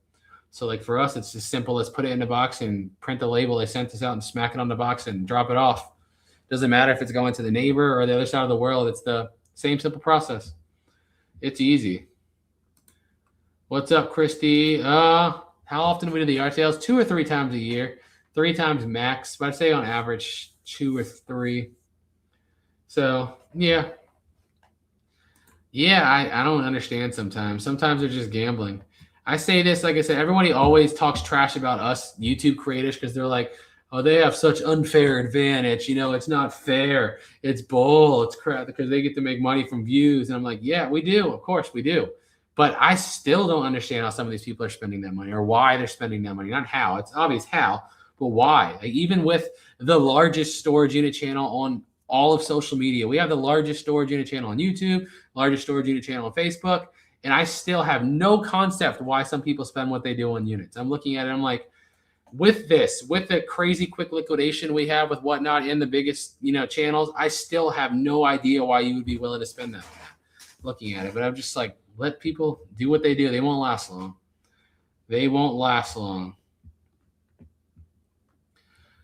Let's see. Oregon is beautiful. It is. It is. It really was. Hey, that's awesome. Let's go.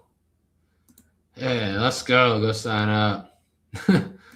Now, Christmas stuff, unless it's yard sale and it's September, October, almost Christmas, then it'll move from our yard sale. Otherwise, I can't do nothing with it. I'll just literally throw it out of the yard sale and hope somebody takes it. Sometimes people will take it when it's like free, or I'll have to I'll give them like the whole box for $1 just so I don't throw it away. And like, yeah, just take it. I don't care.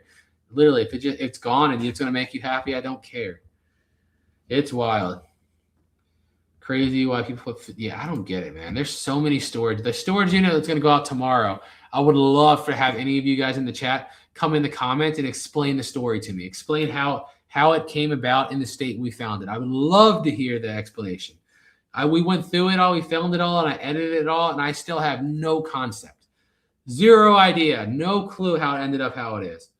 I'd love to hear an explanation that makes sense when you guys see the video tomorrow. Love to hear one. Because it's so wild to me.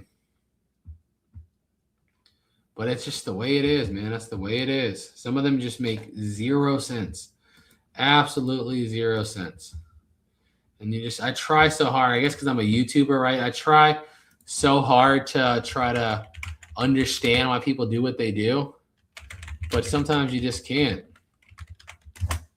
You just have to read it like, oh, man, why? But what can you do? Like I said, what can you do? Let's see. Where was I at before? Right here. Okay. Forget the code when you're signing. Yeah, so you got to use the link. It should be in the description of this video. There's a link you can click on and sign up. That's the best way to do it. Do I have the QR code? I still have my QR code. Let's go. There you go. Scan that. You can just scan that. It's easier. Dude, I wish I can do that again. The problem, I'm going to be straight honest with you. That was so exhilarating, but the problem with units like that is like the gun unit is that you spend forever chasing the dragon after that. Now, like anytime I see a unit that looks like it's new stuff or like in bag or tote bag, I'm buying it. And of course, 95% of those units are going to be garbage and they suck. And it's like, I feel like I'm going to forever be chasing that dragon again. Just like with gun safes or gun cases, I always buy them and I way overpay for them because 98% of the time they're empty. But once you get that feeling once, you're just chasing the dragon forever and ever is how I feel. I don't get it. I don't get it.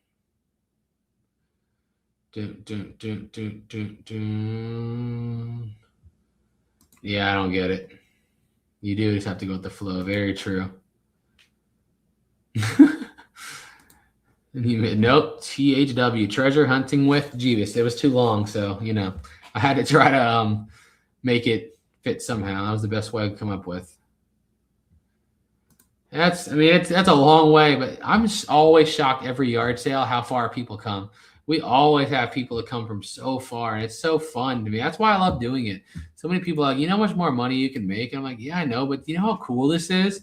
We have like a community building event basically where people come from all around the country to come to a yard sale, and we're all raising money for something like a good cause as a group. You know how screw the money, man. Like there's some things that money is just like not as important as. And that's just one of them to me.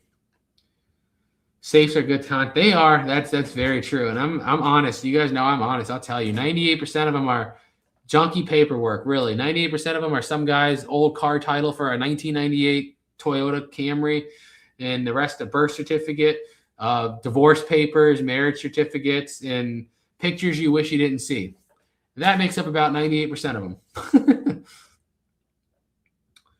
Let's see. I ever found live animals? No, live mice. We just let them out. That's it. Other than mice, no, but not like a pet. They were just, like what's the word? Wild mice that just got in there, but never like somebody's pet. But that's what it is. I like swords. Got someone nice. Yeah, I think swords are cool. They always sell well for us. I'm not as much of a knife and sword person as I am like a gun person, but they're cool. Yeah, I found somebody's dead pet turtle. I saw somebody post in the group the other day a unit they got where somebody stored their dead dog, and I was like, what is wrong with you? It was dead because it was in a bag. So like they found a bag and it was a dead dog in the bag, and I was like, oh my gosh, man, what is wrong with people? It's so wild. I'm actually contemplating moving to West Virginia. Well, it depends what you're doing. I contemplated it too because it's so cheap and it's so beautiful. But you gotta like if you're either retired or a remote worker, you can pull it off. But otherwise, it's just not a lot of like normal work out there. It's hard for people to find jobs, is what I've heard. But if you're retired or you can work online from the computer, I think it's great. But like for us, for example, I need a constant supply of storage units, and there's not enough people in any of these cities to have a constant supply of storage units. So that's the reason we decided against it. But yeah, you can get some incredibly beautiful property out there with beautiful views for next to nothing. It's crazy. Hey, thank you, Jerome. Appreciate that. Appreciate it. Hey, thank you, Lewis. Let's go. Thank you. That's cool. Oh, retired? Then yeah, I mean, there's a lot of beautiful. It's hard to say where. Who? I don't know like the city names, but like one of my favorite areas in West Virginia is like if you cross over the West Virginia border, like where's the freaking city? Like over by Winchester. You have to look at a map and look up Winchester, Virginia, and look at like right over the border of Virginia and West Virginia. That's a lot of times where we cross over. It's really beautiful there. I don't know the names of the cities or anything, but yeah, if you cross over like right over there, it's pretty beautiful. And the properties are crazy cheap. Let's go. Yeah, no, I think like I said, that's what so many people don't understand. And they're like, you don't do what you do right. You should be doing it this way. You should be doing it that way. And I'm like, no, nobody does what we do. Like I'm not just a strict reseller. My number one priority is making content and making it the best in the niche. Like that is my number one priority. And people are like, you could have called a locksmith for that safe and sold it. You're right, I could have. Or I could have broke it open and over a 10 or 15 minute fun period and made it into a video that hundreds of thousands of people or millions of people will enjoy. What do you think's more valuable? Our best performing video of all time in the history of our channel is actually a unit that had 3 safes in it, and none of them had nothing in it. They were all empty. But like I broke into them with like, sledgehammers and crowbars like that. And it's the best performing video. And everyone, I still to this day, that was in August of 2022. And I still to this day in 2026 get comments on that video where people are like, you're such an idiot. Why don't you just get them get a locksmith? Why don't you resell the units or resell the safe? And I'm like, if you had any idea how much revenue that video has generated us, you'd completely understand. People they don't understand the content side of things. Go ahead, take a guess what do you think that one video has generated. One single video. I want to see if anyone can get it right. One video. I don't think nobody would get it. Most people just don't understand the content side of things. Let's see, where was I at? You should come back to Kalispell. Me and Amber already talked about that. We're going, not this year, but we're definitely going to come back. Next time we go to Montana, I want it to be like summertime. It's illegal. That's illegal here too. Well, it's not illegal, but it's against the storage facility's rules. But people they don't listen. They should, but I guess they can't really enforce it, you know? Yeah, it's against the policy, but it's like they just don't listen. Justin, dude, you're almost actually weirdly close. On YouTube, it was 74.4. 74.4. And like if I looked at the retail prices of those safes, if I would have sold them, it would have been like $250. $250. So it's like people don't get it. And they don't get this either. You know how exhilarating it is to break open a safe? Do you know how exhilarating that is? That is like a high that I can't explain to you. Like slowly breaking a safe and just wondering what's in there, hearing the rattle, being able to kind of get the door in there and peek in there a little bit and see something and assuming what it is. Oh my gosh. It is like, it's a thrill I can't explain to you. A thrill I can't explain to you. Oh yeah. So, and it was also went viral on Facebook back when Facebook used to pay good. So on Facebook, it did 17.1, and on YouTube, it did 74.4. So overall, 91 from that one video. And people are telling me I'm an idiot for not breaking the safes. I'm like, or for breaking the safes instead of selling them. So I'm like, I should have not had fun and made a possible $250 instead of having a blast and making 91K off it. No, no thanks. It's wild, man. It's wild. Exactly. That's what I said. I'm up front. I think people are not used to that. So many resellers online are like try to pretend like, they're not making money through content and pretend that like, oh, I need to get this there. No, you don't. You're lying. Let's go. Yeah, no, dude. Yeah, that's what people don't understand. I started editing videos for the first time when I was in high school for fun in 2010. And yeah, I made my first penny from YouTube in 2017. So it took me 7 years to make my first penny. What's up, Pat D's? Broke one and destroyed the valuable inside. Not really a valuable. So actually, funny enough, I think it's one of the reasons this video did so good because people had to keep telling me I'm an idiot in the comments. The smaller safe in that unit had a watch in it. It was like I think it was like a $50 watch that was brand new. And I slammed the safe on the ground over and over again to break it open. So by the time we finally opened it, like the face of the watch was busted and everything. And people were like, you effing idiot. You're so dumb. You're such a moron. I'm like, yeah, in that case, I did destroy a $50 watch, but I got a crazy funny video out of it. But it's funny. You know what I mean?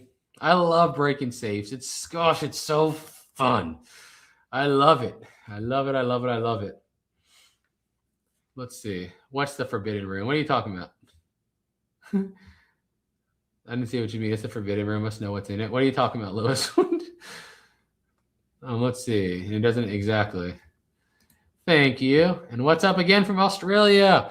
How many people are watching from Australia tonight? Let's go. We have a lot of Australians tonight. Let's go. Hulk smash. Exactly. That's what I'm saying. Yep. Hope to make it to the next yard sale. Hope to see you there. And vid will continue. Yep, exactly. That's another thing that people don't get though. Like, once you make a sale, it's a one-time transaction, right? Like if I sell something for $50 and I make $50, it's it. Like it ends right there. That whatever that item's life cycle for me is now over. But if you make content about it, like it can make that money at the beginning, but then it'll continue to just boom, boom for over years and years and years and years. It's such a different ball game. It really is. Sent you a gift. Hey, awesome, Pat. Thank you. We'll be on the lookout. Let's go. At least it wasn't a Rolex. Yeah, if it was a Rolex, I might have cried. I might have cried.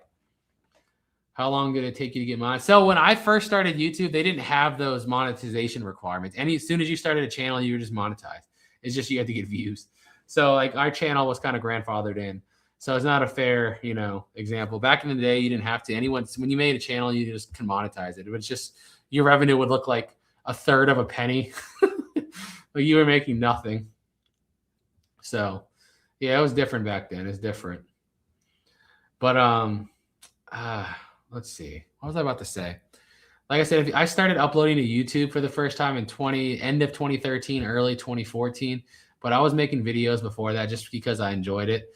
So if you're talking just on YouTube from January 2014 to August 2017 is when I made my first like $1.11 on YouTube or whatever it was. So it took about 3 years of like, I don't even know how many thousands of hours to make $3. Which is kind of crazy when you think about it. Have I heard of Comfort Card? I actually have heard of him. You know why I heard of him? Because I was looking through he subscribed to our Dragon Ball channel. He's actually subscribed to it. That's how I found his channel one time. I was looking through the subscriber list. Oh, look, Amber and Broly just got home. Dang, I said probably not going to be live for that long, but they just got home. But yeah, Tammy, thank you for the $3 super chat. Let's go. Thank you for the smiles. I've enjoyed it all. Thank you. Thank you. Let's go. But yeah, I've watched some of his videos because like I like the Nickelodeon and old cartoon stuff as well. Not as much as Dragon Ball, but you know. Oh yeah, me too. I had a channel too. Me too. I remember like when the whole ability to get paid through YouTube first came about, and it was like this new freaky crazy thing. And I was watching it, and everybody thought nobody was making anything, and then it started to leak like what the big channels like Smosh and them were getting. And then there was people making like videos that were showing how much, and people started freaking out. I remember all that.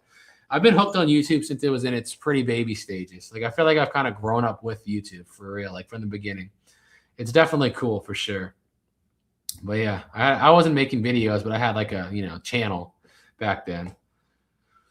Fun times. It's been crazy to watch it take over. And I still, to this day, believe, as big as it is now, I still think it's in its baby stages. It's not going anywhere. I think it's just going to continue to get bigger and crazier as time continues.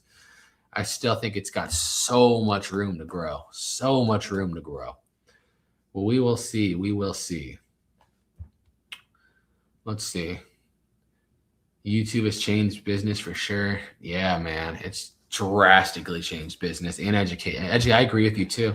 Like I said, when I was still in college, I'm such a visual learner. I can't like learn in school. Like I just grew off in school basically. I would just pay no attention. I was the guy that was like playing games on his phone or drawing stuff I couldn't. But I would like sit through whatever lecture, get the paper, and then go home and find somebody on YouTube that made a video about the same subject. And that's how I would learn. So, Broly!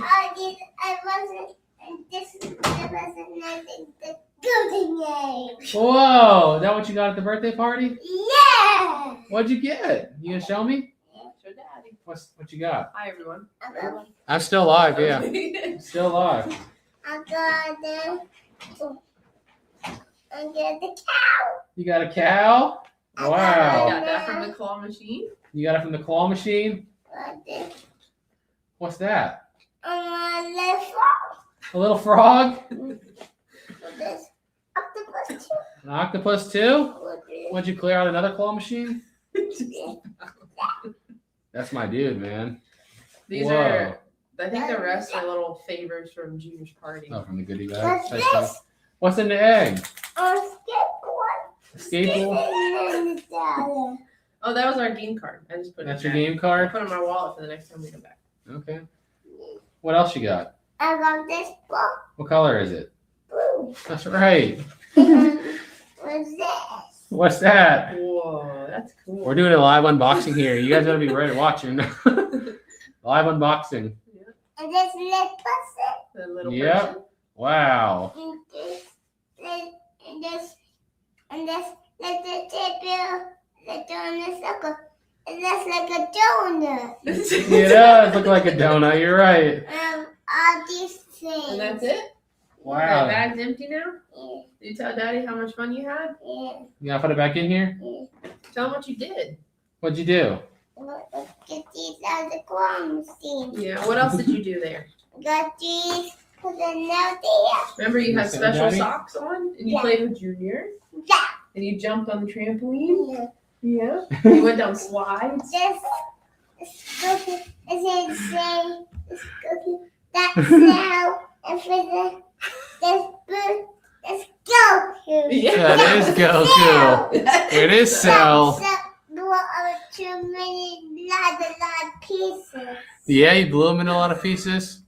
So he's gotten like super into watching Dragon Ball every day now, and I'm like, oh, I've been waiting for this Yeah, day. Gohan. Let's go home.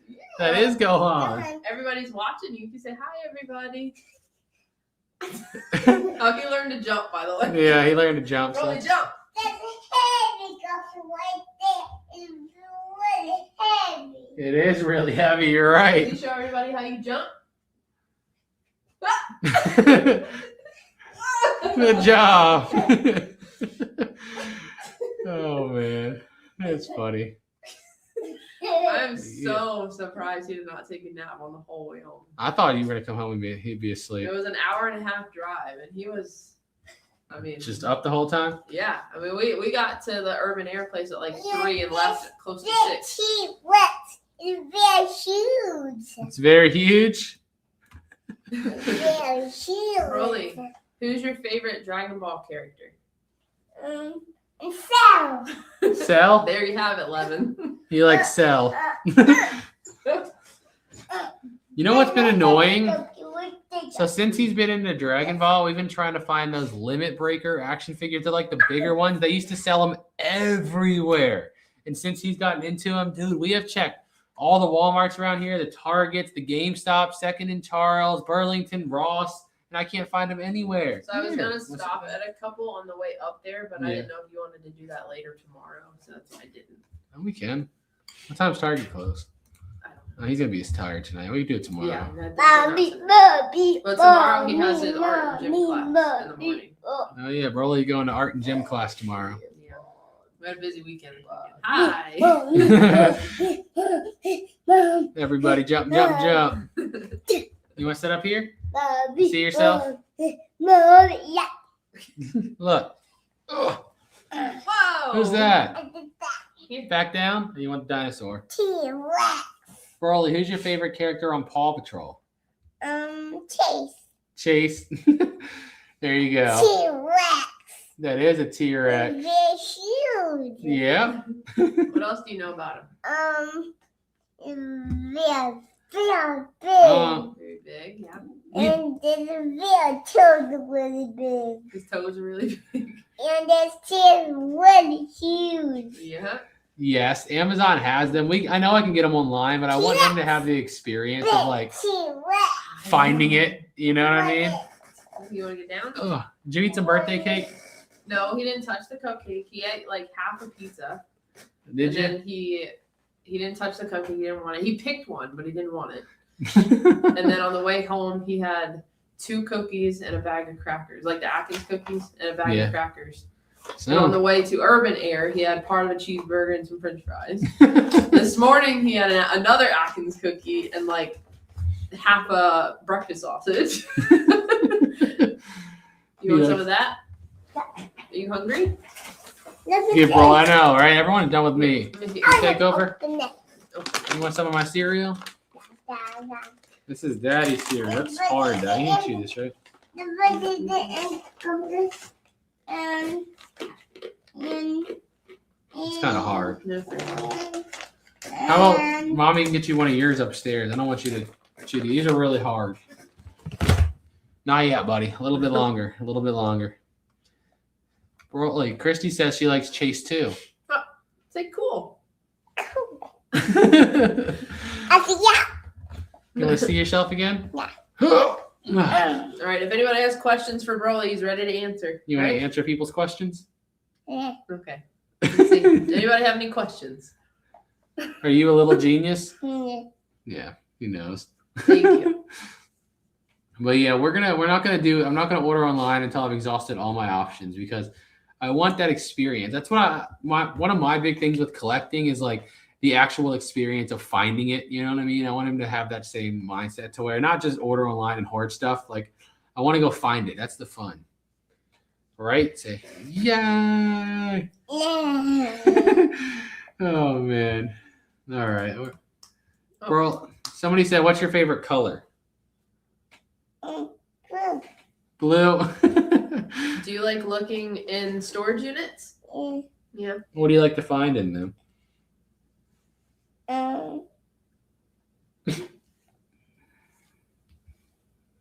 It's fine. What do you like? I What do you like to find in storage units? What's your favorite thing to find? like boxes. Huh? It sounded like you said boxers.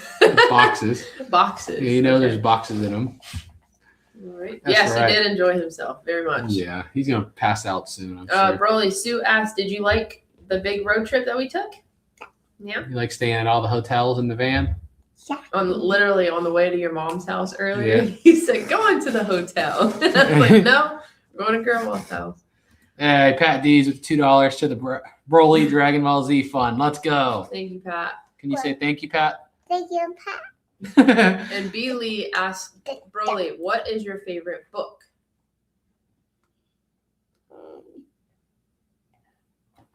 Dinosaur one. The dinosaur book. Yeah. Yeah, that's a good one. Yeah, he has a book with all the dinosaurs. All right. What is your favorite food? Chocolate. Yeah, I figured if he answered anything different than that, I'd be like, I don't think so. But I get Chi-Chi. Chi-Chi? Yeah. Look, who's that? On my arm. Broly, can you say lunchbox? Chi-Chi. Yeah. And Mommy only got one Dragon Ball one. Yeah, I don't have another Dragon Ball one. I got Locker food challenge. Have you tried to get him to watch Land Before Time? Yeah, I've turned it on a couple of times, and I'm surprised he didn't really get into it because it is dinosaurs and it's a cartoon, but he didn't really care for it. disgusting. But think he's it's like definitely, too it's advanced. funny that he's taken to Dragon Ball so fast and Yeah. so strong, I guess. And Whose foot is that? wait, That's your foot when you were a little baby. yeah. Yeah. And I think he's taking a Dragon Ball because of the fighting. He likes to just watch the fights. Well, you know, on the whole, Down. almost the whole way to your mom's house, it was an hour and 20 minutes. Yeah. He watched like a compilation of the first 2 episodes of Dragon Ball. Hour and 20 minutes of Dragon Ball all the way to your mom's house. Broly, can you say lunchbox?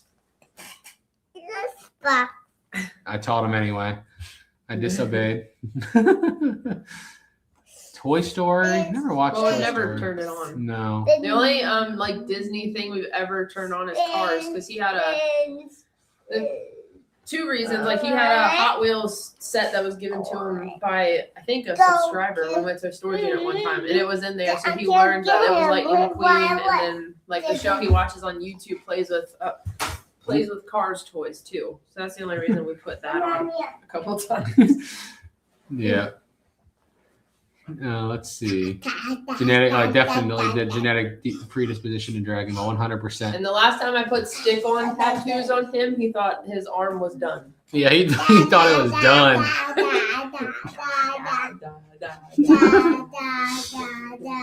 You're the third person I've seen say that in a row, Arizona. I told you, what we're gonna do is we need to get a bigger, above one, like those decent sized ones, put out there and see if we actually use it. That's my test subject. Well, we need to get on that then. Yeah. This summer. He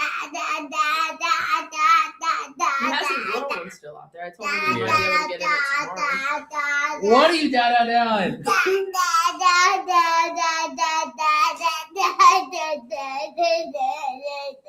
I think it's delirious. No,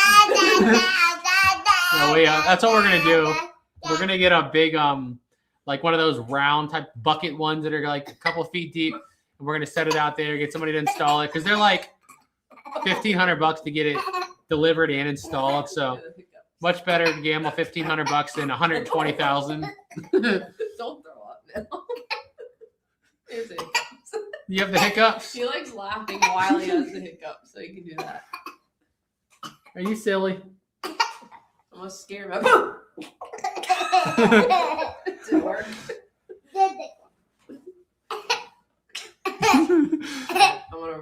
I'm gonna wait. He How old are turned you? 2 and Okay. Yeah, he turned 2 in January. No. Nope, no more ones for you.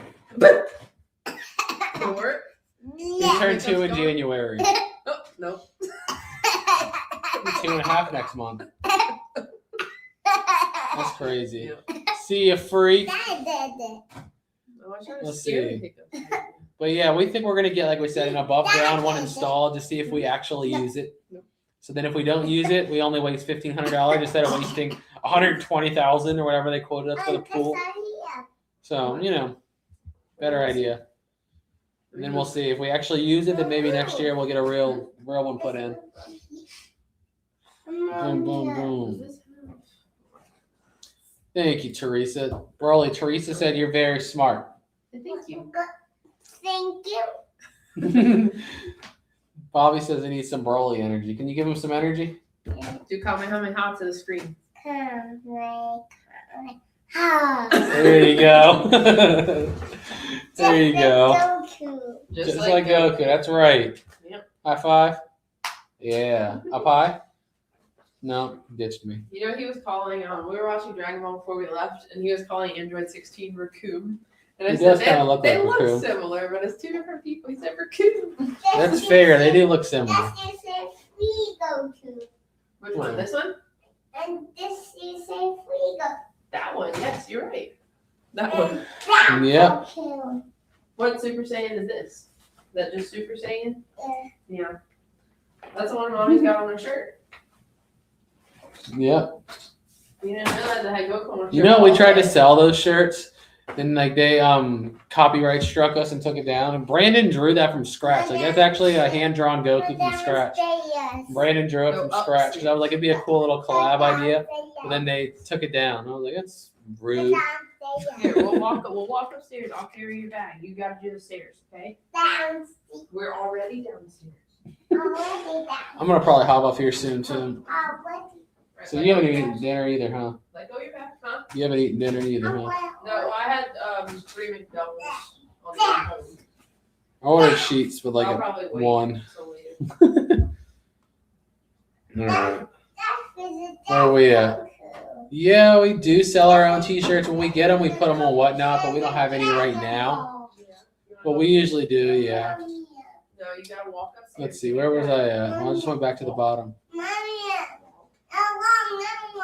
He said he's tired. All right, well, let's get out of the His poor little legs are probably torched. You did good jumping. I saw it. My mom sent me a video. Did you see the? Wait, I have my phone on me. Hold on. Hang on. Said his little legs are probably dead. He's gonna probably be sore tomorrow and not know what the heck's going on. Your mom sent me a video. Daddy.